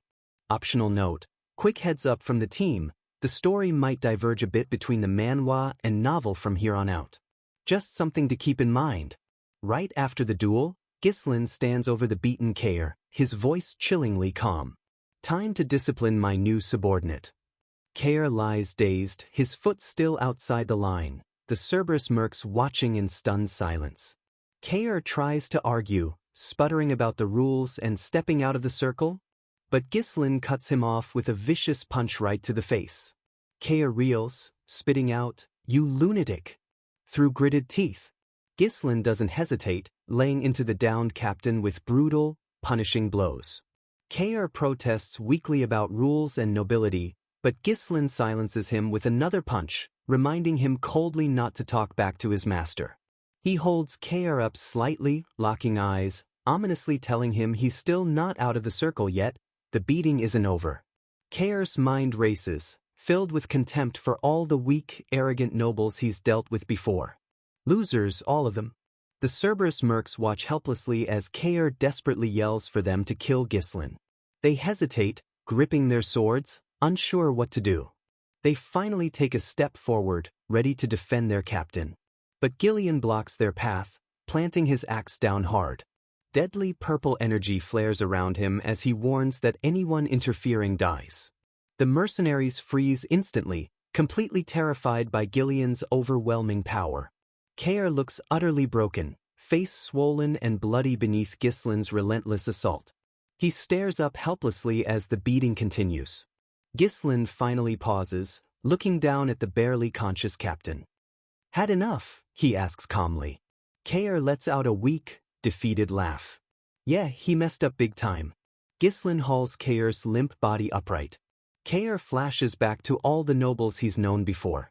He remembers how easily they were scared, how easily intimidated. Cowardly, groveling fools, the lot of them. Taking their money was always so easy, so entertaining. That's how he earned his nickname, the Mad Dog, preying on weak nobility. The three-headed Cerberus symbol represents that ruthlessness. But looking at Ghislain now, this kid is different. Why is he losing like this? This isn't like any noble he's ever met. The mercenaries watch in horror, worrying Kair will die, but knowing they're powerless to stop it. Ghislain holds Kair steady. Is this enough? The message is clear. Lesson learned? He then barks orders at the stunned mercenaries to bring water, bandages, and a towel. They scramble to obey. Ghislain adds casually, your captain's going to die if you just stand there, driving the point home. The mercs rush back with the supplies. Kair, finally accepting defeat, just mutters, understood. He knows he has no choice now. The Cerberus banner hangs behind him, symbolizing the group's submission. Gillian watches silently as the binding rope is finally untied. Ghislain looks down at Kair. Point made. Dominance established. In the rough world of mercenaries, where fists speak louder than laws, Ghislain just engraved his authority directly onto their minds using the only language they truly understand. He proved he's the boss, not through birthright, but through skill and calculated brutality, backed by the wolf symbol of his house. Later, inside the tent, a patched-up Kair sits silently at the table. Ghislain points to the employment contract. Sign. Kair just stares at it for a beat. He clicks his tongue, resigned. He picks up the quill and reluctantly signs his name. Here. Ghislain eyes him sharply. Here. That's not the tone of a subordinate. Kair quickly corrects himself, forcing respect into his voice. I'm looking forward to working with you, sir. Ghislain nods curtly. Good. Kair makes a pained noise of agreement. Ghislain stands, placing a hand firmly on Kair's shoulder. We're family now, he declares, making his ownership clear. He shakes Kair's hand, sealing the deal with a final, look forward to working with you too. A few days pass. On the edge of Perdium territory, another large group of mercenaries gathers. These are the ones Belinda hired. They look lazy, undisciplined, complaining about the early hour and needing lunch already. They gossip about their employer being Perdium's young lord, laughing him off as just some brat who probably can't handle them. They figure this will be easy money. A massive, ridiculously muscular man steps forward, clapping his hands for attention. He puffs out his chest, saying they need a representative to handle the brat employer. Someone recognizes him, Gordon the Muscle? Gordon grins smugly, confirming it's him, praising their shared desire to get paid without working hard. He reminds them they need a united front to get what they want, recalling past failures. When asked his plan, Gordon says he knows how to handle these things. He holds up a money bag, saying he'll pressure the employer for extra compensation for himself as their rep, grinning greedily. The lazy mercs cheer him on, thinking Gordon's size will easily intimidate the noble brat into paying more. Gordon holds the bag high, reveling in their support, when someone spots a rider approaching. A lone figure rides towards them on the dusty road, Perdium Castle in the distance. It's Ghislain, approaching calmly on horseback.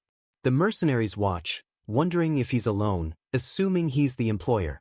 They laugh, thinking Gordon's muscles will scare him off. Gordon puffs out his chest, telling his men to look scary to back him up. He cracks his knuckles, grinning, ready to teach this noble brat about the real world. But as Ghislain gets closer, Gordon's eyes widen slightly. Ghislain isn't alone. Riding right behind him is the massive Gillian, and behind them is the entire Cerberus mercenary company, including their captain Kair, riding in perfect, disciplined formation. Gordon's confidence evaporates instantly.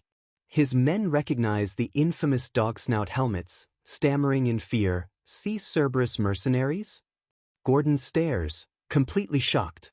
Kair and his lieutenant ride beside Ghislain, looking utterly subservient. Gordon frantically wonders how this kid got those crazy dogs to follow him. Ghislain halts before the now trembling Gordon. Gillian and the disciplined Cerberus group form an imposing wall behind him. Ghislain looks down at Gordon, his expression unreadable. "Are you the rep?" Ghislain asks coolly. Gordon flinches, stammering, I am." Ghislain eyes him up and down. "Your name?" Gordon manages to answer, still terrified. "G. Gordon the Muscle." Ghislain repeats the name thoughtfully. "Gordon the Muscle?" He leans down slightly and delivers a swift, unexpected punch right to Gordon's gut. "Cool name," he remarks dryly as Gordon doubles over. Ghislain straightens up, addressing the stunned crowd. "I am the young lord of Perdium." Ghislain Perdium. Gordon and his men stare, completely shocked into silence. Ghislain turns his horse slightly, issuing his first order to their terrified representative. "Gather the mercenaries, Gordon." Ghislain looks out over his newly acquired forces, the subdued Cerberus and the bewildered second group. His expression is pure determination. "We will now begin pioneering the forest of beasts." All right, we're at the edge of a dense, imposing forest. This is it, the stage for Ghislain's dangerous gamble, a step into the unknown that could secure his family's future.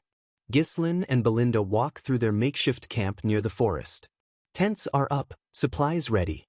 The tension from the duel with Kair still lingers, but there's no time to waste. Belinda confirms everything's set for the expedition into the forest. The real challenge starts now. Ghislain adjusts his gear, thinking about the prep work, temporary base established, resources secured. And most importantly, the troops are assembled. He looks out over the combined mercenary force. He asks Belinda to do one final head count, just to be sure. She nods and turns to start the count. Belinda starts with her group, including Gordon and his bald buddy, counting 148 mercenaries hired through the guild. Then she counts the disciplined Cerberus group Ghislain brought, 41 of them. Including herself and Ghislain, the total comes to 192 people. Good, Ghislain says, satisfied. He then checks if Commander Scoven, who runs the nearby post, has been properly informed. Belinda confirms Scoven is actually helping, making sure they won't be spotted entering the forest. His cooperation gives them safe passage, at least for the start. We see Scoven giving a thumbs up in her mental report. A tiny smile touches Ghislain's lips. That's reassuring. One less problem to worry about. Ghislain turns to the whole group, his voice sharp. Everyone, line up. The mix of hardened Cerberus and rougher mercs shuffle into formation, looking uncertain. He points towards the dark treeline. That's the forest of beasts, the land they're here to pioneer. He warns them it's just as dangerous as the rumors say. Ghislain lays out the risks, monsters, unseen threats, maybe worse. But despite all that, he declares firmly he will conquer this place. The name alone sparks panic. The forest of beasts? Someone yells. Fear spreads fast. They hadn't signed up for this. Cries of, "We might die," erupt. Belinda glares, ready to shut them down for interrupting, but Ghislain just watches, gauging their fear. He raises a hand, silencing the panic. He tells them anyone who wants to back out can leave now. He pauses, then drops the bombshell offer, succeed, and he'll pay them triple their current rate. The promise hangs heavy in the sudden quiet. Just like that, fear vanishes, replaced by wide-eyed greed. Triple pay? Suddenly, the danger seems worth it.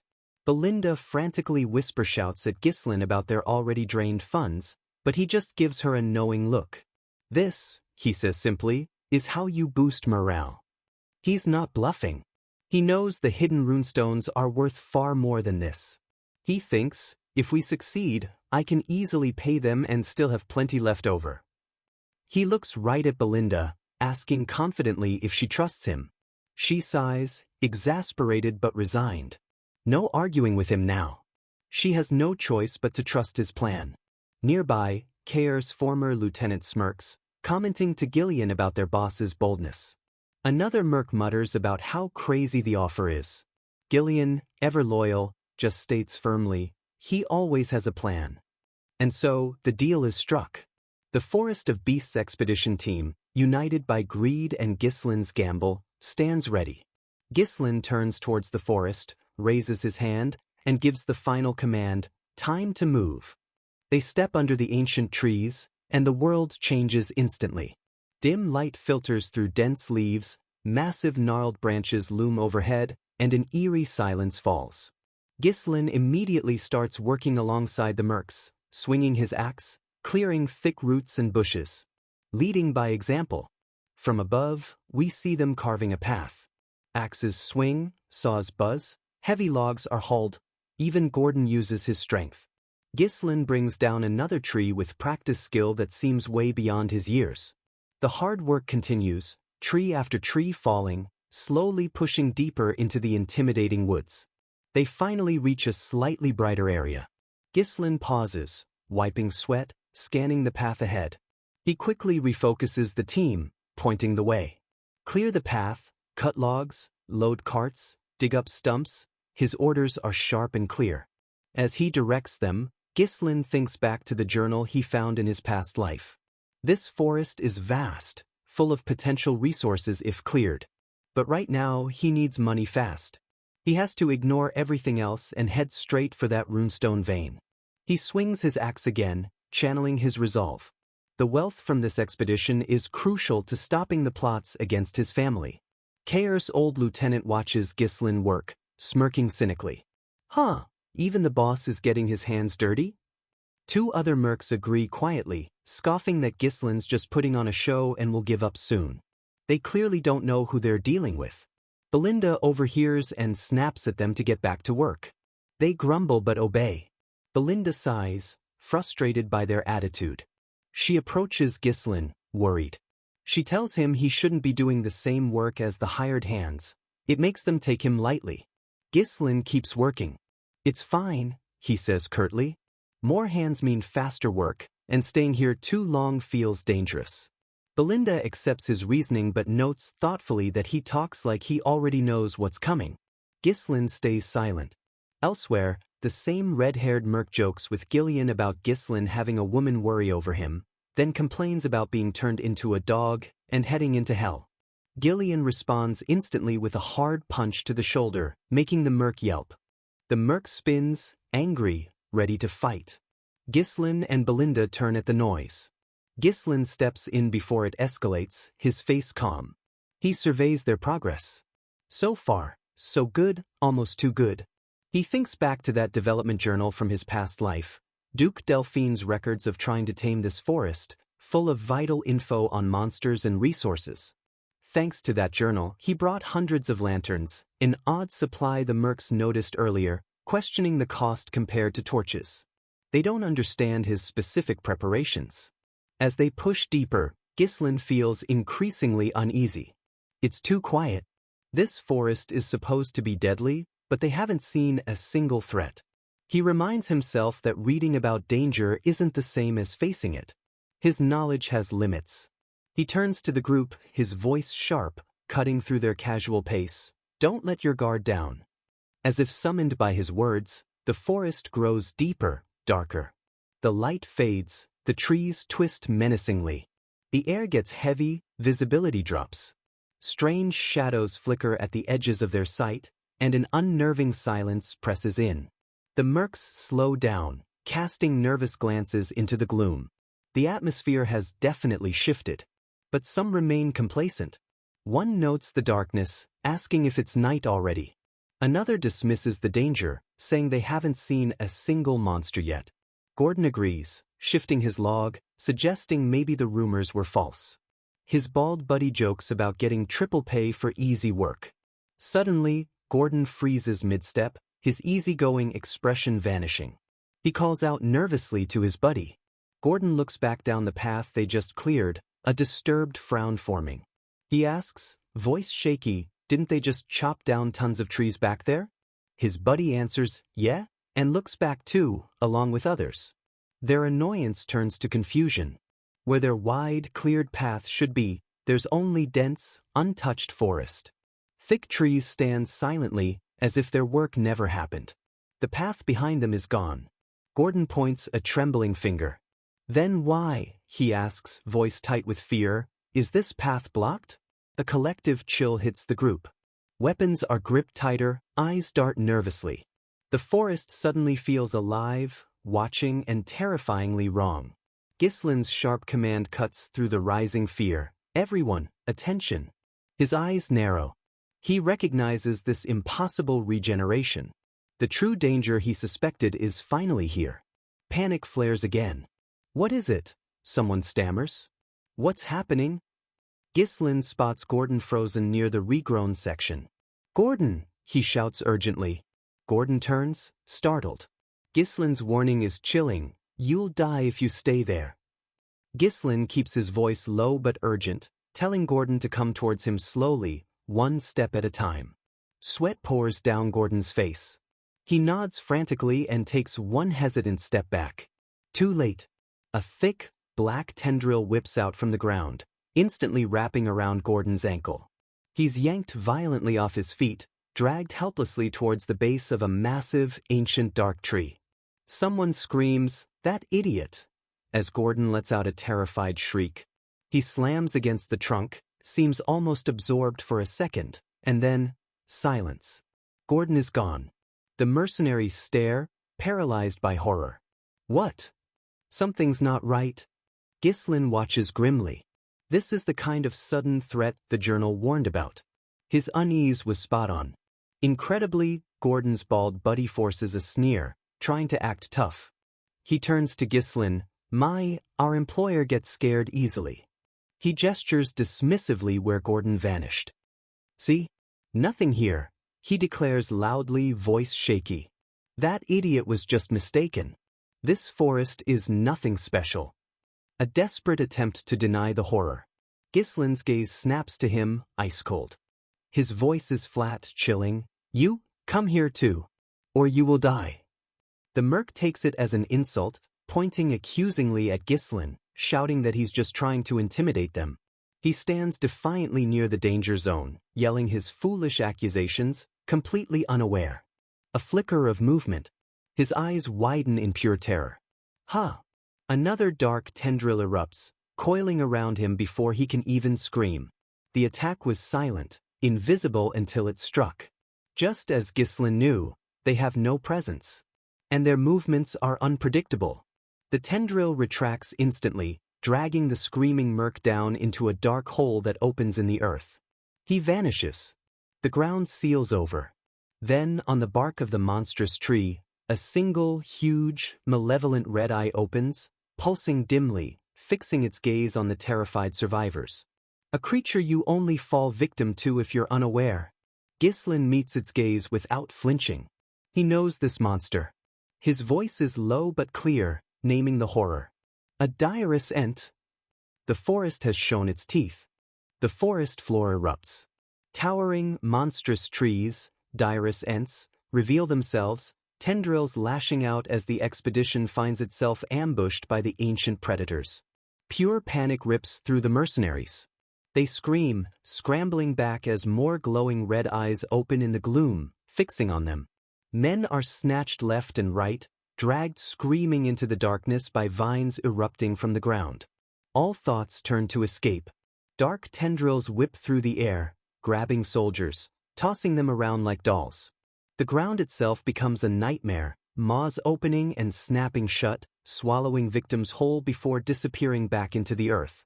One mercenary just watches in horror as his friends vanish, screaming for help. Another vine snags Gordon's leg just as he tries to get away, yanking him backward. Nearby mercs shout his name, desperately trying to reach him, to cut the vine. One swings his axe with all his might at the thick, dark vine. But the axe just bounces off harmlessly. The vine is impossibly tough, barely scratched.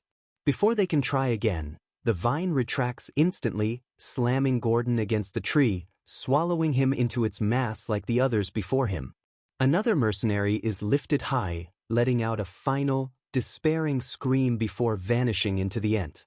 Ghislain watches the chaos, his face grim. His sword ignites with blue mana. Regular weapons are useless here. One of the ents turns its glowing red eye towards him. Without hesitation, Ghislain launches himself forward, sword aimed like a spear. He moves like a blue blur, closing the distance instantly.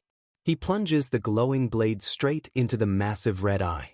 The impact echoes, the ent recoils slightly, but the eye, though pierced, remains intact. Ghislain lands back, ready. The mercs gasp, momentarily thinking Ghislain found a weak spot, maybe even killed it. Gordon, somehow still visible within the tree, watches in terror. But Ghislain knows better. He snaps his head towards the panicked survivors, his voice cracking like a whip. Get yourselves together. He yells that spreading out just makes them easy targets. He orders them into a tight shield formation to ward off the vines. His command cuts through the fear. Focus on defense. The mercs snap to it, desperate for direction, shouting their compliance. Shields rise just as more vines lash out, thudding harmlessly against the wall. They hold their ground, determined to survive. Ghislain turns to the supply carts, remembering his unusual preparations. He calls out to Kair, asking about the oil lamps. Kair confirms they're ready. Good, Ghislain commands, light them and throw them. Burn the monsters down. Kair finally understands why Ghislain brought hundreds of lanterns. The ents turn their attention towards Ghislain's group. Kair warns they're being targeted. Now, throw him. Ghislain roars. The mercs rush to grab lit lanterns, hurling them at the monstrous trees. Dozens of fiery lamps smash against the bark, oil splashing and igniting instantly. The Ents seem confused by the sudden attack. At first, they try to swat the lanterns away, but more keep hitting, the flames spreading across their bodies. They let out low groans. While the mercs throw lanterns, Gillian leaps in, his axe glowing blue, severing attacking tendrils with powerful swings. Belinda darts nearby, unleashing mana-infused daggers, aiming for eyes and weak points, providing cover fire. Ghislain directs them. Gillian and Belinda guard the Cerberus mercs while they throw more lanterns. They instantly obey. Ghislain raises his glowing sword again, ready to keep the pressure on. He turns to face the largest Ent. "I'll draw their attention," he declares, preparing to engage it alone. Belinda cries out a warning as he charges towards the burning giant. Ghislain ignores her, shouting, "Charge!" as he leaps into the inferno. He ducks under a flaming swipe, closing the distance with the distracted monster. The mercs watch nervously, seeing the Ents shifting on root-like legs, worrying Ghislain will get crushed.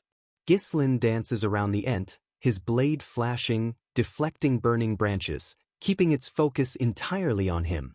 He lands another solid hit, driving his sword deep. The creature groans and flails. The other burning Dirus Ents lumber towards Ghislain, drawn by his attacks. The mercenaries realize he's pulling all the aggro. Belinda yells at the mercenaries, "Now! Throw all your lamps!" It's their chance to maximize the damage. A second volley flies, hope rising again. "Throw them!" More lanterns hit, feeding the inferno engulfing the Ents. The monsters are now completely swallowed by roaring flames, red eyes glowing menacingly within the fire. Kair watches, a fierce grin spreading. Yes, he cheers, thinking they've finally won. But Ghislain shouts over the roar, "Keep throwing! Don't stop! Until we burn them all down," he commands. The mercenaries obey, hurling the last of the lanterns.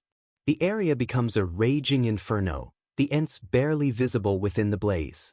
The mercenaries stare, awestruck and relieved. They actually fought back against these horrors.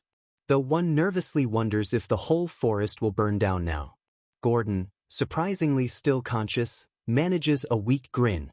Another merc scoffs, relief making him bold. Of course trees are weak to fire. Their earlier terror is quickly forgotten. But Ghislain steps back, his face deadly serious. "Don't let your guard down," he warns sharply. "It's not over yet." The mercs look confused. Ghislain stares into the flames. "They will now show their true appearances," he states grimly.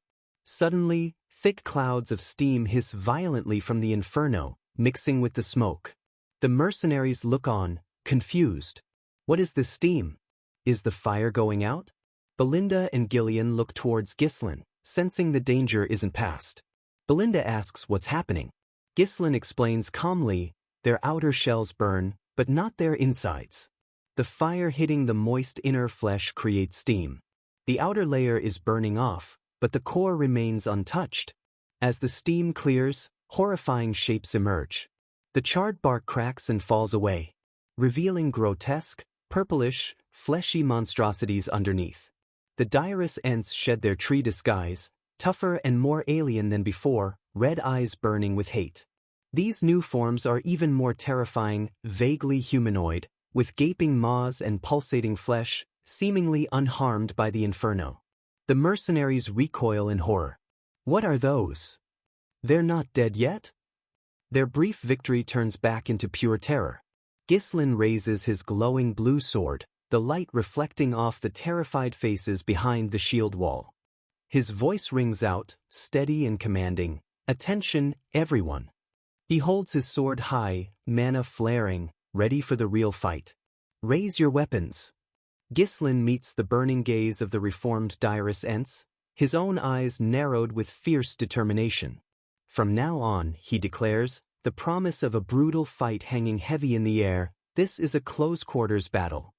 The fight for survival has truly begun. He doesn't wait, instantly charging the nearest Ent, sword leading the way. "Charge!" He closes the distance in a flash, becoming a blur of blue light against the monstrous form.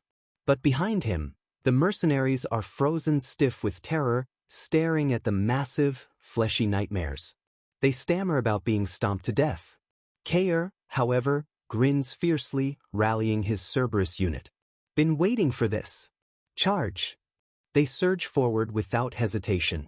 Belinda darts past the paralyzed second group, calling out a quick warning to Ghislain. Gillian turns to the frozen mercenaries, his voice booming with impatience. What are you waiting for? His presence is overwhelming. This is an order from the young lord, he commands, his gaze hard. Trust him. The mercenaries flinch but remain rooted, faces pale with fear. Finally, one pushes past his terror. Screw it. I trust the boss. Let's go. He grips his weapon and moves forward. Ghislain glances back, sees them wavering, and reinforces his command, voice sharp. Do not be afraid. They're just training dummies now. He trusts his core team to handle the rest. The battle explodes.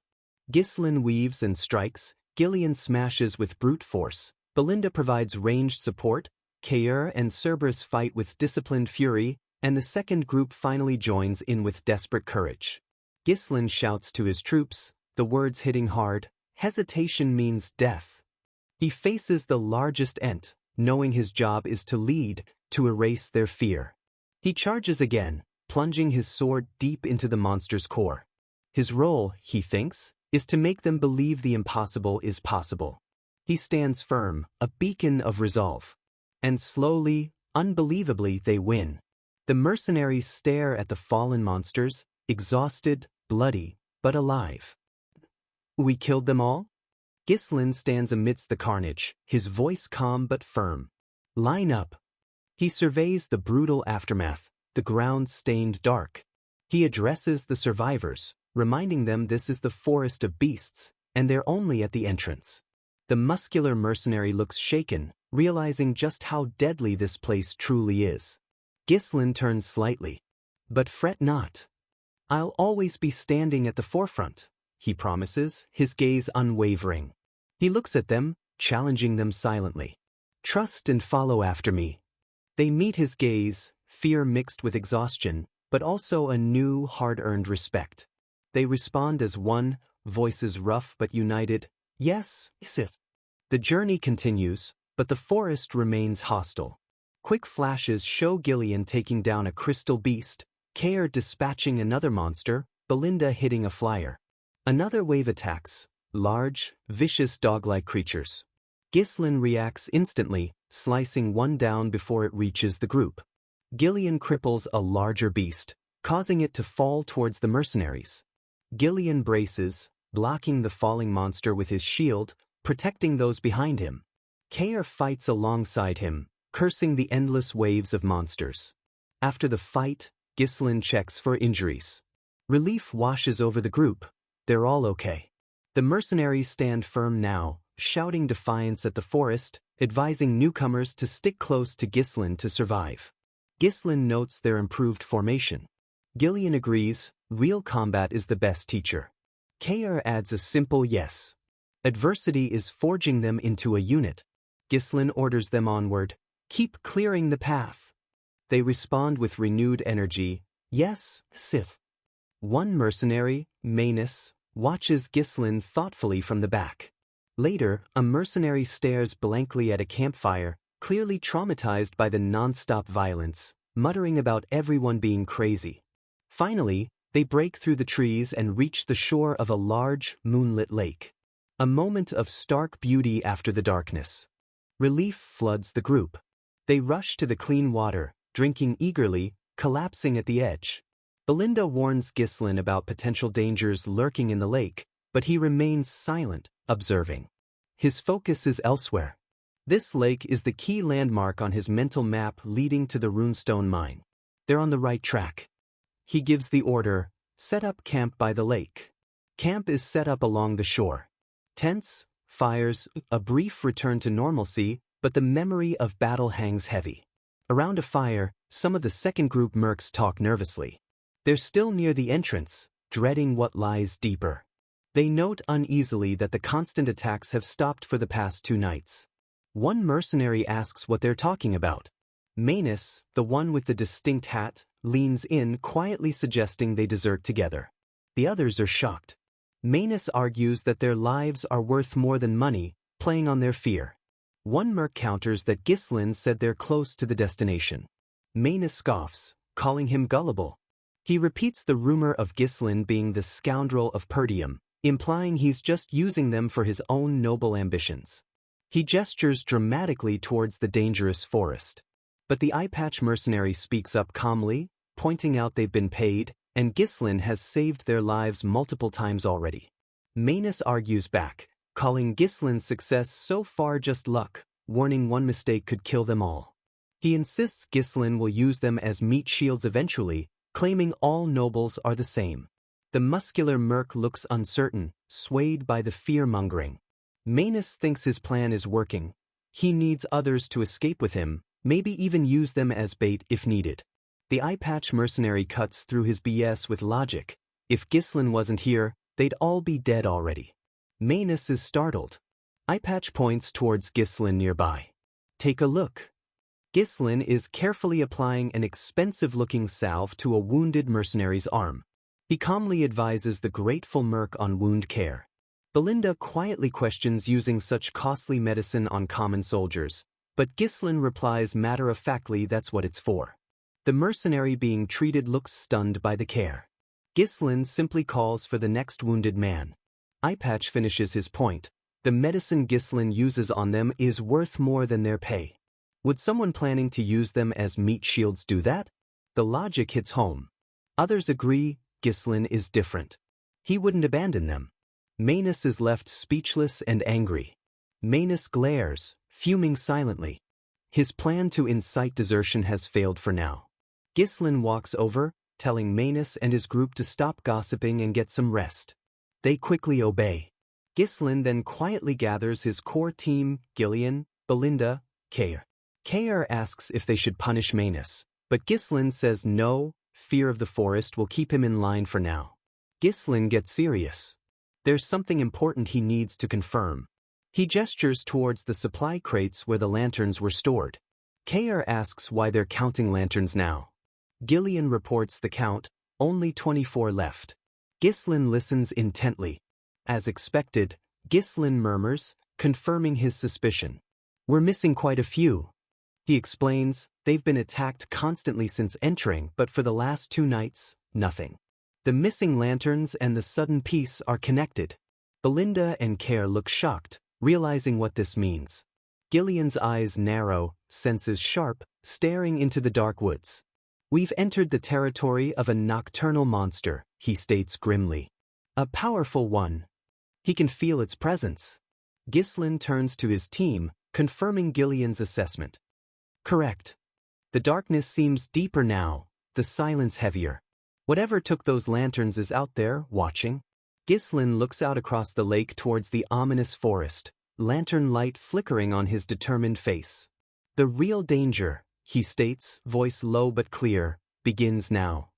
Night falls over the lakeside camp. Moonlight reflects on the water, but the silence feels heavy, charged with the knowledge of an unseen threat lurking just beyond the firelight. Inside a tent, the muscular mercenary sleeps restlessly among his exhausted comrades. The forest's dangers haunt even their dreams.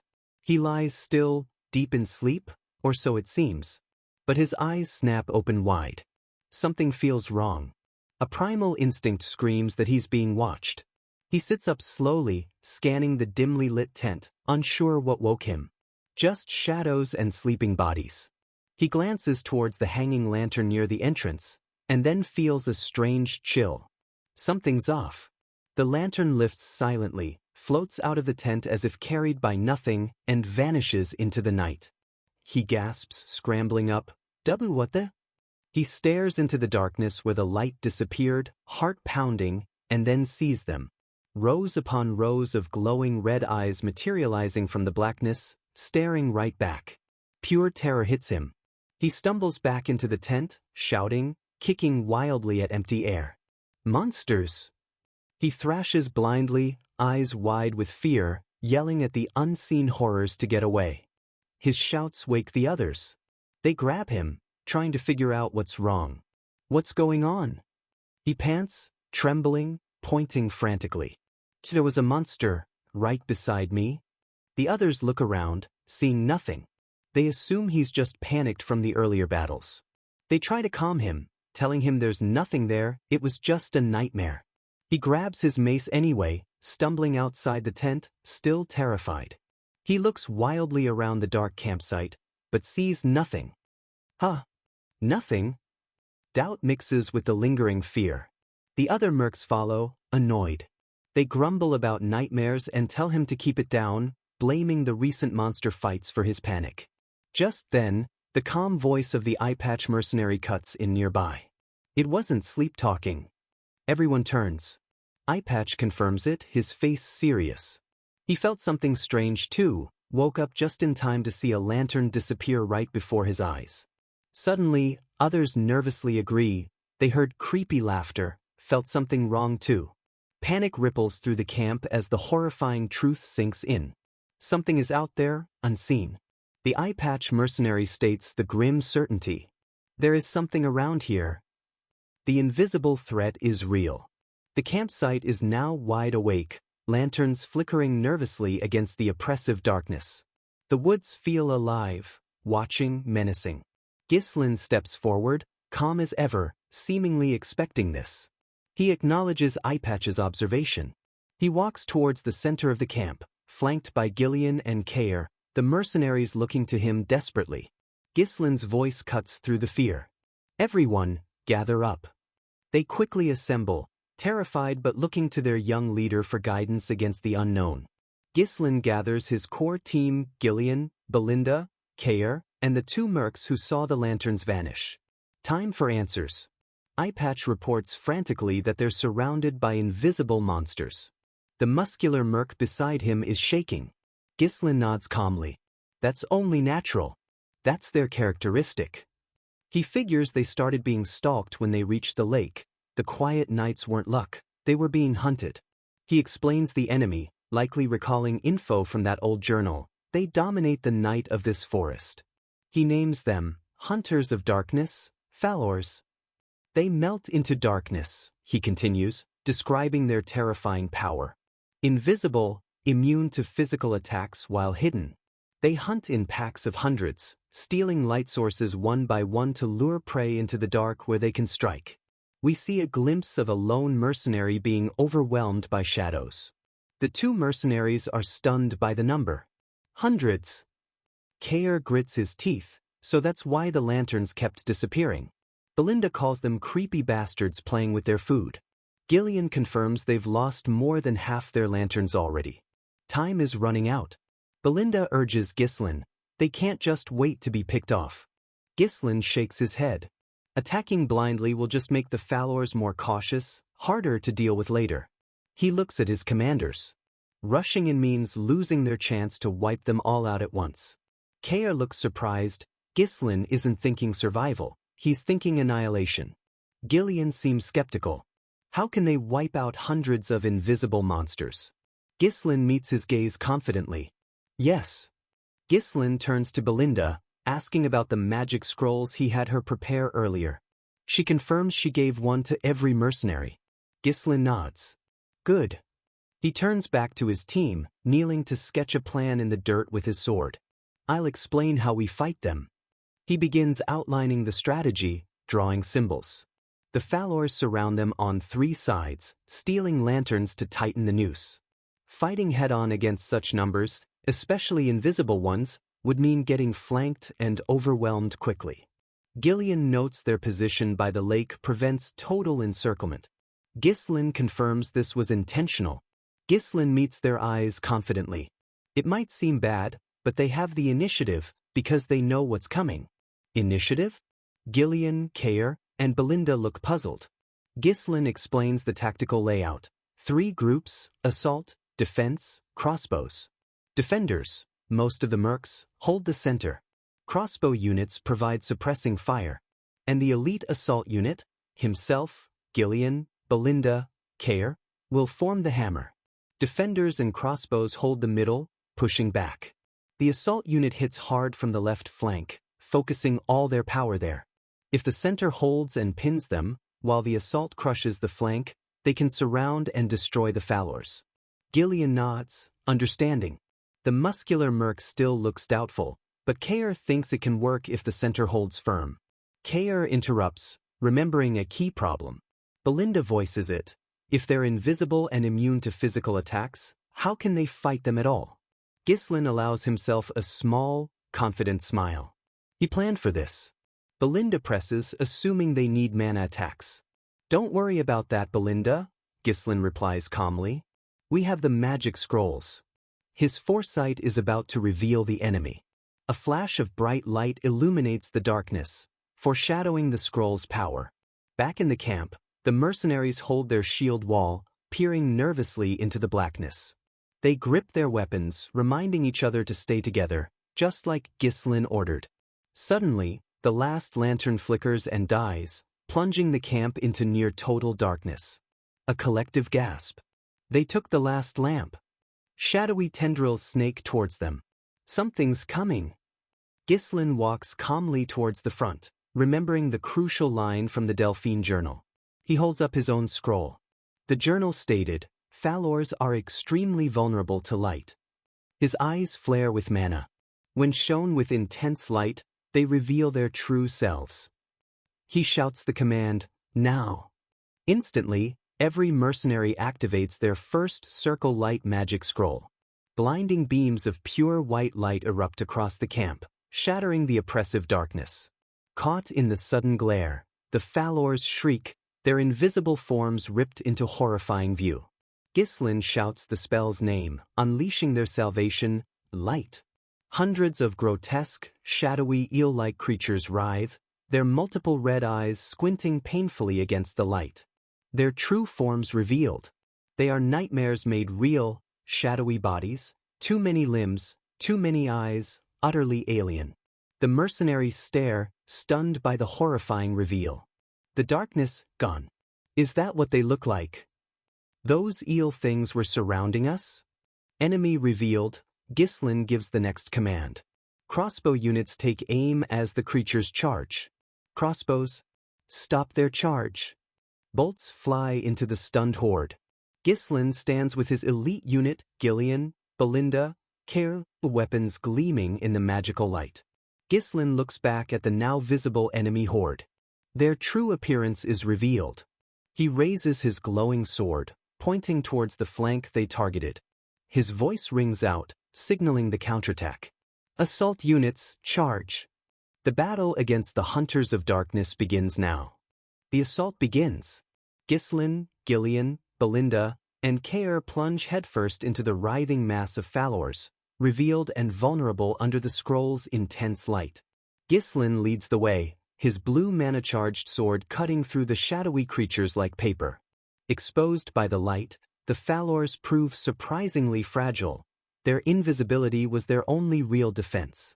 Ghislain thinks fast even as he fights. Their physical defense is weak. This elite team can cut through them quickly. The goal, take down as many as possible fast. The assault team carves a bloody path. Gillian's axe crushes Falors. Kair fights savagely, yelling taunts at the monsters and urging his Cerberus troops to keep up with the old man, Gillian. Belinda cries out a warning as Ghislain pushes deeper into the chaotic horde. Gillian acts as a living shield, absorbing blows meant for others, his massive frame holding the line.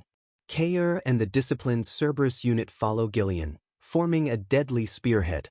Meanwhile, the crossbow units in the center fire desperately, trying to hold back the sheer number of Falors as the scroll light begins to flicker. They're running out of arrows, screaming in frustration, wondering when the assault team will break through. The center is buckling. Falors surge towards the defenders, claws outstretched, promising death. Ghislain's blade flashes again, cutting down another monster lunging at him. The elite team is a whirlwind of destruction within the shadowy mass. Ghislain quickly assesses the flow of battle, calling out encouragement to his team. The mercenaries in the center see Ghislain and his team fighting ferociously on the flank, and a wave of relief and renewed hope washes over them. It's the employer. We're saved. Facing heavy losses and fierce resistance, the Falor horde falters, pulling back instinctively. Ghislain notes their retreat. Smart creatures, but he can't let them escape. He turns to Belinda amidst the chaos, tasking her with spotting their leader. She quickly points out a horned variant directing the others.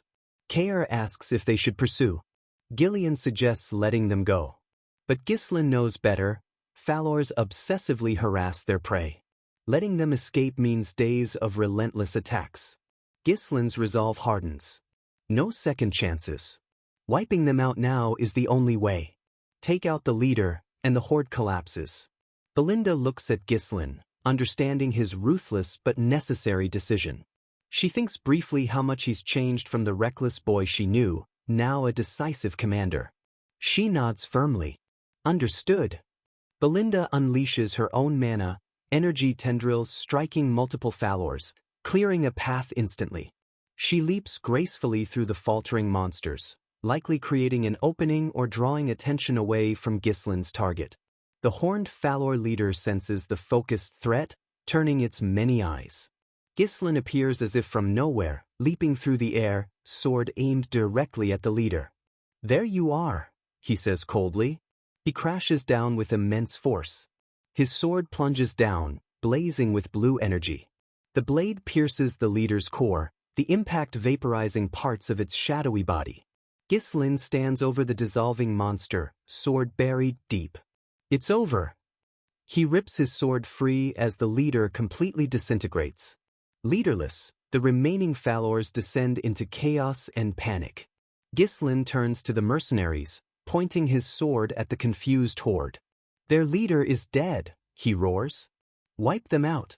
Spare none." Fueled by the victory and Ghislain's command, the mercenaries surge forward, overwhelming the disorganized Falors. The fight becomes a slaughter as the first hints of dawn appear on the horizon. Ghislain skewers the last Falor, ending the brutal night. He stands amidst a field littered with hundreds of shadowy corpses. He surveys the scene, breathing steadily. "Well done, everyone." A rare smile touches his lips as he takes in their victory. The mercenaries lower their weapons, utterly drained but alive. The relief is overwhelming. Cheers erupt as they raise their fists, celebrating survival against impossible odds. "We won." Gillian and Belinda join Ghislain. Gillian checks if he's hurt. Belinda offers thanks for his hard work. Ghislain nods, acknowledging their efforts too. Ghislain immediately shifts back to business. Belinda, headcount. Kair, gather Cerberus. They'll help Gillian spread Falor corpses around the camp perimeter. Kair looks confused. Ghislain explains patiently, the smell of dead Falors, high on the local food chain, will deter other monsters. Gillian nods, understanding the grim but practical tactic. Kair just mutters, still processing. Gillian glares playfully at Kair, resuming their usual banter now that the immediate danger is gone.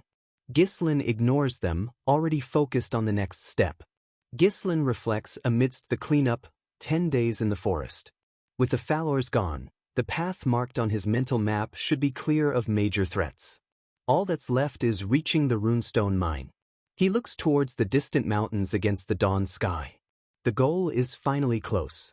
His dangerous journey continues. He looks back at the camp, a sense of finality settling. Is the worst truly over? Belinda returns with the headcount. Cerberus, 0 casualties. Contract mercenaries, 3 missing, presumed dead, bodies likely dragged off by the Falors. Kair boasts about his Cerberus unit's flawless record, earning an eye roll from Gillian. Ghislain confirms the 3 losses among the contract group. Belinda clarifies their bodies are missing. The eye-patch mercenary overhears and asks where Manus went. Someone suggests he died, but Eyepatch points out no body was found. Eyepatch correctly guesses Manus likely deserted during the chaos. Ghislain dismisses it. Manus was a coward. His desertion changes nothing and isn't worth worrying about now. Miles away, Manus and 2 other mercenaries run frantically through the woods, having successfully fled the battle. They stop, panting, relieved but still jumpy. They congratulate Manus on getting them out, but he urges them to keep running while Ghislain's group is busy. They stop again to catch their breath. Manus snaps at them, but one merc stares past him, pointing with a trembling finger. Over there. The other merc points too, face frozen in terror. Be behind you. They all freeze, sensing an immense, chilling presence that has silently crept up on them. Manus turns slowly, dread washing over him. His eyes widen in absolute horror at whatever unseen nightmare is lunging towards him. His escape from the forest of beasts seems unlikely to succeed. Deep in the forest, coiled around massive glowing crystals, a giant serpent watches. This is the blood python, guardian of this hidden place. Below it lies grim proof of its power, the mangled bodies of Manus and the other deserters. Their escape attempt led them straight into the guardian's lair, a final, fatal end amongst older skeletons. The blood python's red eye surveys its glittering, death-filled domain. Miles away, unaware, Gislin's expedition presses on, clearing the path with surprising efficiency now. They chop trees, load logs, working together with a focus born from surviving the recent horrors. Shouts of "wagons full" and "watch out" replace the earlier panic. Kare watches them, surprised. He notes to Gislin how even the lazy contract mercs are working hard now, unlike anything he's seen before. Gillian adds proudly that they've grown through combat, surpassing typical mercenary limits. Kare just scoffs at the old man, but Gillian subtly praises Gislin's leadership that made it happen. Kare quietly asks Gislin if he plans to keep these mercenaries after this job. Gislin confirms he plans to hire them all permanently. They've proven their worth and will be a foundation for his future power. A Cerberus mercenary reports to Kea. He confirms they've finished scattering the Falor corpses along the path as ordered. Kea remarks to Gislin that the grim tactic seems to be working. Not a single monster has bothered them since they left camp. Gislin agrees. The Falor scent barrier is effective. Still, Gislin feels a faint unease. The journal mentioned the mine, but not potential guardians. He hopes it's just needless worry. Suddenly, Belinda drops silently from the trees above, calling out to Gislin. She confirms she's back from scouting. Gislin immediately asks what she found up ahead. Belinda beams, radiating excitement. I did, she confirms enthusiastically. They found it. Gislin turns, sensing they're finally close to the goal. He gives the order, voice ringing with anticipation, pave the path with all your might. The mercenaries roar back, yes, sis. Gislin leads the final push through the dense woods. Almost there. He calls back his core team right behind him. They burst into a vast, open cavern, and the mercenaries freeze, stunned into silence. Impossible! The muscular merc gasps. Is this? Before them glitters the reason for this whole deadly journey. A breathtaking cavern, walls lined with enormous, brilliantly glowing runestone crystals pulsing with raw energy. This is it, Gislin announces with satisfaction. The highest quality runestone mine. Kare stares, dumbfounded, finally understanding Gislin's relentless drive. Gillian just nods, reminding Kare he told him Gislin always has a reason. Belinda playfully hops onto Gislin's back, amazed. How did you even know about this place? The other mercenaries are overcome with awe and greed. All of those runestones? They shout about getting rich, dreams of wealth filling their minds. But Gislin feels something wrong. A thick, unnatural fog hangs low in the air. No, he snaps, stopping the mercs. Don't go anywhere. His eyes narrow, scanning the fog-covered cavern floor. Something is terribly wrong here. Suddenly, a figure stumbles out of the fog. Manus, face frozen in terror, body broken. He mouths silent words before collapsing lifelessly. The mercenaries recoil in horror. Manus! The muscular merc shouts, that fool! How did he? He cuts off as the fog shifts, revealing more. Gislin pushes forward, sword drawn. Step back, he orders sharply. As the fog swirls away, the horrifying truth is laid bare. The cavern floor is littered with corpses, skeletons, and mangled bodies of monsters and humans alike, including the fresh remains of Manus and his friends. The mercenaries stare, excitement turning to chilling dread. Corpses everywhere. What happened? Are those human bodies too? Ghislain stands grimly with his team. Belinda looks pale. Ghislain states tightly, looks like we can't just take these runestones for free. He analyzes the scene, clearly a high-level monster's nest, still active based on the fresh kills. The fog, mixed with toxic gases from the decay, hid the danger. He grits his teeth. Damn it. The journal never mentioned a guardian, or this death trap. His intel was incomplete. Before they can react, a deep rumble echoes.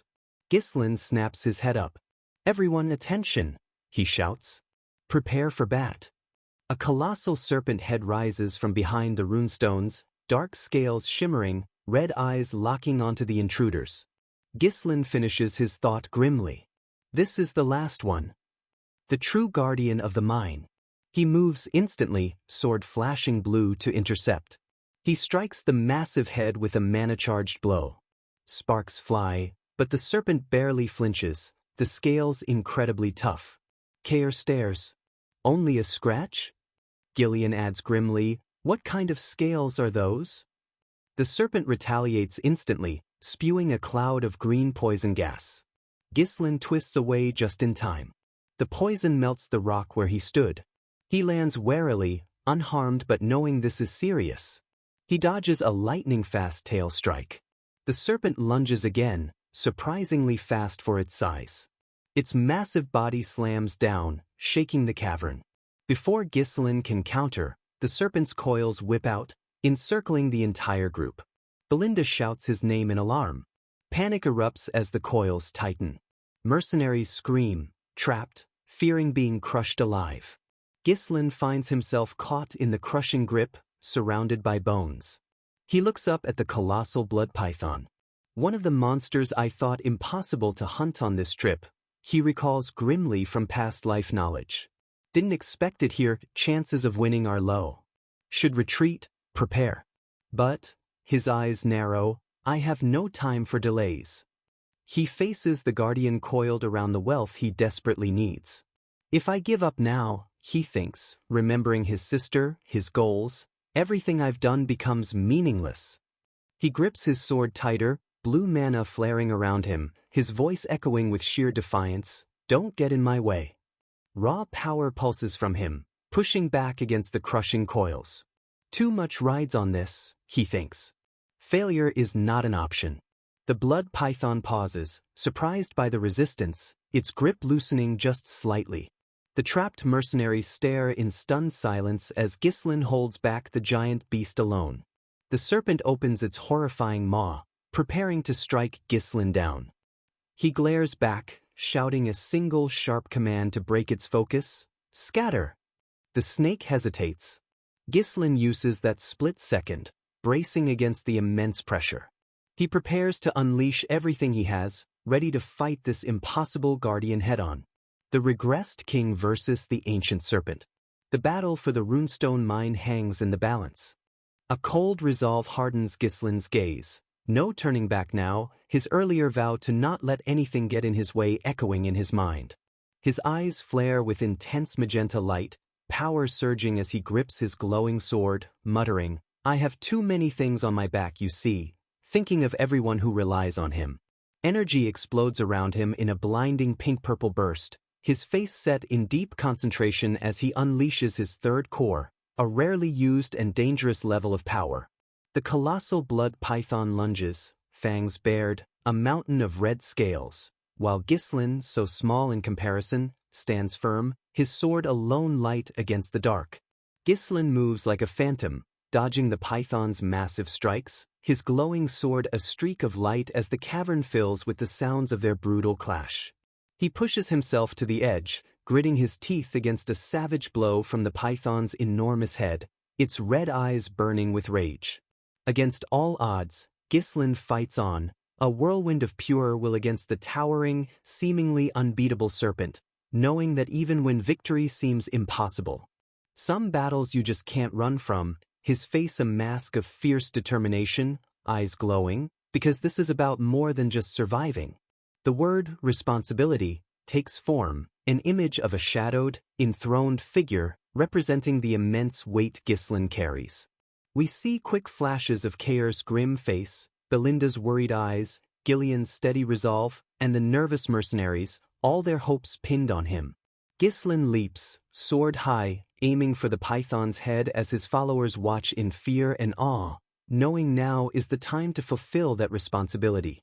Close up on Ghislain, sweat dripping, exhausted but his eyes still burn with resolve, the magical intensity of the fight clear on his strained face. His piercing purple eyes narrow, a grim understanding dawning as he assesses the blood python. He stares up at the monster, its red eyes glaring, and realizes with a sinking feeling that the beast shows no sign of weakening.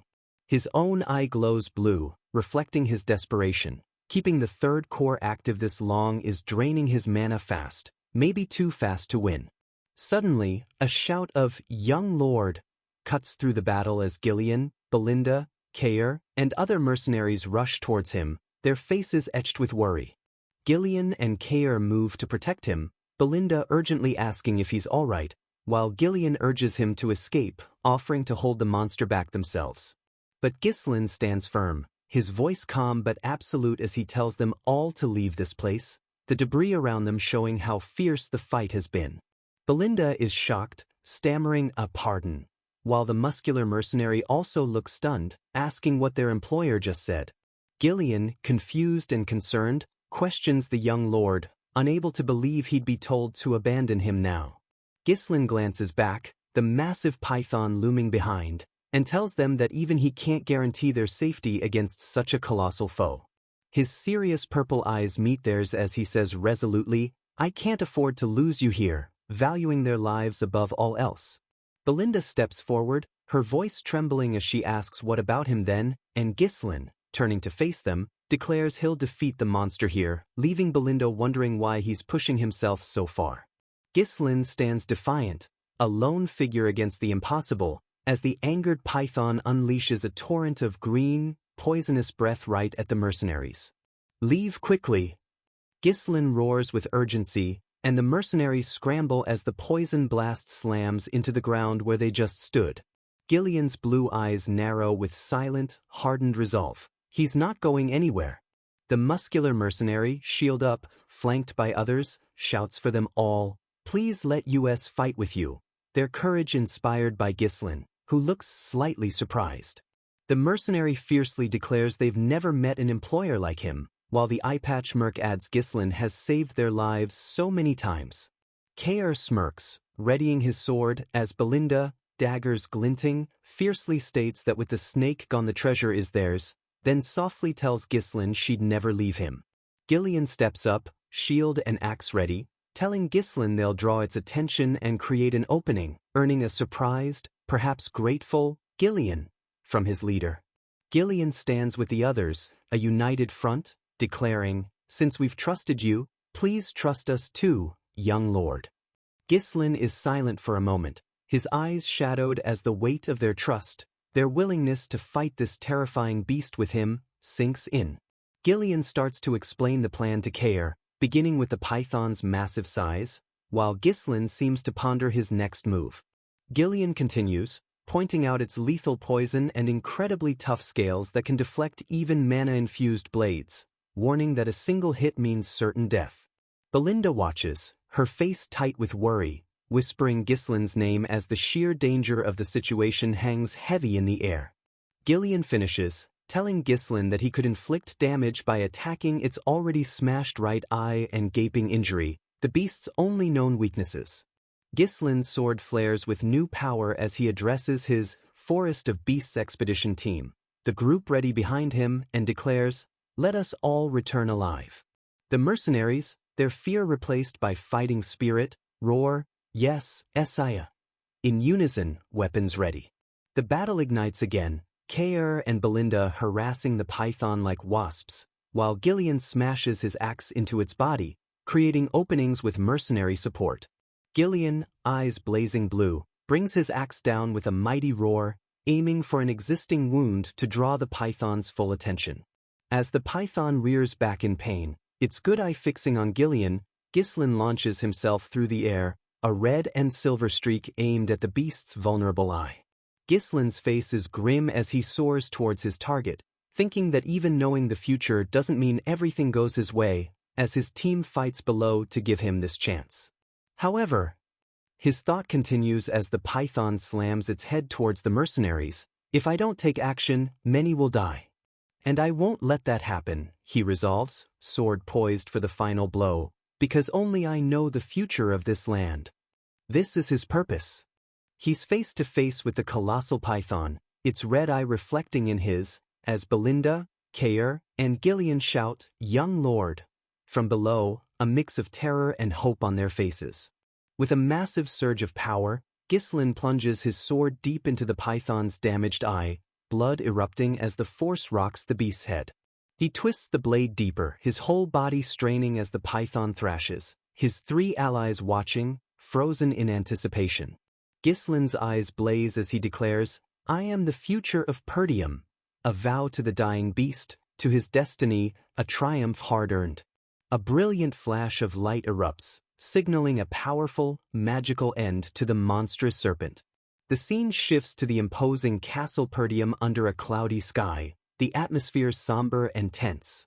Inside, Lord Perdium slams his fist in anger as advisors discuss Ghislain ignoring orders and entering the forest 2 weeks ago, Albert exclaiming it's a serious crime.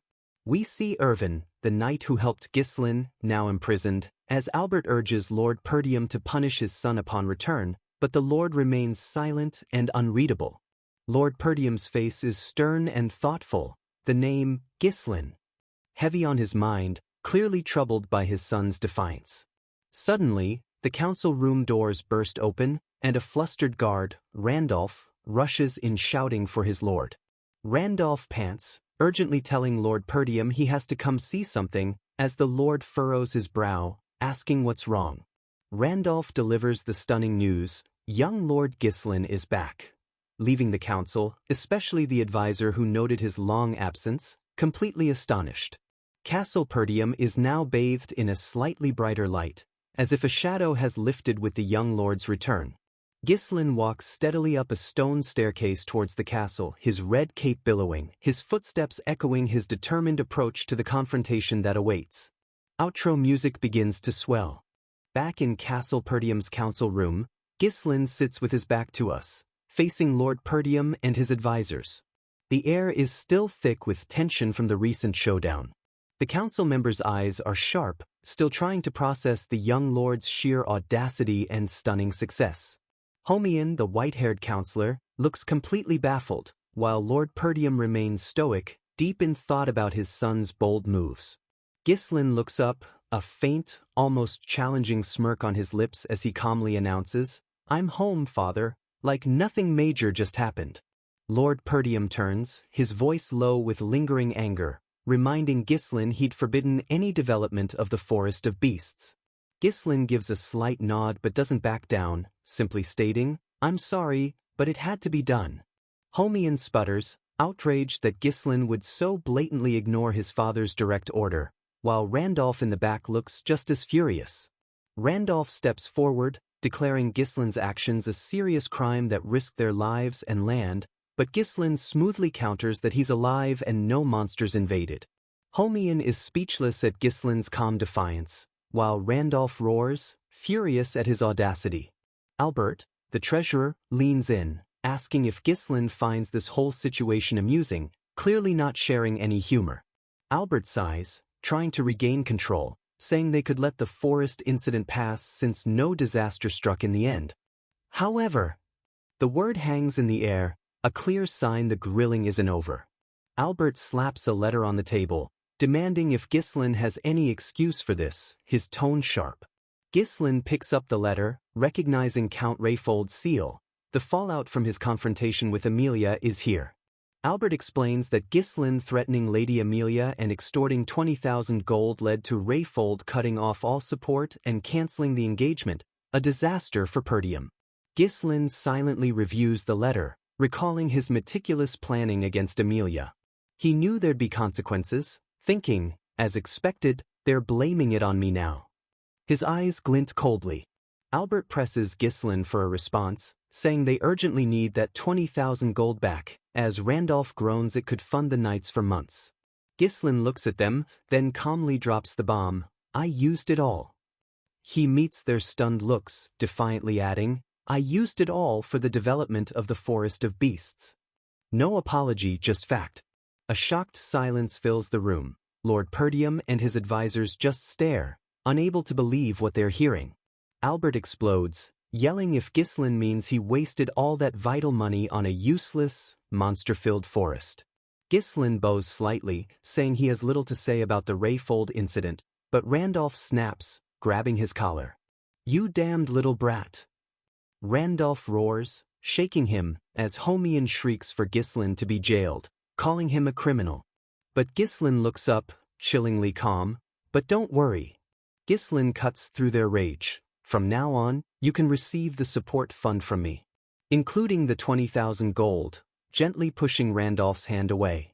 Lord Perdium's eyes narrow, a flicker of surprise and intrigue as he asks in a low, dangerous voice what Ghislain means. Ghislain simply calls out, Belinda, and she appears in the doorway, holding a sturdy wooden chest, ever serene.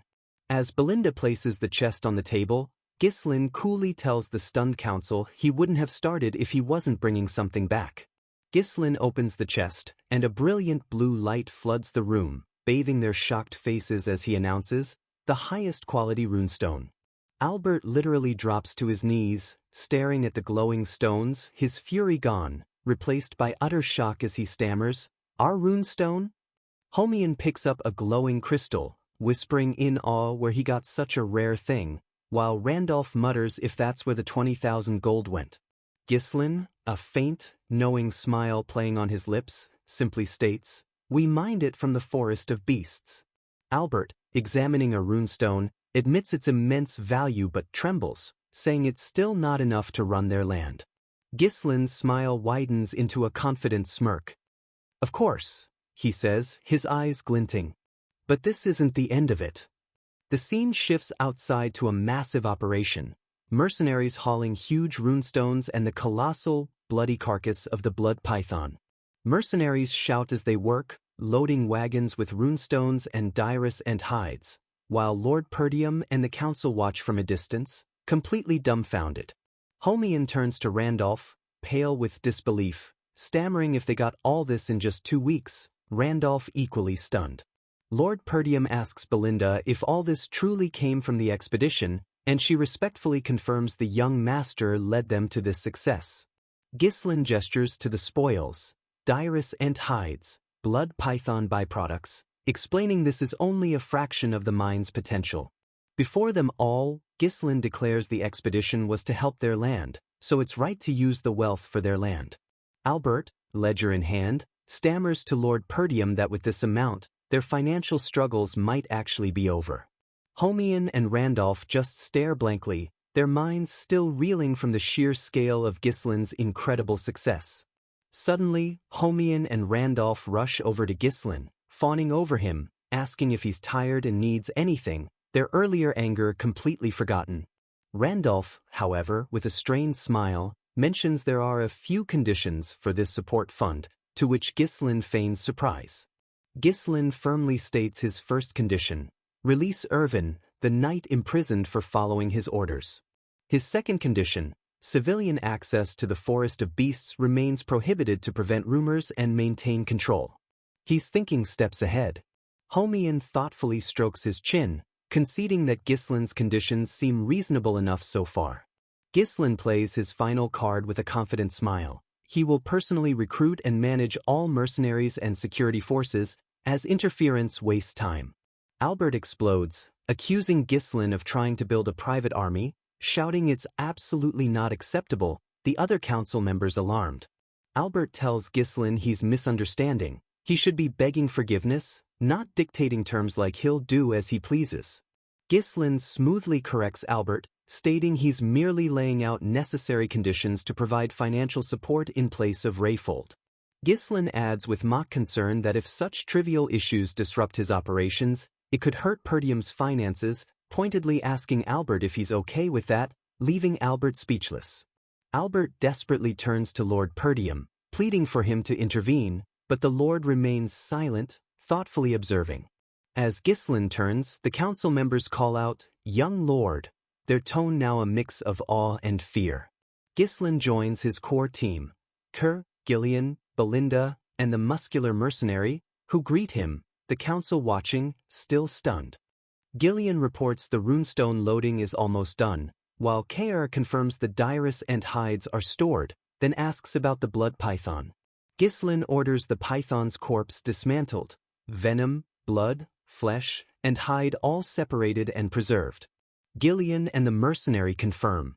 Lord Perdium calls Randolph, observing Ghislain's mercenaries and remarking on their formidable, overwhelming presence. Randolph agrees, admitting he has no idea how the young lord commands such individuals, as Ghislain interacts easily with Kerr and Gillian. Lord Perdium watches his son, a complex mix of surprise, pride, and perhaps apprehension on his face. Ghislain glances back knowingly as Lord Perdium muses that his son's force is like an elite unit. Lord Perdium approaches Ghislain, remarking with grudging respect on the effort it must have taken to gain such loyalty. Ghislain humbly credits his followers.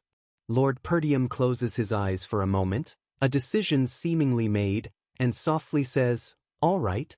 He turns to his stunned council, commanding them to return, leaving Albert and Randolph shocked and questioning. Lord Perdium walks past Ghislain, telling him he'll let this one slide, much to Ghislain's slight surprise. But Lord Perdium glances back with a sharp warning, "Defy his orders again, and there will be consequences." An acceptance for now.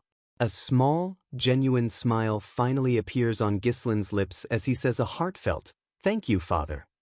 As Lord Perdium walks away, he declares Ghislain seems to possess the spirit of the Northern Wolf, the successor their land needs.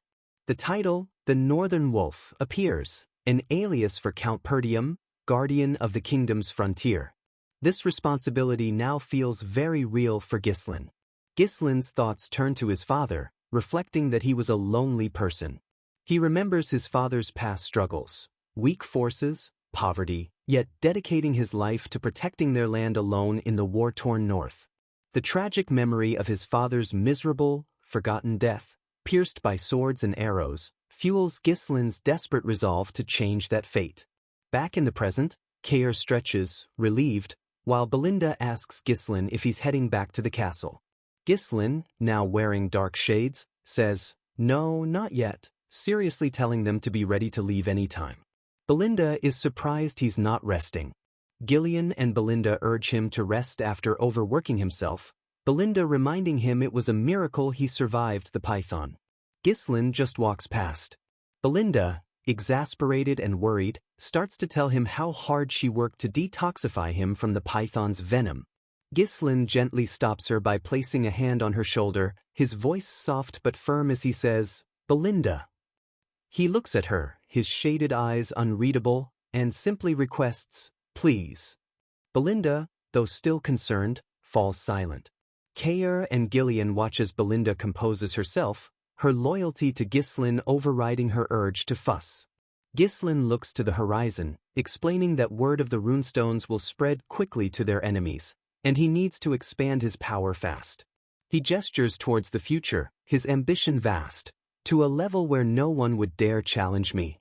Suddenly, Ghislain stumbles and collapses, the immense strain finally catching up to him as his loyal followers rush to his side in alarm. "Young Lord!" A white carrier pigeon flies into a dark, ominous room towards a faintly glowing window, the air heavy with secrets. We see a figure from behind, silhouetted in a grand chair, a place of power and hidden dealings. The pigeon, carrying a scroll, lands on an outstretched pale hand in the mystical, dangerous gloom. The shadowed figure takes the scroll, a single, sharp golden eye glinting as they unroll the message. The glowing red message is clear. Initiate a war with the Degard family and annihilate Perdium. Only then will the ducal house step in. A death sentence for Ghislain's home.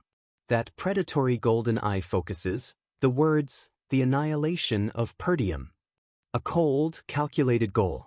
Count Desmond Harold stands before a table with other shadowed figures as they discuss Perdium becoming lordless, meaning the ducal house will appoint a new owner. Desmond turns, his profile sharp, calmly asking how many of their people are still inside Perdium. A retainer replies, 2 retainers and 1 knight remain, they're spies on the ground. Desmond orders retainers to the Degarde's territory, using the faked death of their young lord in Perdium as the perfect excuse to start a war. Desmond's golden eye glints ruthlessly. The cold-blooded plan is in motion. He makes a chilling announcement. Moreover, the supreme commander of this operation will be Victor. A name that clearly means trouble. The retainers gasp, shocked that Desmond's strongest card, Victor, is being played so soon, one grumbling about Frank's previous failure. A cautious retainer questions revealing Victor now and asks why the secret of Ducal House is directly intervening in Perdium. Desmond's simple, stark reason appears. Because of the forest of beasts. A retainer leans forward, understanding dawning. The forest of beasts? The true prize is now clear. Desmond clenches his fist, stating all decisions were made by Duke Delphine, ordering no questions asked.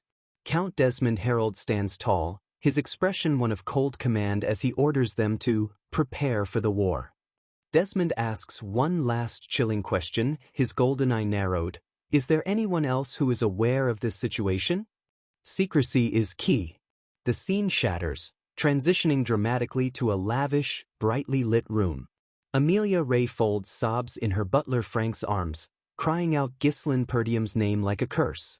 Frank holds her gently, his voice soothing as he tries to calm her trembling fury. Amelia clutches Frank, furious that Ghislaine secured a runestone mine with her 20,000 gold.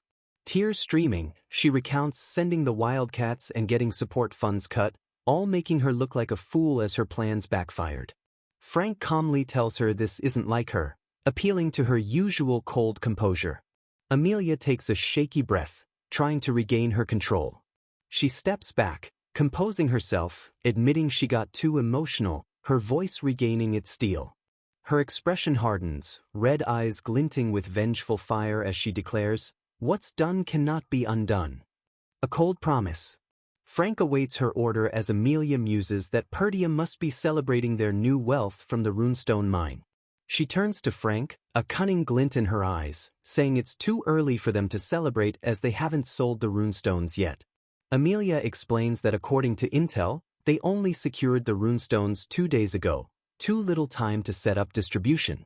Her red eye glows with malevolent intent as she declares, "We will exploit that weakness." It's obvious who they'd be selling to. Frank asks where she intends to act, and Amelia smirks, saying there's only one place in the north Ghislaine would sell to. The name appears, the finest magic tower of the north, dominated by the 7th Circle Archmage. The Crimson Magic Tower. A name that resonates with power. A towering, spired structure, bathed in purple and red light, pierces the night sky, the Crimson Magic Tower. Frank notes magic towers need runestones. Amelia orders her Wildcats to ambush the transport routes, not Ghislaine, but the laborers, using hit-and-run tactics to steal the runestones themselves, despite Frank's concern about the Flame Magic Tower. Amelia scoffs, saying the Flame Magic Tower is in decline and Ghislaine, obsessed with money, would choose Crimson for the better deal. Amelia's face is a mask of fierce determination, vowing, "This time, I will take everything from you." Ghislaine Perdium. His name echoes her target locked. The scene shifts back to a serene Castle Perdium, unaware of the gathering storms. Ghislaine gasps, eyes flying open in bed, a flashback hitting him, being swallowed whole by the monstrous blood python. He remembers the crushing darkness inside the beast as it began to digest him. He recalls the python's internal venom dissolving everything around him. Ghislaine remembers his third core burning the acid, but the toxic fumes created a lethal environment. His eye struggles to stay open against the immense pain. Most would die here. But Ghislaine was fiercely determined, thinking, "I have to endure it. Otherwise, it's all over." He knew this expedition was at stake. Everything he held dear, and even the future itself.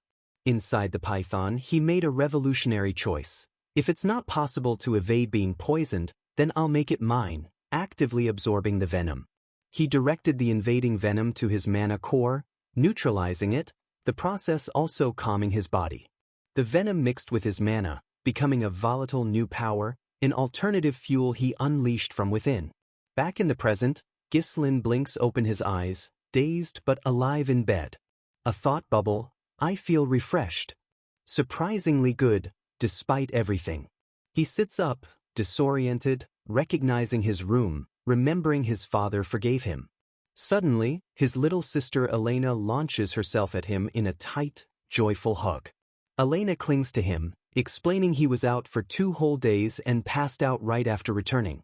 She pulls back slightly, eyes shining, and softly says, "Hi, brother," her relief immense. Ghislain looks at her, his expression softening as he says her name, Elena. Elena yelps, pushing him back down, worried he's overexerting himself already. She scrambles off, rushing to the door shouting, "Belinda, he's awake." Ghislain watches, still a bit dazed.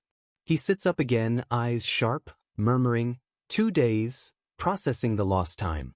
He reflects that despite minimal first aid and overexertion, his body is in surprisingly great condition, realizing 2 days shouldn't be enough to recover. He notices a change. My resilience has gotten much better. His fist clenches, glowing faintly. For some reason, my total mana has increased. A powerful blue aura surrounds him as he realizes his mana's property has changed, wondering if the blood python's energy mixed in, a method unknown in his past life. He stands, bandages discarded, body looking strong. It wasn't intentional, but risking my life was certainly worth it. He still needs to verify things. A confident smirk appears. But with this method, I could grow dozens of times faster. A potential game changer. He walks to his wardrobe, saying selling the runestones is priority as word must have spread, and starts to dress. Serious and focused, he thinks he needs to call the mercenaries, then calls out for Belinda as he approaches the door. The door creaks open, and a blue-booted foot steps inside. It's Lord Perdium, flanked by a smiling Elena and a concerned Belinda, a worried family checking in. Lord Perdium looks at Ghislain, a mix of sternness and relief, stating, "You're awake." Ghislain is clearly surprised, stammering, "A father?" not expecting the visit. Lord Perdium asks if he's alright, hearing he was poisoned, and Ghislain confirms he is. Lord Perdium sighs in relief, a faint smile on his lips. The tension between them has eased. Belinda rushes to Ghislain's side, relieved he's okay after suddenly passing out, and he reassures her. Lord Perdium seriously calls Ghislain's name, capturing his attention. Lord Perdium looks at Ghislain intently, asking if he has time to talk for a moment. Lord Perdium's gaze is unwavering as he gravely states, "I have a request for you." Ghislain meets his father's gaze, his own expression serious. Lord Perdium leads Ghislain into a vast, stone training hall, their footsteps echoing in the silent chamber. Ghislain muses, "Training facility with father? This is the first time I ever had one-on-one time with him. A significant moment." He glances at his father, thinking, "I avoided him at all costs in my previous life because I was scared that he'd yell at me."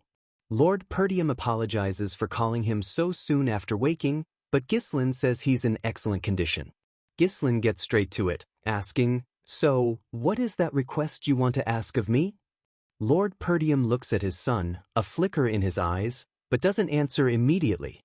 Close-ups on their eyes, the silence stretching, filled with unspoken history as Ghislain waits. Ghislain remembers his mother's words from childhood, wondering if this is what she meant.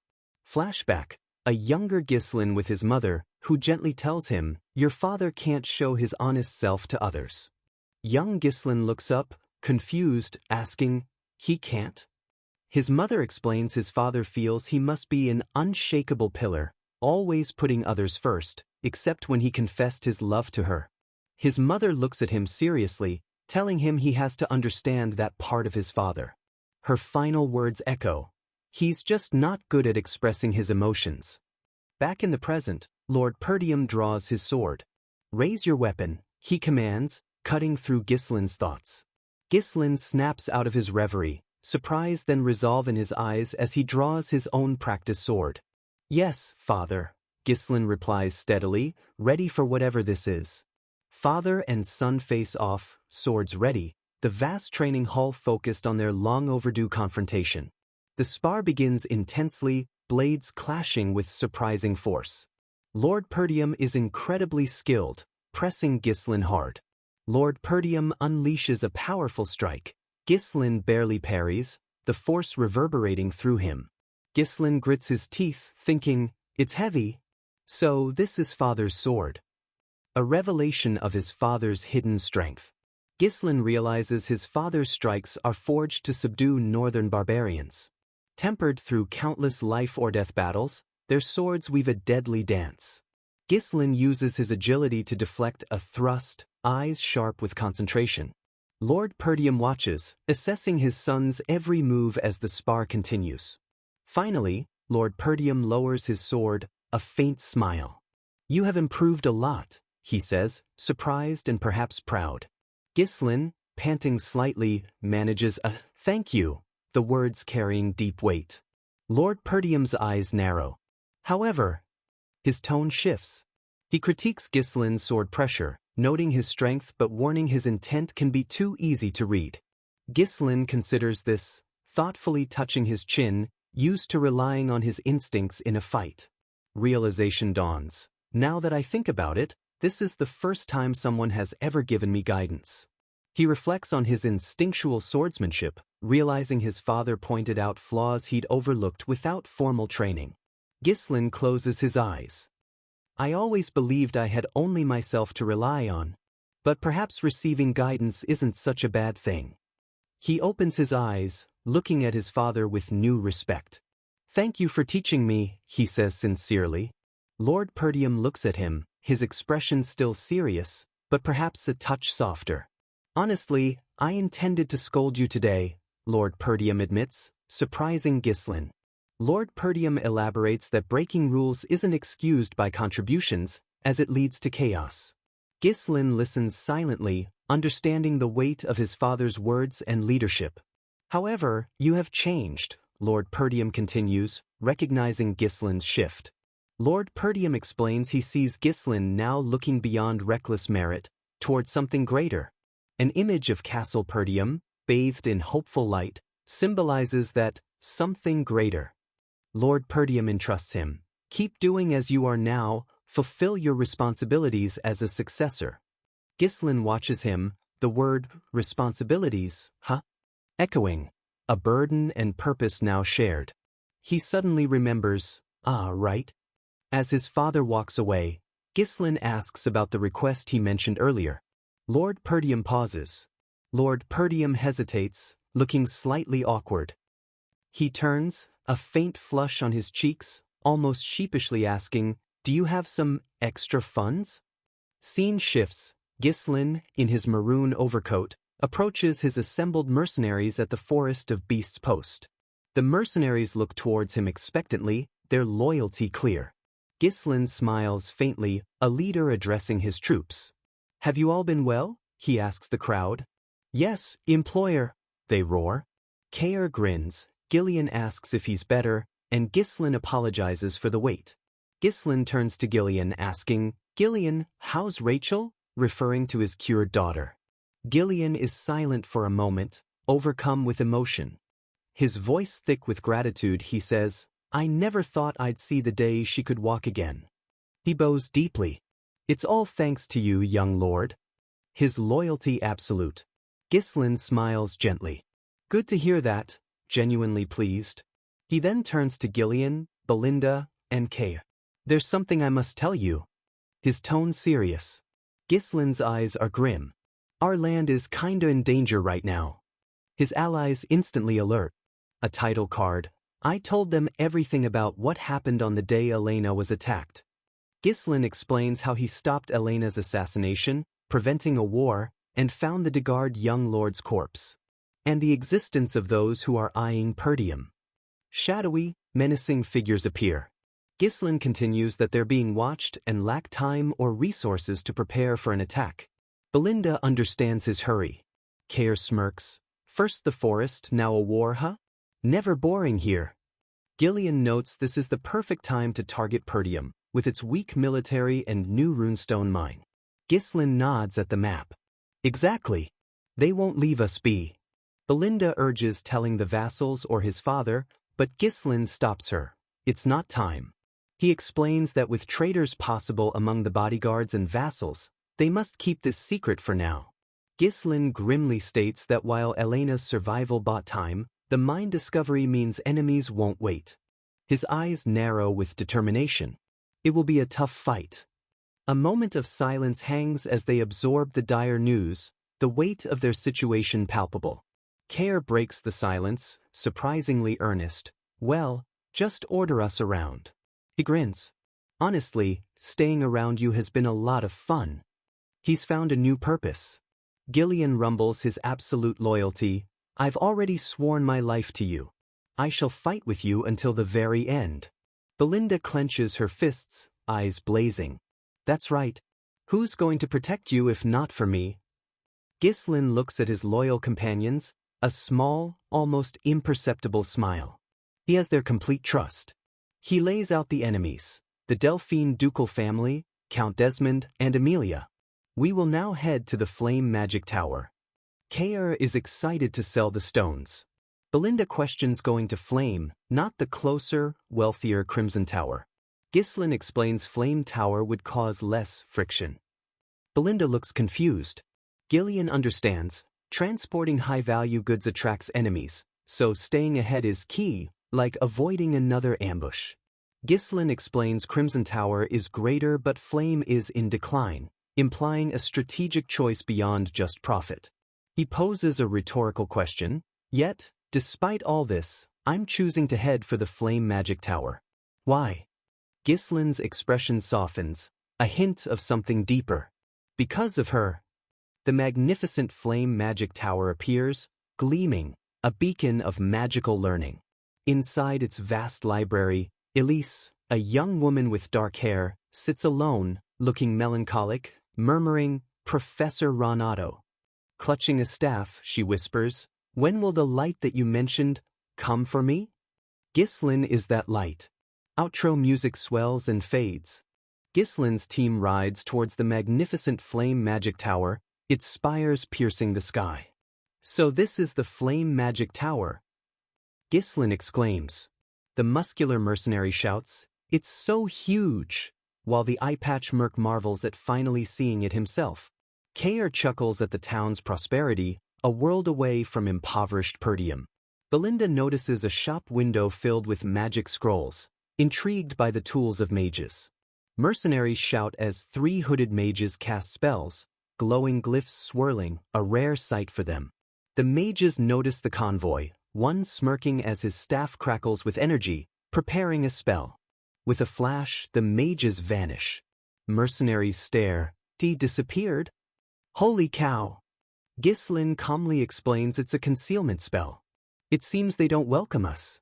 Kaer scolds his men for gawking. Belinda remarks a magic tower is still amazing, while Gillian notes Bryant's wealth. Ghislain glances back cryptically. On the surface, yes, hinting at hidden problems.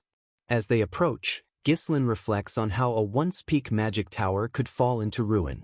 At the main gate, Ghislain announces, we're here. Kaer marvels at the tower's immense size. Belinda wonders where the gatekeepers are, spotting discarded armor near the gate. Back off, a voice shouts. 2 spectral, glowing suits of armor materialize and charge them. One glowing construct, made of blue energy, raises its massive halberd, ready to strike. The 2 constructs cross halberds, barring the entrance with a flare of magical energy. Mages on the ramparts disdainfully demand their identity, controlling the armor like puppets. Their arrogance is clear.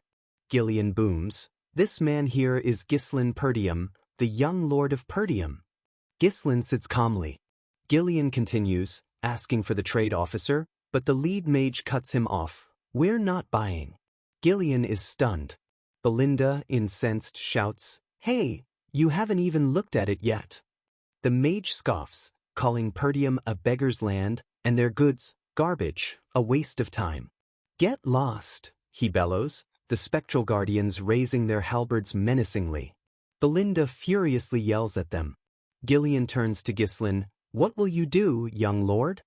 Ghislain is silent, his expression unreadable as he considers his next move.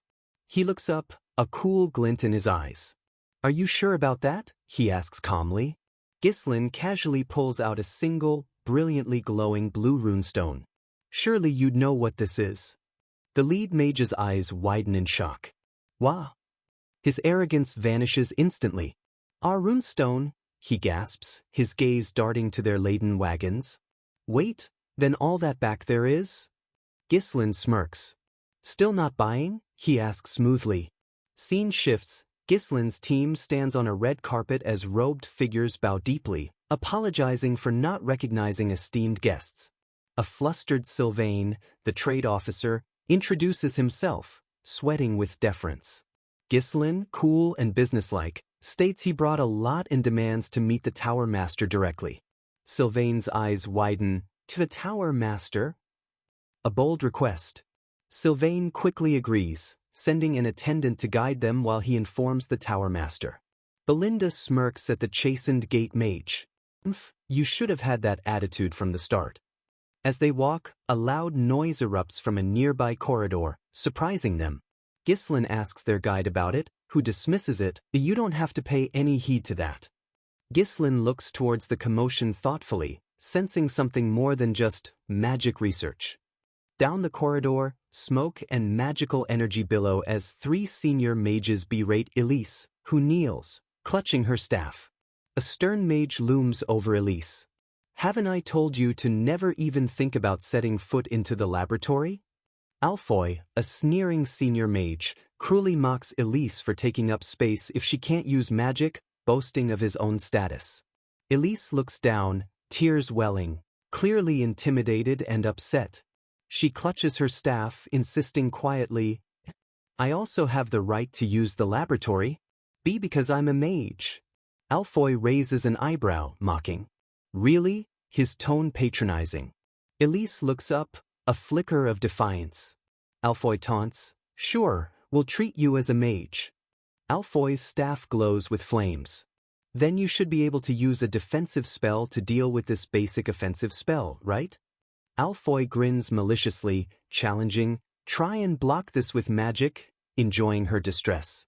Elisa's eyes widen in fear as she sees the spell forming, her panic clear. Alfoy unleashes, first circle magic, fire sling. Fireballs shoot towards the defenseless Elise. Elise cries out, "De-defense?" "Hey," trying to shield herself, clearly outmatched. Just as the fireballs hit, a silver blur, Ghislain's sword cuts cleanly through the magic, dissipating the flames. Alfoy and his cronies stare in utter shock, mouths agape, at someone nullifying a spell with a sword.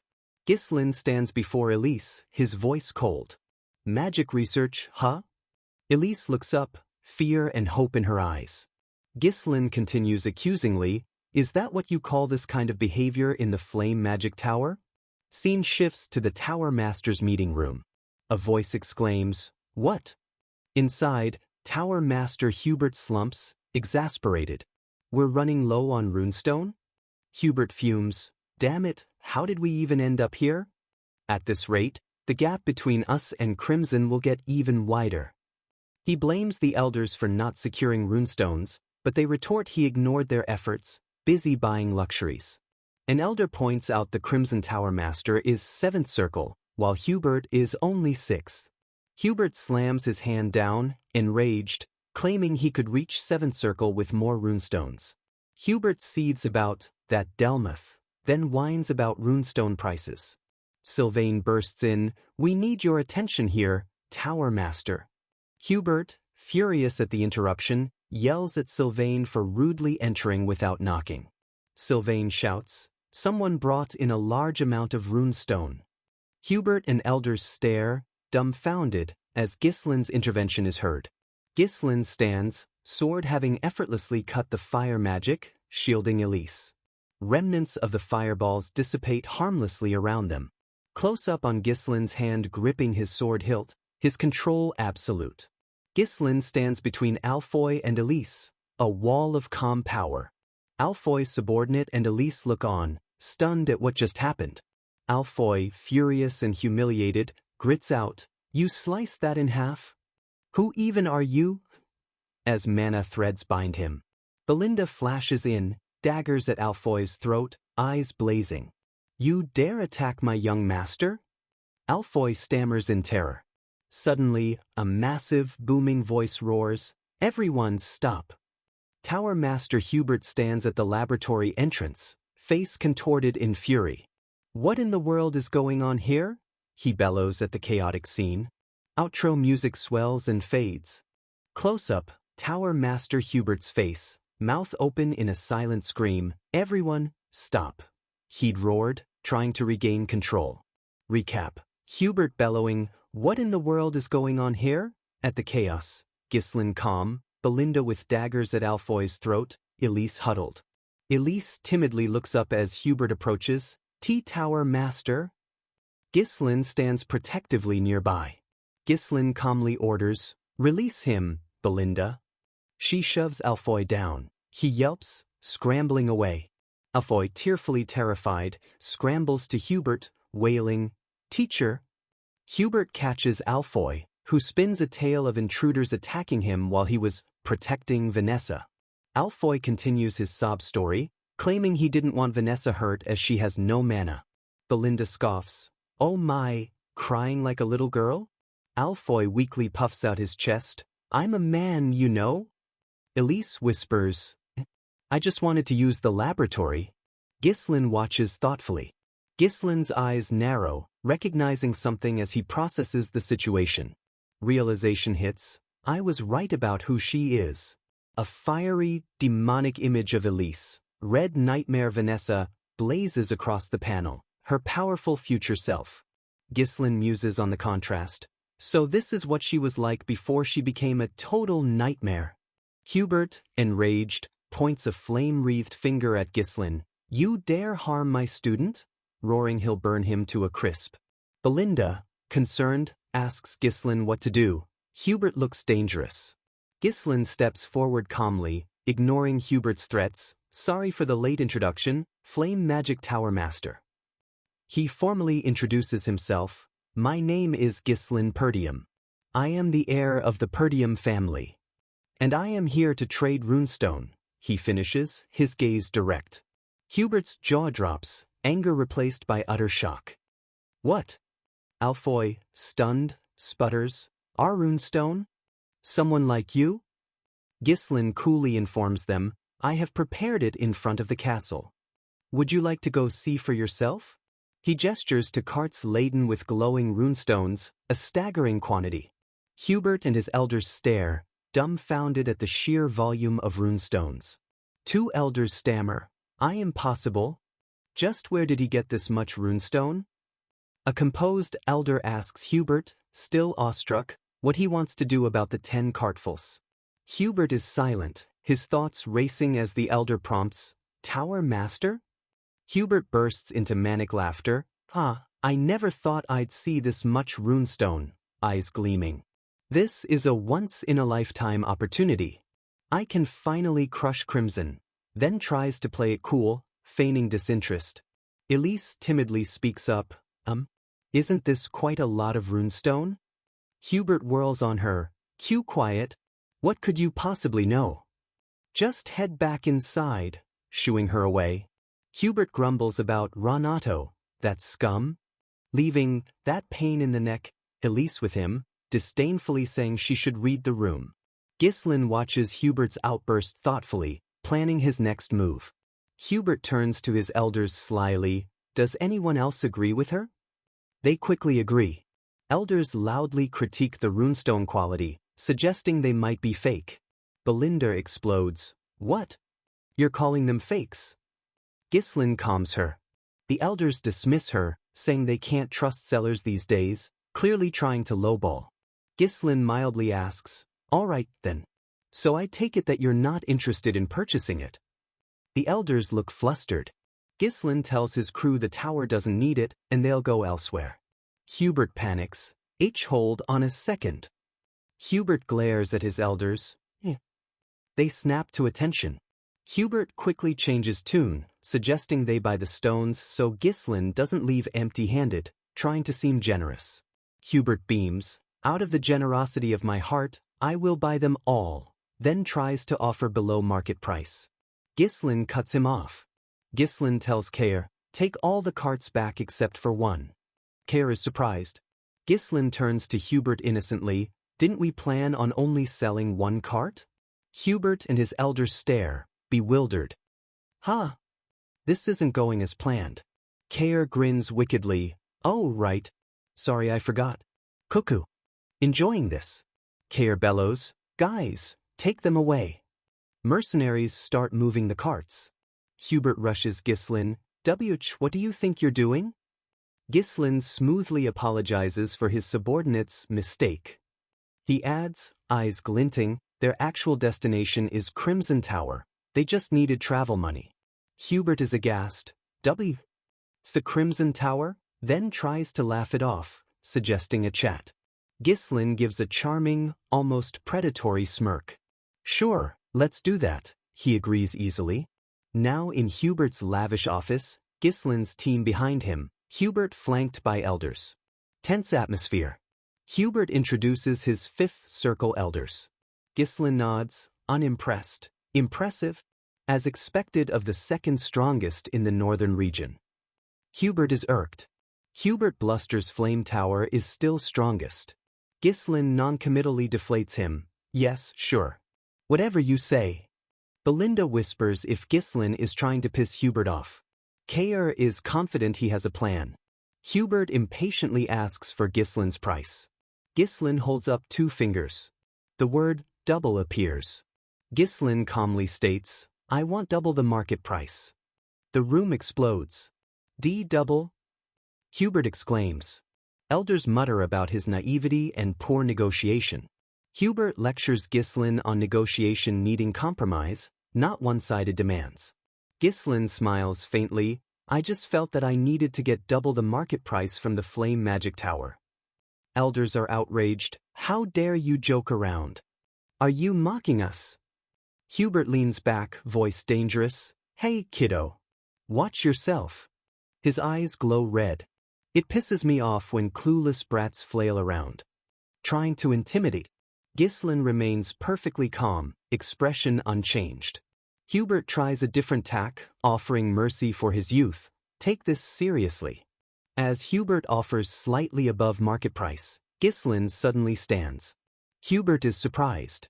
Ghislain coolly states he doesn't think Hubert wants to buy, and will go to Crimson Tower. Hubert screams, stop. Hubert, flustered, tries to placate him, suggesting a longer chat. Ghislain turns back, a knowing smile. Ah, is that so? Gillian, Belinda, and Kair stand silently behind Ghislain, a subtle show of strength. Hubert, forcing a smile, very well, we will take it for double the market price. How's that? Ghislain smoothly replies, very well, I will sell it at double the market price. Hubert sighs in relief. Ghislain adds, eyes glinting, only one cart, that is. Hubert and his elders stare. What? You need to sell us everything you brought. Hubert is apoplectic. Ghislain casually notes Crimson Tower might offer triple. Goodbye. Hubert, utterly desperate, lunges. We'll buy it all at triple the price, screaming, completely caving. Ghislain stops, a subtle, satisfied smile. He turns back, sits, perfectly at ease. Now we're talking. As expected of the greatest magic tower in the northern region. Hubert, relieved but flustered, rushes off for the money, his elders disbelieving. Hubert storms, humiliated by this country bumpkin, vowing revenge if Ghislain acts up again. Ghislain cuts in, hold on a minute. Ghislain, still seated, looks at Hubert. I haven't finished telling you all my conditions. Hubert whirls, enraged and frustrated. What is it this time? He bellows. Ghislain's next words hang, simple yet profound. I want you. He looks directly at Hubert, eyes sharp. To give Vanessa to me. The final, shocking demand, leaving Hubert speechless. Outro music swells and fades. Already covered in previous narration. Tower Master Hubert stares, jaw agape. Why you want Vanessa? He stammers, barely a whisper. Ghislain confirms calmly, yes, Tower Master. I would like to have that child as my exclusive mage. His tone, final. Flashback, sizzling meat over a crackling campfire under a starry sky. Ghislain and Claude around the fire. Claude notes the meat's burning. Ghislain jests about his missing arm from a past life. Claude asks thoughtfully, by the way, Captain, have you heard about Vanessa the Red Nightmare? Ghislain turns, eyes sharp. Red Nightmare? He repeats, feigning ignorance, a scar on his cheek hinting at his past. Claude leans in. It's about the mage who burned down the entire northern region of Lithuania. She's reached the 7th circle. An image of a fiery woman forms. Ghislain sips. The 7th circle and Red Nightmare? Huh? Pretty flashy name. So, what about her? Claude gestures. She's gone completely mad. A mage, but she learned a mana cultivation technique.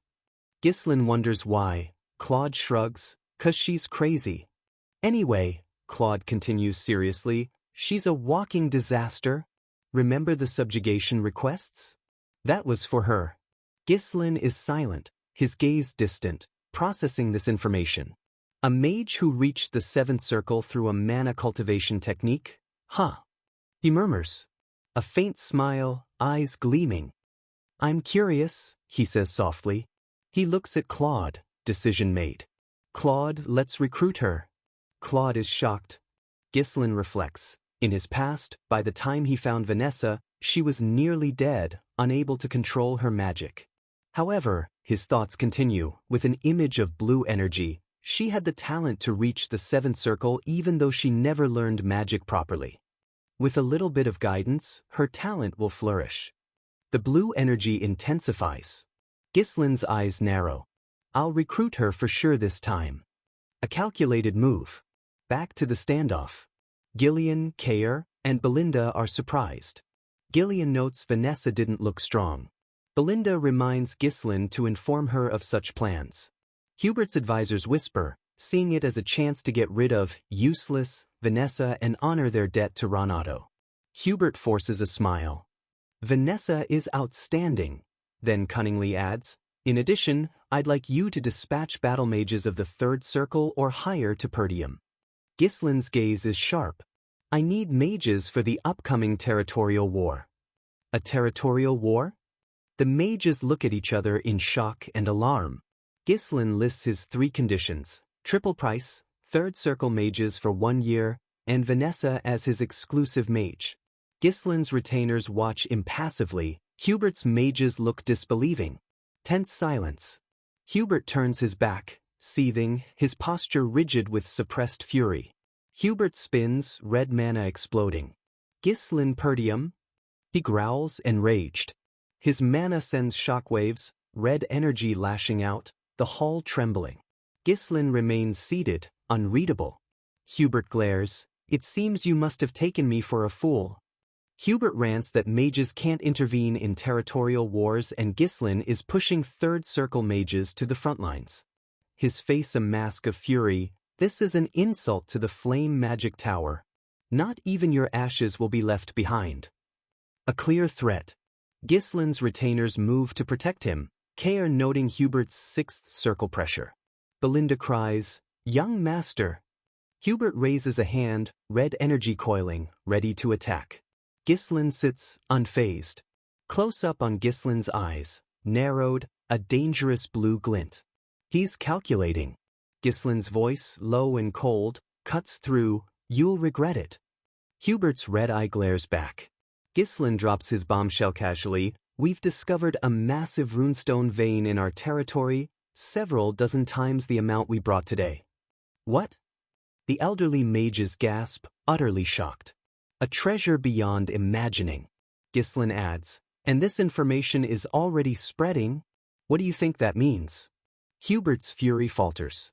Ghislain smiles faintly. You're quick to understand. The trap is set. Ghislain explains Perdium needs help to gain strength. If you help us, we promise to supply runestone exclusively to the Flame Magic Tower. Hubert's ear twitches. We'll have a monopoly on runestone? The implications are staggering. A beat of silence as the thought solidifies.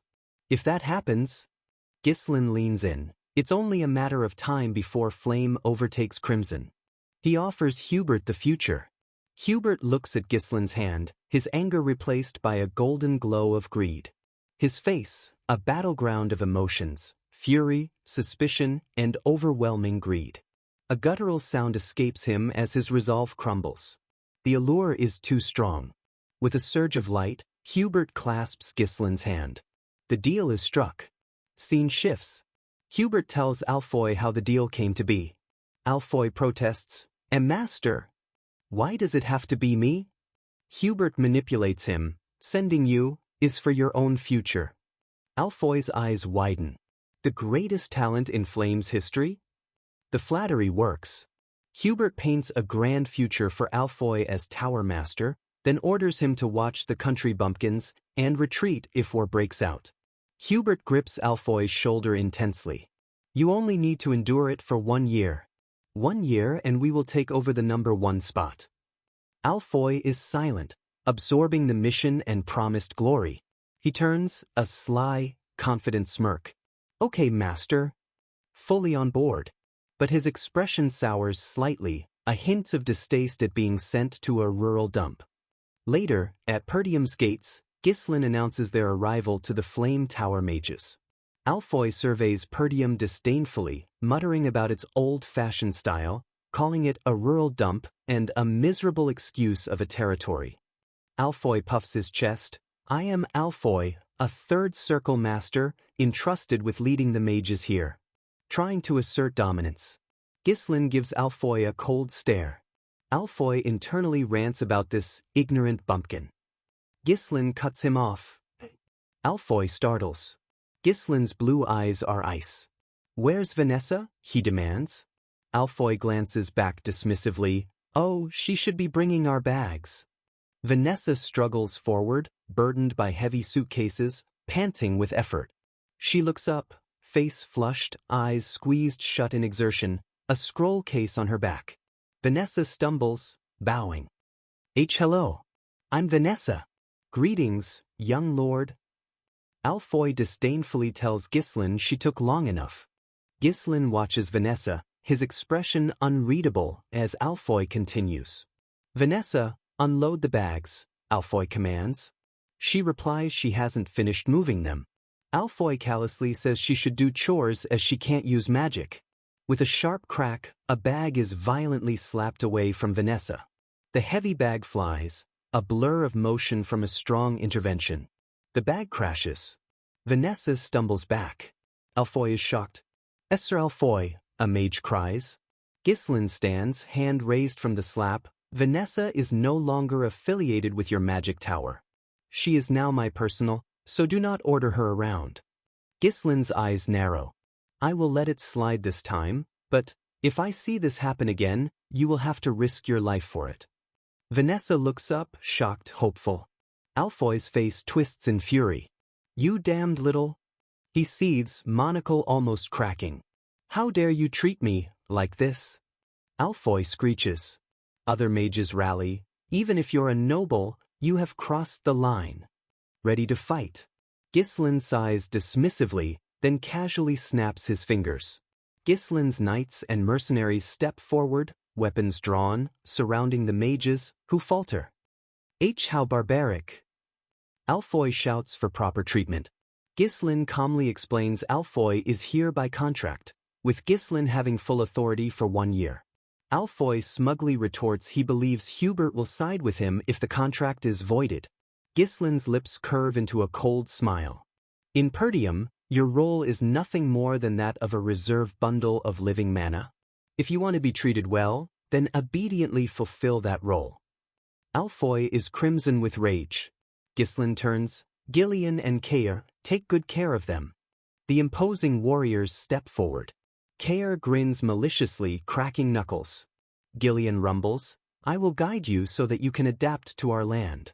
The threat is clear. Alfoy's face is a picture of terror and humiliation. "Why, miserable human beings," he chokes, pride shattered. A soft gasp. Vanessa watches, wide-eyed, expression unreadable. Ghislain turns to her. Vanessa. She looks up, startled. Weiss, young lord. Do not take orders from anyone other than me, Ghislain states clearly, firmly but not unkindly. He looks directly at her. Because you are my exclusive mage. Vanessa stares, wide-eyed with disbelief and dawning emotion, cheeks flushed. Her expression shifts to downcast, uncertain, the weight of her inadequacy returning. But I. She begins, like Alfoy said, I can't use any magic. So being your exclusive mage is. A small, confident smile from Ghislain. Follow me. He extends his hand, an open invitation, eyes gentle but certain. I'll help you use magic. For Vanessa, a lifeline, a spark of hope. Already covered in previous narration. Vanessa looks down, sweat trickling, eyes shadowed with uncertainty and a lifetime of disappointment, her teacher's scroll case heavy on her back. Ghislain stops. Vanessa. She startles. Weiss, young lord, unused to such direct, helpful attention. He asks, how far did you get in your magic studies? She replies hesitantly, you up to the 5 to circle? Just the theory though. Ghislain's eyes narrow slightly, a ghost of a smile. 5th circle. Excellent, genuinely impressed by her intellect. Vanessa looks up, surprised. Excellent. No one ever praised her efforts before, only dismissed them. She quickly looks away, shoulders slumping. But it's all useless, because I can't use magic? Familiar despair washes over her. Ghislain watches thoughtfully. Is there a particular reason why you can't? He inquires gently. Vanessa turns her back. Because I've never been able to feel mana since childhood, her voice hollow. Flashback, young Vanessa surrounded by books. Still, I believed I could use magic someday if I worked hard enough. But the more I study, the more I realize that day would never come. Her hand clutches her dress. And now, my teacher who guided me passed away. The one who believed in her, gone. She looks down, resigned. Perhaps that's why I've been kicked out. The painful admission of failure. Ghislain listens, his blue eyes steady, her pain solidifying his resolve. 5th circle, Ghislain states, blue energy swirling around Vanessa. That is a strength on par with the average elder of the magic tower. Ghislain knows magic isn't just memorization, it needs insight, understanding, and will. He sees her arduous journey. Vanessa may understand it in her head, but her body isn't keeping up. He recognizes her grueling effort. His gaze softens. Your efforts weren't in vain, Vanessa. The path is simply different. Flashback. Claude's words about the mage who burned down the northern region. Claude continued, apparently, that woman reached the 7th circle. She's a mage, but she learned a mana cultivation technique. The key Ghislain sought. And Claude's dismissive, smirking conclusion, 'cause she's crazy. Ghislain knew it was a different path. A subtle smile from Ghislain. He knows what to do. He stands confidently. From now on, I'll teach you a mana cultivation technique. His unconventional solution. Vanessa turns, eyes wide with surprise and confusion. Mana cultivation for a mage? But I am a mage. Why would I learn mana cultivation technique? Ghislain explains, because both circles and mana cultivation techniques are based on controlling mana. He looks at her intently. You've never tried it before, have you? Vanessa gasps, a dawning, terrifying realization. She recoils, trembling. This is crazy. If things go south, I could become magically crippled. But Ghislain's firm voice cuts in, Vanessa. He stands, hand outstretched, an unwavering beacon. Let's try it. Simple words, profound opportunity. His blue eyes gleam, reflecting his absolute belief in her. A small, almost imperceptible smile. He's guiding her to a destiny she never knew.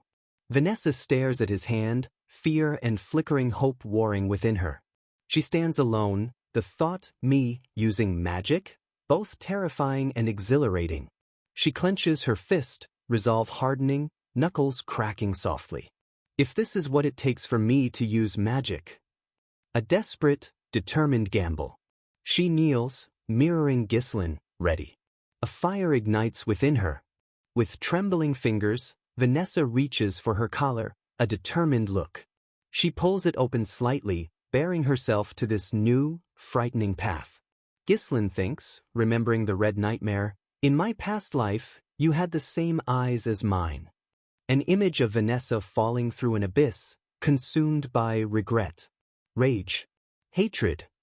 The place you fell to after endlessly yearning for magic was an endless abyss. Her unfulfilled desire led to ruin. Red nightmare, hair like black fire, marked by raw magic. You mastered a mana cultivation technique, only to become a disaster, burning everything to ash. Ghislaine focuses on present Vanessa. But this time I'm here. Blue mana gathers. To prevent you from falling, I'll reach out my hand. Ghislaine's potent blue mana flows into Vanessa. She gasps. It's hot. Body trembling. Close your mouth. You're twisting your mana road. Ghislaine commands. Vanessa's eyes wide with pain. Ghislaine's blue eye glows. What just entered your body is my mana. Do not let go of this sensation. Feel the flow of mana as much as possible, circulating through every corner, along the edges, and converging in the center. The mana swirls, seeking a focal point. A brilliant blue flash erupts, illuminating the hall. Vanessa's eye glows, a new awareness dawning. Memory, younger Vanessa, Hubert's cold voice. You're saying you'll cut off support? Renato defending her. Renato insists, Vanessa has talent. Without that child, would we have the pattern of mana particles? Hubert dismissively picks his ear. I mean what? I admit it. But it's a little iffy. No matter how smart she is, if she can't cast any magic, can you really call her a mage? Hubert's cutting words. Renato protests. Hubert interrupts. What more are we going to get out of that girl? Vanessa, an outcast. Present, Vanessa's eyes closed, replaying painful memories. My younger self. Remembering apologizing, I'm sorry, Teacher Renato. Little Vanessa tearfully looking up. If only I were more talented, you wouldn't have to leave. Blaming herself. Renato places a comforting hand. I'm not leaving. I'm only going on a journey to find a method for you to use magic. He encourages her, lift your head high and look at the sky. Unwavering faith. His voice echoes a promise. There is no place in this world where darkness lasts forever, my dear. I promise you. An outstretched hand, bathed in golden light, Renato's promise. One day, light will come to find you. In her mind, that light is Ghislaine. Ghislaine, bathed in a golden aura, hand offered, a beacon of hope. Vanessa looks up, not at Ghislaine, but at the memory, the prophecy, the realization. Her hand reaches for that prophesied light. You were right, she whispers, tears streaming. Ghislaine's blue mana surges, cleansing, awakening. Light did come, even for me. Darkness recedes. Abrupt shift, night, rowdy seaside tavern. Care in a brawl. That crazy bastard beat up 4 people already. Soldier charges Care. Stop being ridiculous. Care dodges, counters brutally. Another attacks from behind. Care grins, ready. Care swiftly dispatches another, who crashes hard. Care stands amidst wreckage, dusting hands. I ain't even warmed up yet. Cerberus mercenaries cheer. Boss, you really are the best. Care asks, how dare these worms interfere with our party? No one around here can stop us, he declares, reveling in the chaos. He grabs ale, ready for more. Gillian and Care's management is direct. Transition, quiet, starry night sky, pale moon. Lone, rustic cabin, faint light glowing within. Peaceful, isolated. By a river, Victor, Desmond's commander, fishes, enjoying tranquility. Subordinate approaches. Is your training going well? Victor asks, not turning. Victor glances over. What do you have to say? Voice calm, authoritative. Subordinate delivers message. Count Desmond has issued a mobilization order. Victor's name spoken, a summons. He cradles something small and furry. Silent moment, processing. Peace about to shatter. He reaches for his winged helmet, gaze hardening. Relaxation over. Dons helmet, fastens armor. Transformation complete, warrior ready. Let's go, he commands, resolute.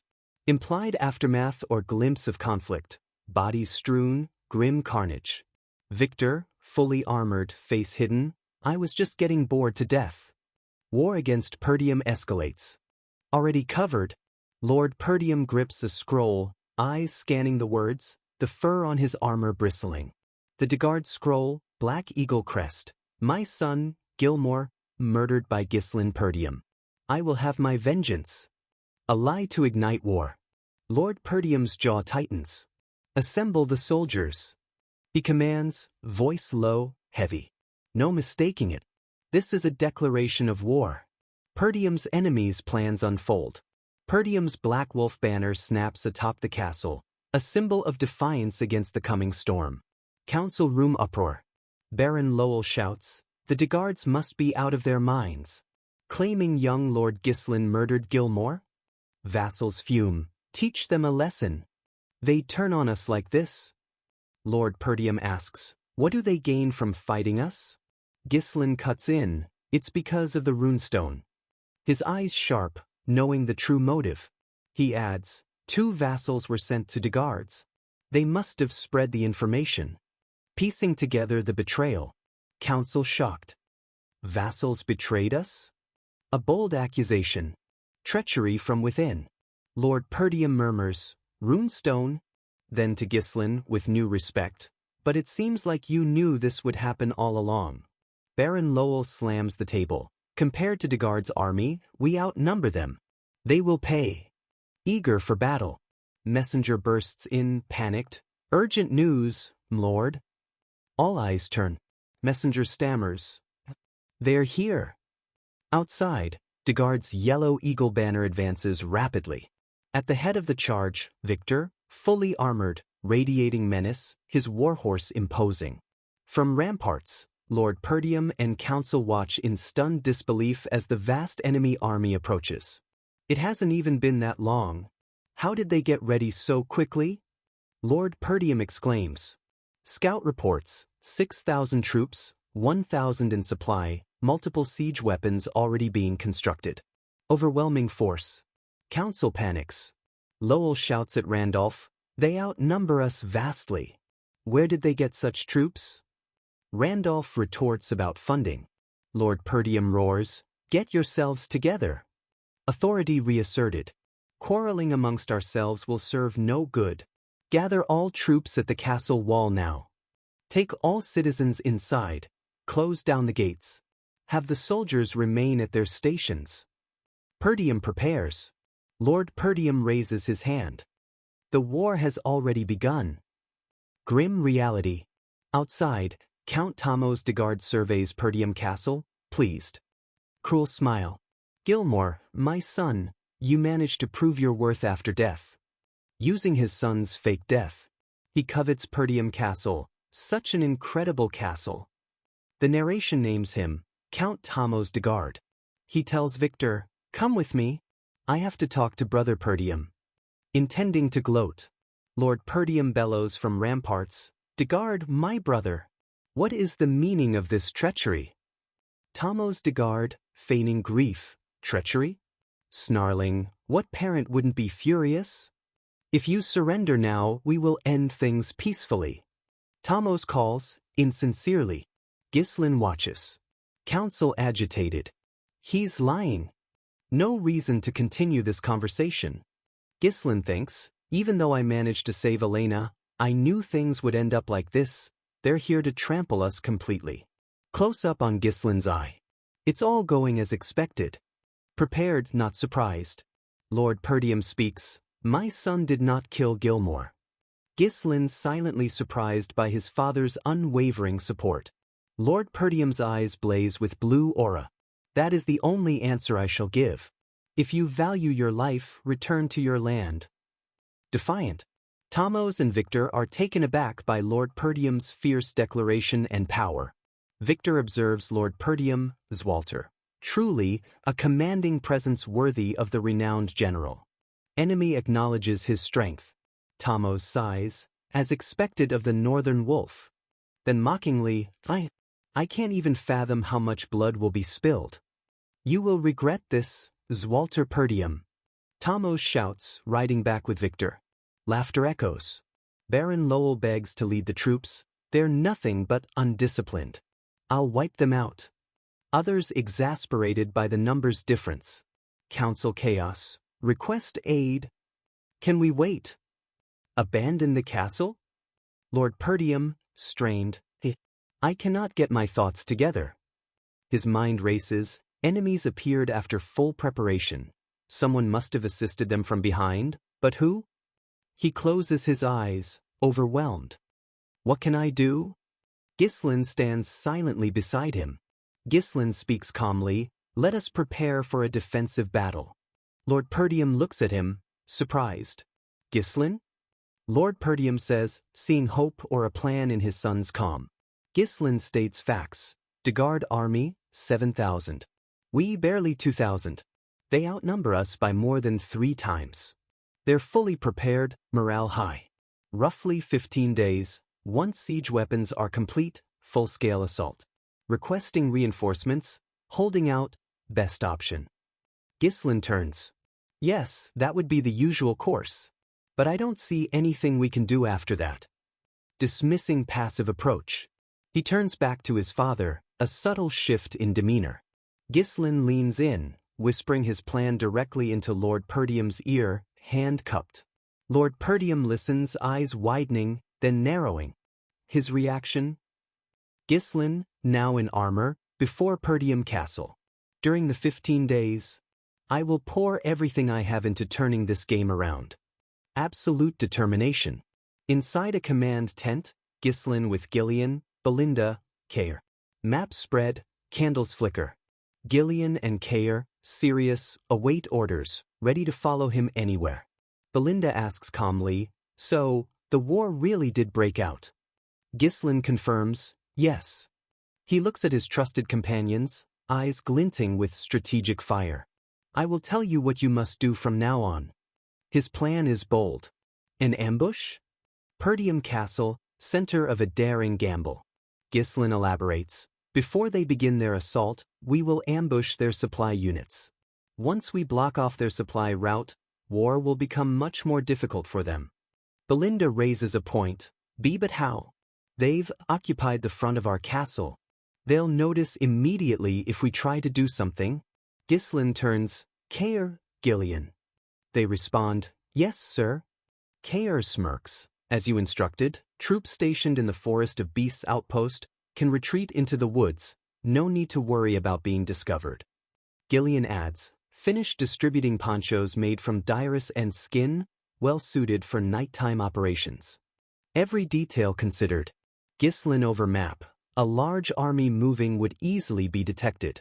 But if it's an elite unit in camouflage, spotting an ambush won't be so easy. Belinda points out the remaining issue. We don't know the location of the supply unit. Ghislain looks at Belinda intently. Belinda, I need you to find out where they are. Belinda's eyes widen slightly. A dangerous solo mission into enemy territory. Her resolve instant. Understood. Ghislain nods. A dangerous role. But I'm sure Belinda will handle it easily. Absolute faith.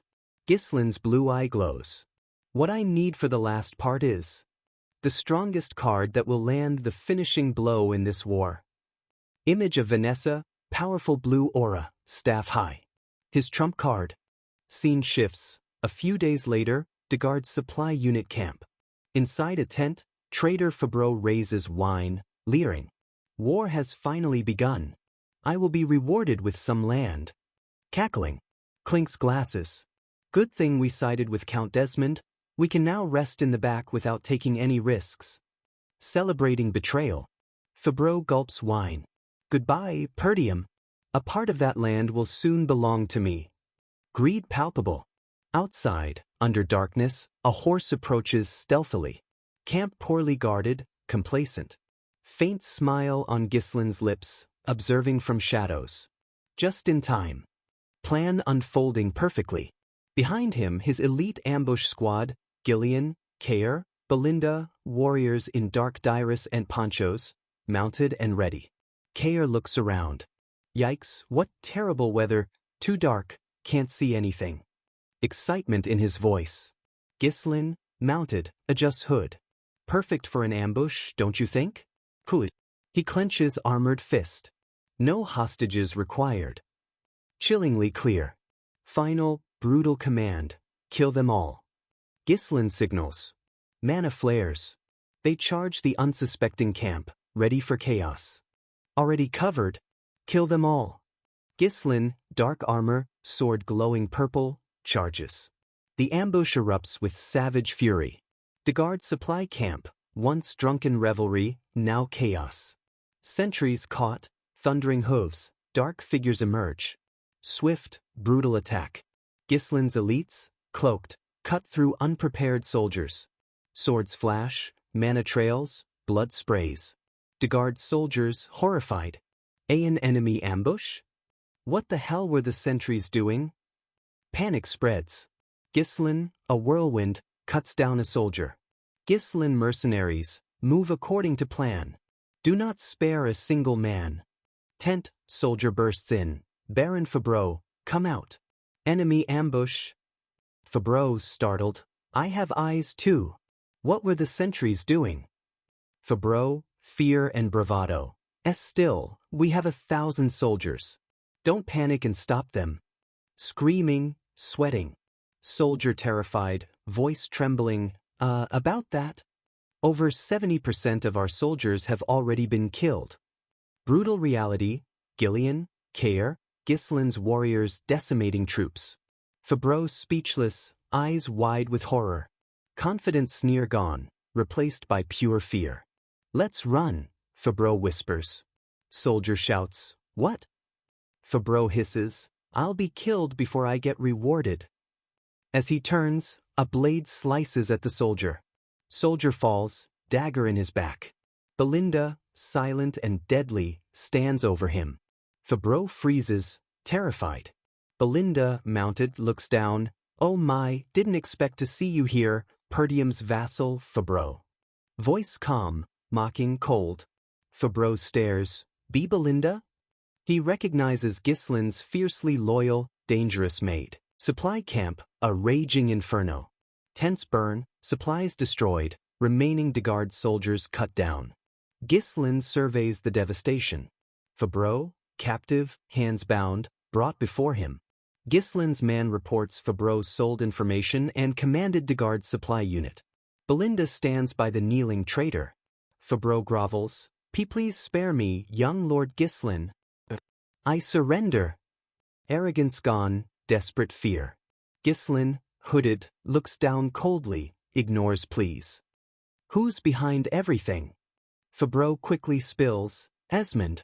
It was the Desmond family. I was threatened, so I couldn't help it. Pathetic excuse. Ghislain's eyes narrow. Desmond Image of Count Desmond. As expected, he supported Deguard. Puzzle pieces fit. Fabreau bargains. Count Deguard will pay generously for me, a profitable deal. Offering himself as hostage. Ghislain dismounts. Raise your head. Fabreau looks up, hopeful. Why, young lord? Thank you for giving me another chance.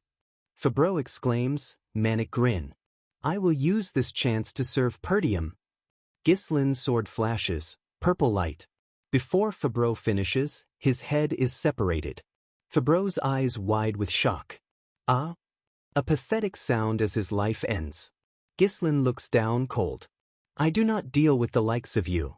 His blue eye glows chillingly. Those who attack Perdium will face nothing but death.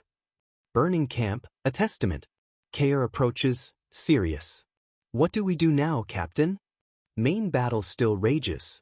Ghislain looks to distant Perdium. We will head straight to the castle. They must have started their attack, attention focused on the castle. We will use that, attacking them from the rear to confuse them. Deguard soldiers unaware of the new threat. Ghislain and squad ride hard. Kair and Belinda support left wall. Ahead to right. Gillian. I'm entrusting you with their main forces. Surprise attack, sure, but you'll be fighting thousands with few men. He meets Gillian's eyes. Think you can handle it? A monumental task. Gillian's eyes blaze. No problem. If it's your command, young lord. Absolute faith. Slight, confident smile from Ghislain. He trusts Gillian. Kair smirks. He's giving the old man the most fun part. Belinda asks about the castle gate. Ghislain looks ahead. Leave the castle gate be. Focus on breaking the siege. Kair, Gillian, Belinda exchange looks. Risky plan, but they trust him. Ghislain, a small, predatory smile. A hunter closing in. This war will be the starting point that will change the history of Perdium. Conviction. Perdium Castle against a smoke-filled sky. Back at Perdium Castle, Lord Perdium roars, all soldiers, prepare for enemy attack. Siege in full swing. Arrows, trebuchet stones rain down. Fire. Do not let them get close. Desperate battle. De Garde soldiers swarm walls. They're climbing. Too many. Lord Perdium commands, close combat. We must not let them form. Count Tamos laughs maniacally below. Tamos bellows, so satisfying. This war's already over. Catapults, second strike. Let's take over that castle. Victor watches silently. Victor thinks, so, this marks the end of the Northern Wolf, huh? Recalls Spar. I was expecting something more. Lord Perdium, overwhelmed by numbers. Fierce battle. Baron Lowell, panicked. Brother, the castle gate. They'll break it down any minute. What should we do? Lord Perdium's face grim, etched with strain. He repeats Ghislain's insane instruction, leave the castle gate be. We will only be protecting the wall, Lord Perdium declares. Lowell aghast. Lord Perdium to Scoven, what happened to backup? Scoven. All territories refused. Zimbar also refused, messengers to Logis missing. Lowell furious, how can this be? Those ungrateful bastards. Lowell curses. Perdium stands alone. De Garde's siege towers loom closer, casting ominous shadows. Soldier rushes to Victor, panicked. This is bad, my lord. Victor turns. Soldier stammers. It seems our supply units have been compromised. Tamos shocked. Soldier continues. Soldier sent for supply request hasn't returned. Tamos refuses to believe. Do not jump to conclusions. He rants, how could those Perdium fools know where our supply unit is and attack them? Victor observes. Then, smoke rises in the distance. That's where the supply unit was located. Devastating truth hits. Victor thinks, so, Perdium still had someone who could boldly use their brain, huh? Recognizing a keen strategist. A glint of respect or anticipation. Interesting, he murmurs. Count Tamos panics. Victor, what should we do now? If we don't have our supplies. Victor raises a hand, silencing the Count with a single, authoritative gesture. We need no supplies, Victor declares, calm, chillingly confident. We'll simply take over that castle by today. Count Tamos stares, dumbfounded. Be by today? Victor's audacity leaves him speechless. Victor gazes at Perdium Castle, shrouded in smoke and chaos. Absolute resolve. His great sword, massive, gleaming, is drawn. Rain begins, or dust and debris. Victor observes, assault on left and right walls, still hasn't broken through. Must be Perdium's elite, including the Northern Wolf. Meanwhile, the castle gate. Seemingly undefended, a tempting target. I see, Victor murmurs, a plan forming, or understanding the strange tactic. He raises his colossal greatsword, glowing with intense blue light, pulsing with power. All forces, advance, Victor commands. De Garde army surges. Today, we shall break down their castle gate. His glowing sword points to Perdium's heart. Already covered, his eye narrows. Adon. Adon, another armored knight, approaches, ready and obedient. Adon holds a massive, ornate polearm, a weapon of brutal power. Victor, great sword glowing, addresses his subordinate. their presence intimidating. I shall now personally break through the castle gate, Victor declares, absolute confidence. So, you stay and protect this place, Victor commands Adon, entrusting the field to him. Castle walls, battle rages. Perdium's soldiers desperate. Lord Perdium fights, but numbers overwhelming. My lord, over there, siege towers. Lord Perdium exclaims, alarmed. Massive structures advance. Baron Lowell curses, damn, how did they figure out the height? We won't last. Lord Perdium bellows, catapults ready yet? Soldier, just finished. Fire. Stop the towers. Stone launches. The guard soldiers shout, they're firing? When did they finish catapults? It's going to land. Brilliant blue energy beam intercepts, shatters the projectile midair. Perdium defenders stare. The shot was intercepted? Lord Perdium stunned. Precise, powerful magic. Who did that? Lord Perdium wonders. Lone, cloaked figure on horseback moves forward. Lord Perdium's eyes narrow, recognition or dread. Was it him? It's Victor. Skilled magic user, or commands powerful mages. Victor, voice amplified, there's no point in resisting, Perdium. Your demise is predestined. Chilling doom. He raises his sword. Siege ram charge. Massive battering ram thunders towards the undefended main gate. Charge towards the castle gate. Perdium soldiers watch in horror. My lord!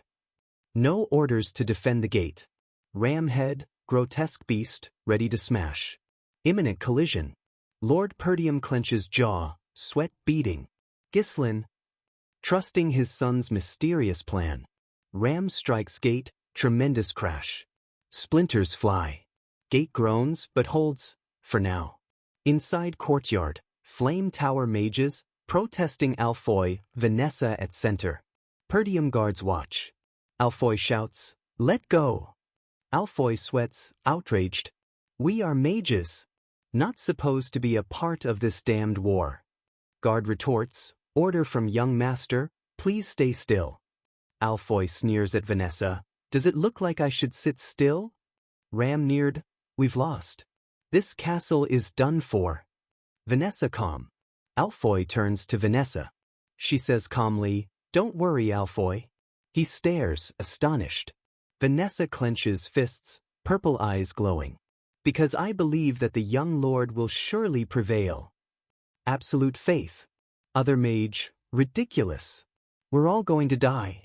What's he going to do? Vanessa, but I still believe dash. Alfoy grabs her collar. Shut your mouth. Listening to that lunatic's order? Vanessa meets his gaze, unwavering. No. Quietly, he's not a lunatic. Staff glows blue. He's not. Flashback, Vanessa's training. Blue mana explodes as she practices. Vanessa conjures small, unstable blue light. Ghislain watches, patient. Vanessa apologetic. Sorry, this is all I can muster. Ghislain smiles, fine. As long as you can use magic, time will solve your lack of mana. Ghislain, follow me. Leads her outside. Flame tower mages digging, burying runestones. Mages panting, unaccustomed to labor. Ghislain and Vanessa observe. Vanessa puzzled. Burying runestone? Alfoy rushes up, indignant. Young lured. Vanessa surprised. Why are you making mages dig? Alfoy demands. Soldier interrupts. No talking while working. Alfoy forced back, muttering. Vanessa looks at Ghislain, confused. Young lord, this is... Ghislain looks out. Preparation, he says simply. Explains, most powerful tactic overpower with numbers. Our gate will be compromised. But... Runestones buried at gate, creating magic circle.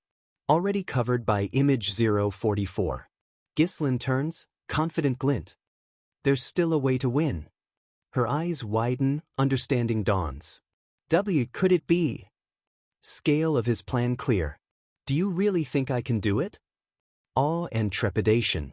Present, Vanessa at circle center, mages channeling power. Alfoy grits teeth. This magic circle? Don't tell me. Vanessa's eyes snap open, blazing blue. Mana transfer. She thinks, or Alfoy exclaims. Staff points to gate. Gislin's voice echoes, I know you can do it. Vanessa. Outside, Gislin's squad charges to guard rear. Ram pounds gate. Damn it, the gate is... Hold on until the signal. Desperate. Soldier points. My lord, over there. Lord Perdium looks. Through smoke, dark cavalry charges to guard rear. Lord Perdium stares, disbelief, hope. That squad is... Gislin, he roars. His son, sword glowing purple, a whirlwind of death. Victor senses a change, a new energy on the field. Bloodied, panicked Degard's soldier gallops up. Sir Victor. Reporting in. Soldier screams, unknown enemy, surprise attack from rear, approaching main forces on both sides. Gislin, Kaer, Belinda, Gillian devastating Degard's soldiers. Degard confusion. An ambush? I thought no support would come to Perdium. Fire at him, archers shout, targeting Gislin. Fire before he reaches us. Gislin, unfazed, eyes blue, dodges crossbow bolts skillfully. Urges horse into impossible leap, soaring over stunned archers. What? He's flying. Sich 37_064. Narrator. Gislin lands amongst them, sword a blur, cutting down multiple enemies. Rides through chaos, leaving trail of fallen soldiers. One-man army. Remaining Degard soldiers stare in terror. He's taken out this many. Is he a monster? Gislin raises glowing purple sword, pulsing with power. Rise, soldiers of Perdium. He roars, a beacon of hope. Our counterattack starts now. Charges into enemy heart. Already covered. Map shows Gislin's multi-pronged assault. Meanwhile, at the Degard main camp. Red beacon, explosions rock their command. Gillian, a titan on horseback, axe-cleaving soldiers. Surprise attack. Main camp is under assault. Degard soldier screams. Gillian, battle fury blazing, orders Gordon and Torin, I'll draw their attention. Spread out, disable key facilities. They shout, understood. Hooded Gordon cackles, cutting down an enemy, look at their panicked faces. Your base will be ashes. Count Tamos Degard stares, W. Why are we being ambushed? Advisor urges, evacuate. Gillian is upon them. Gillian locks onto Tamos, enemy commander. I will take you hostage. Tamos cries out, pure terror. Gillian's axe, wreathed in blue mana, swings with incredible force. One-man army.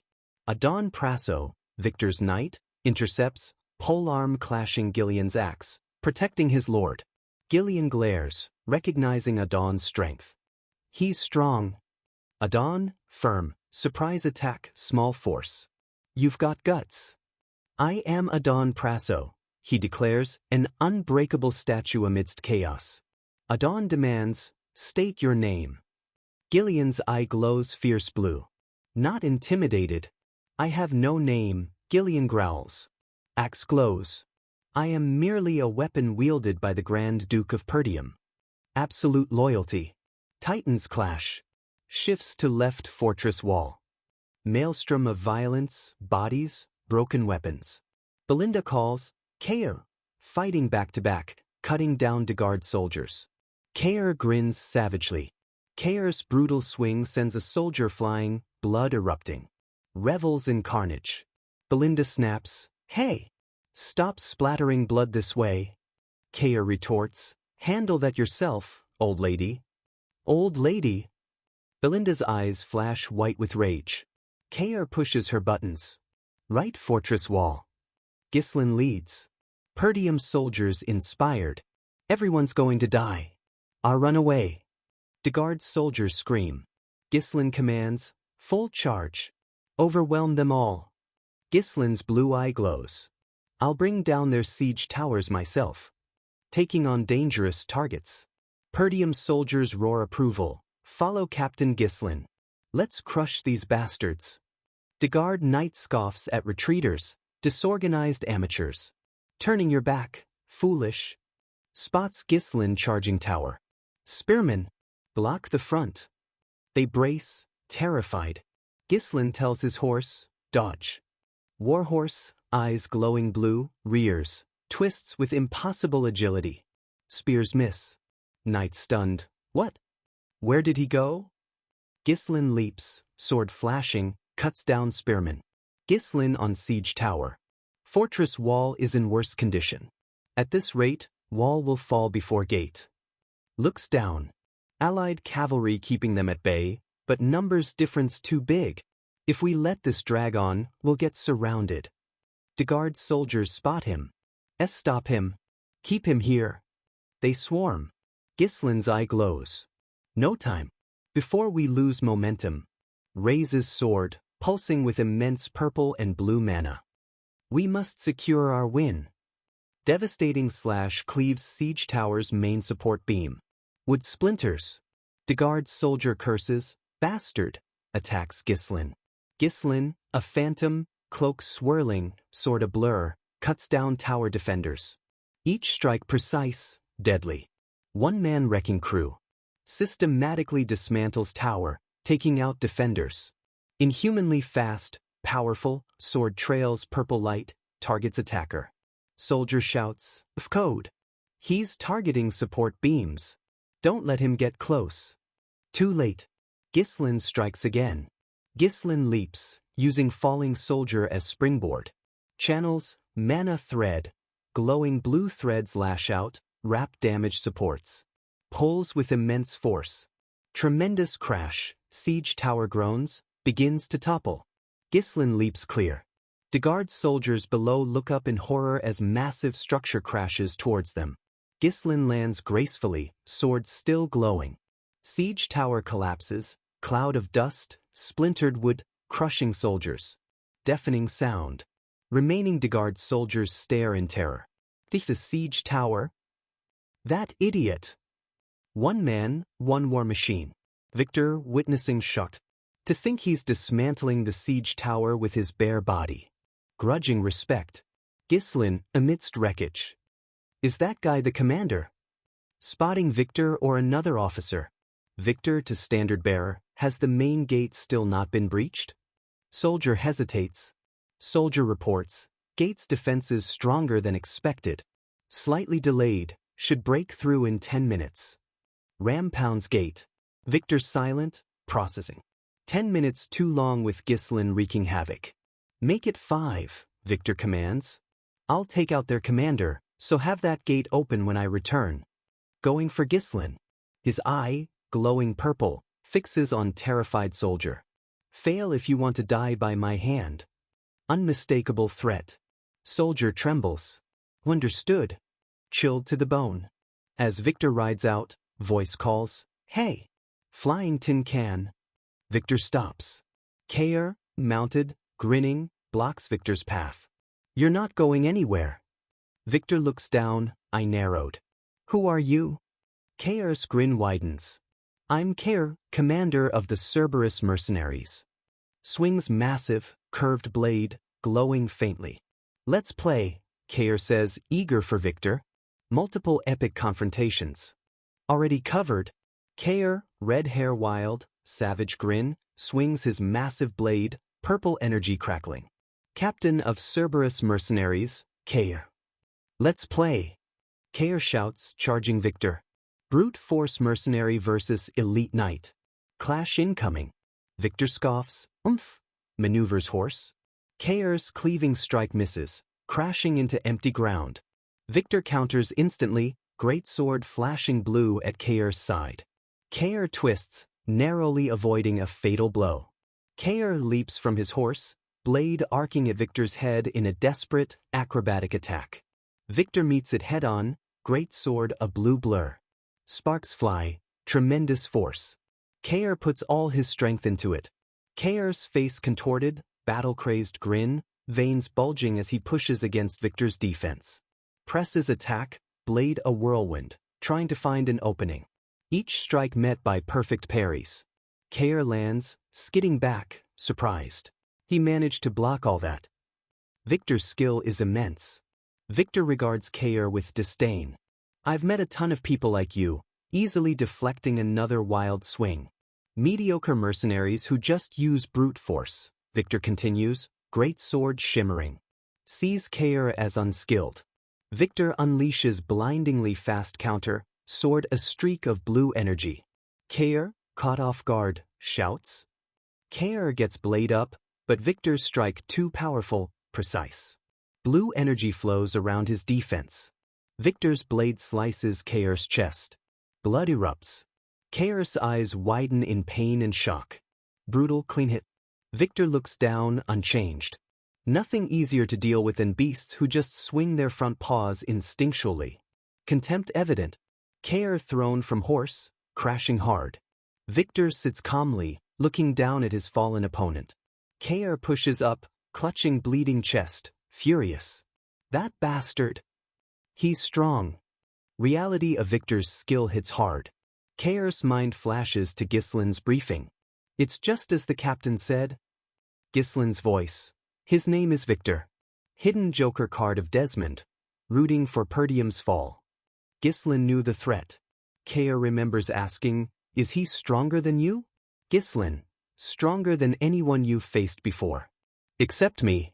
Gislin explained Victor's likely strategy. Overwhelm wall defenses, then break weakened gate for all-out attack. Image of Vanessa, eyes glowing blue, overlays Gislin. But that is exactly as I planned, Gislin stated, hinting at Vanessa's role. However, Gislin's warning, if Victor makes it out of the castle gate, the plan will fail. Stakes high for Kair. Present, Kair on one knee, wounded, not broken. Sword planted. Victor must not reach the gate. Gislin's crucial instruction, Kair, I need you to hold Victor down. Victor looks down, sword glowing. Kair grips hilt, low, guttural laugh. Glares up at Victor, bloody, defiant grin. You're asking for too much. Ready to give everything. Scene shifts, fierce battle at Degard main camp. Explosions, chaos. Adon Prasso, Victor's knight, polearm a whirlwind, deflecting attacks. Gillian, a storm of fury, axe infused with blue mana, clashing repeatedly against Adon's defense. Adon shouts, step back my lord. Be careful, shielding Count Tamos from Gillian's assault. Gordon and Torin, Gillian's men, cut through panicked Degard soldiers. Reduce their numbers, don't get in Gillian's way. Gillian, facing Adon, frustrated. Annoying. There's no time to waste here. Adon's shield deflects another blow. Gillian thinks that shield can take attacks from all angles. When was the last time I met someone this sturdy? However, Gillian's eyes blaze. I have no more time to waste on you. Gathers strength, purple mana flares. Uncool, it's pointless. That was a heavy blow, but you can't break my shield. Stands firm. Adon shifts, polearm flashing in unexpected, lightning-fast thrust at Gillian's mount. Polearm strikes horse's neck. Horse screams, blood sprays. Adon follows through, damn.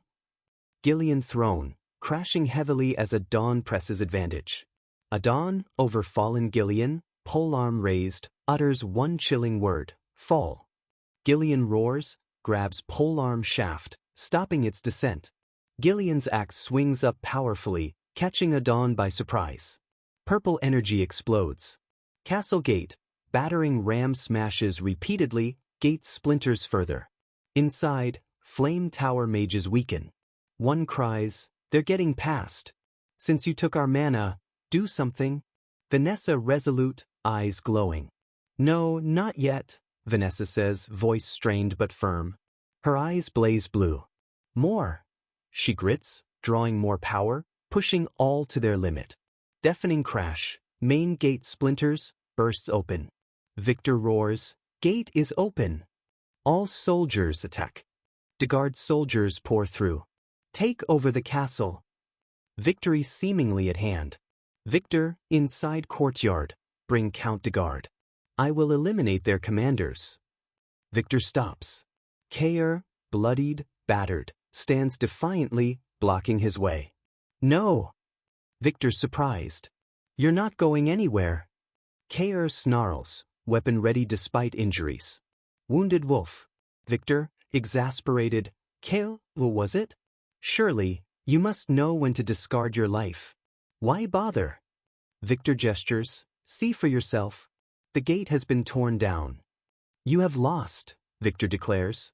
Kair and Gillian, now also shown kneeling injured, seem defeated.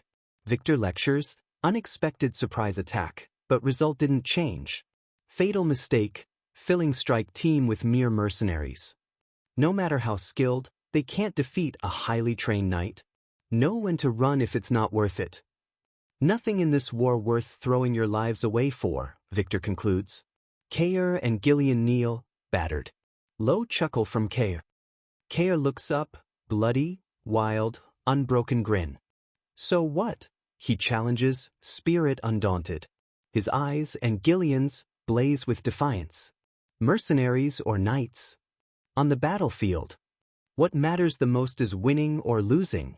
Kair and Gillian surge up, weapons glowing, ready to fight to the end. Victor scoffs, I don't need losers' excuses. Prepares to strike Kair, who launches himself at Victor's horse. Gillian targets a Don Prasso, axe radiating purple, the inside part of the axe. Exploiting a weakness, Gillian's attack lands, shattering Adon's polearm, sending Knight sprawling. Don, furious, roars from ground, You wretched mercenary, how dare you? Gillian ignores Adon, brings axe down on Victor, still dealing with Kea. Blue energy explodes. Victor blocks Gillian's strike, force immense. Gillian presses, even sturdiest defense has a gap. Gillian's eyes burn. I have already offered my life to the young lord to serve him as a weapon. Prepares another strike, sword glowing fiercer blue. Therefore, I shall only bring him victory. Gillian roars, unleashing all power. Eye glows intensely. Brings sword down, shattering Victor's greatsword. Shards fly. Victor caught off guard. KR seizes opportunity, launches at off-balance Victor, aiming desperate strike. KR grits teeth, pouring last ounce of strength. I know that guy is stronger, and that I can die. But, Gislin's order echoes, hold Victor down. KR's eyes blaze turquoise, determination absolute. If I can land just one strike. His moment to change the battle.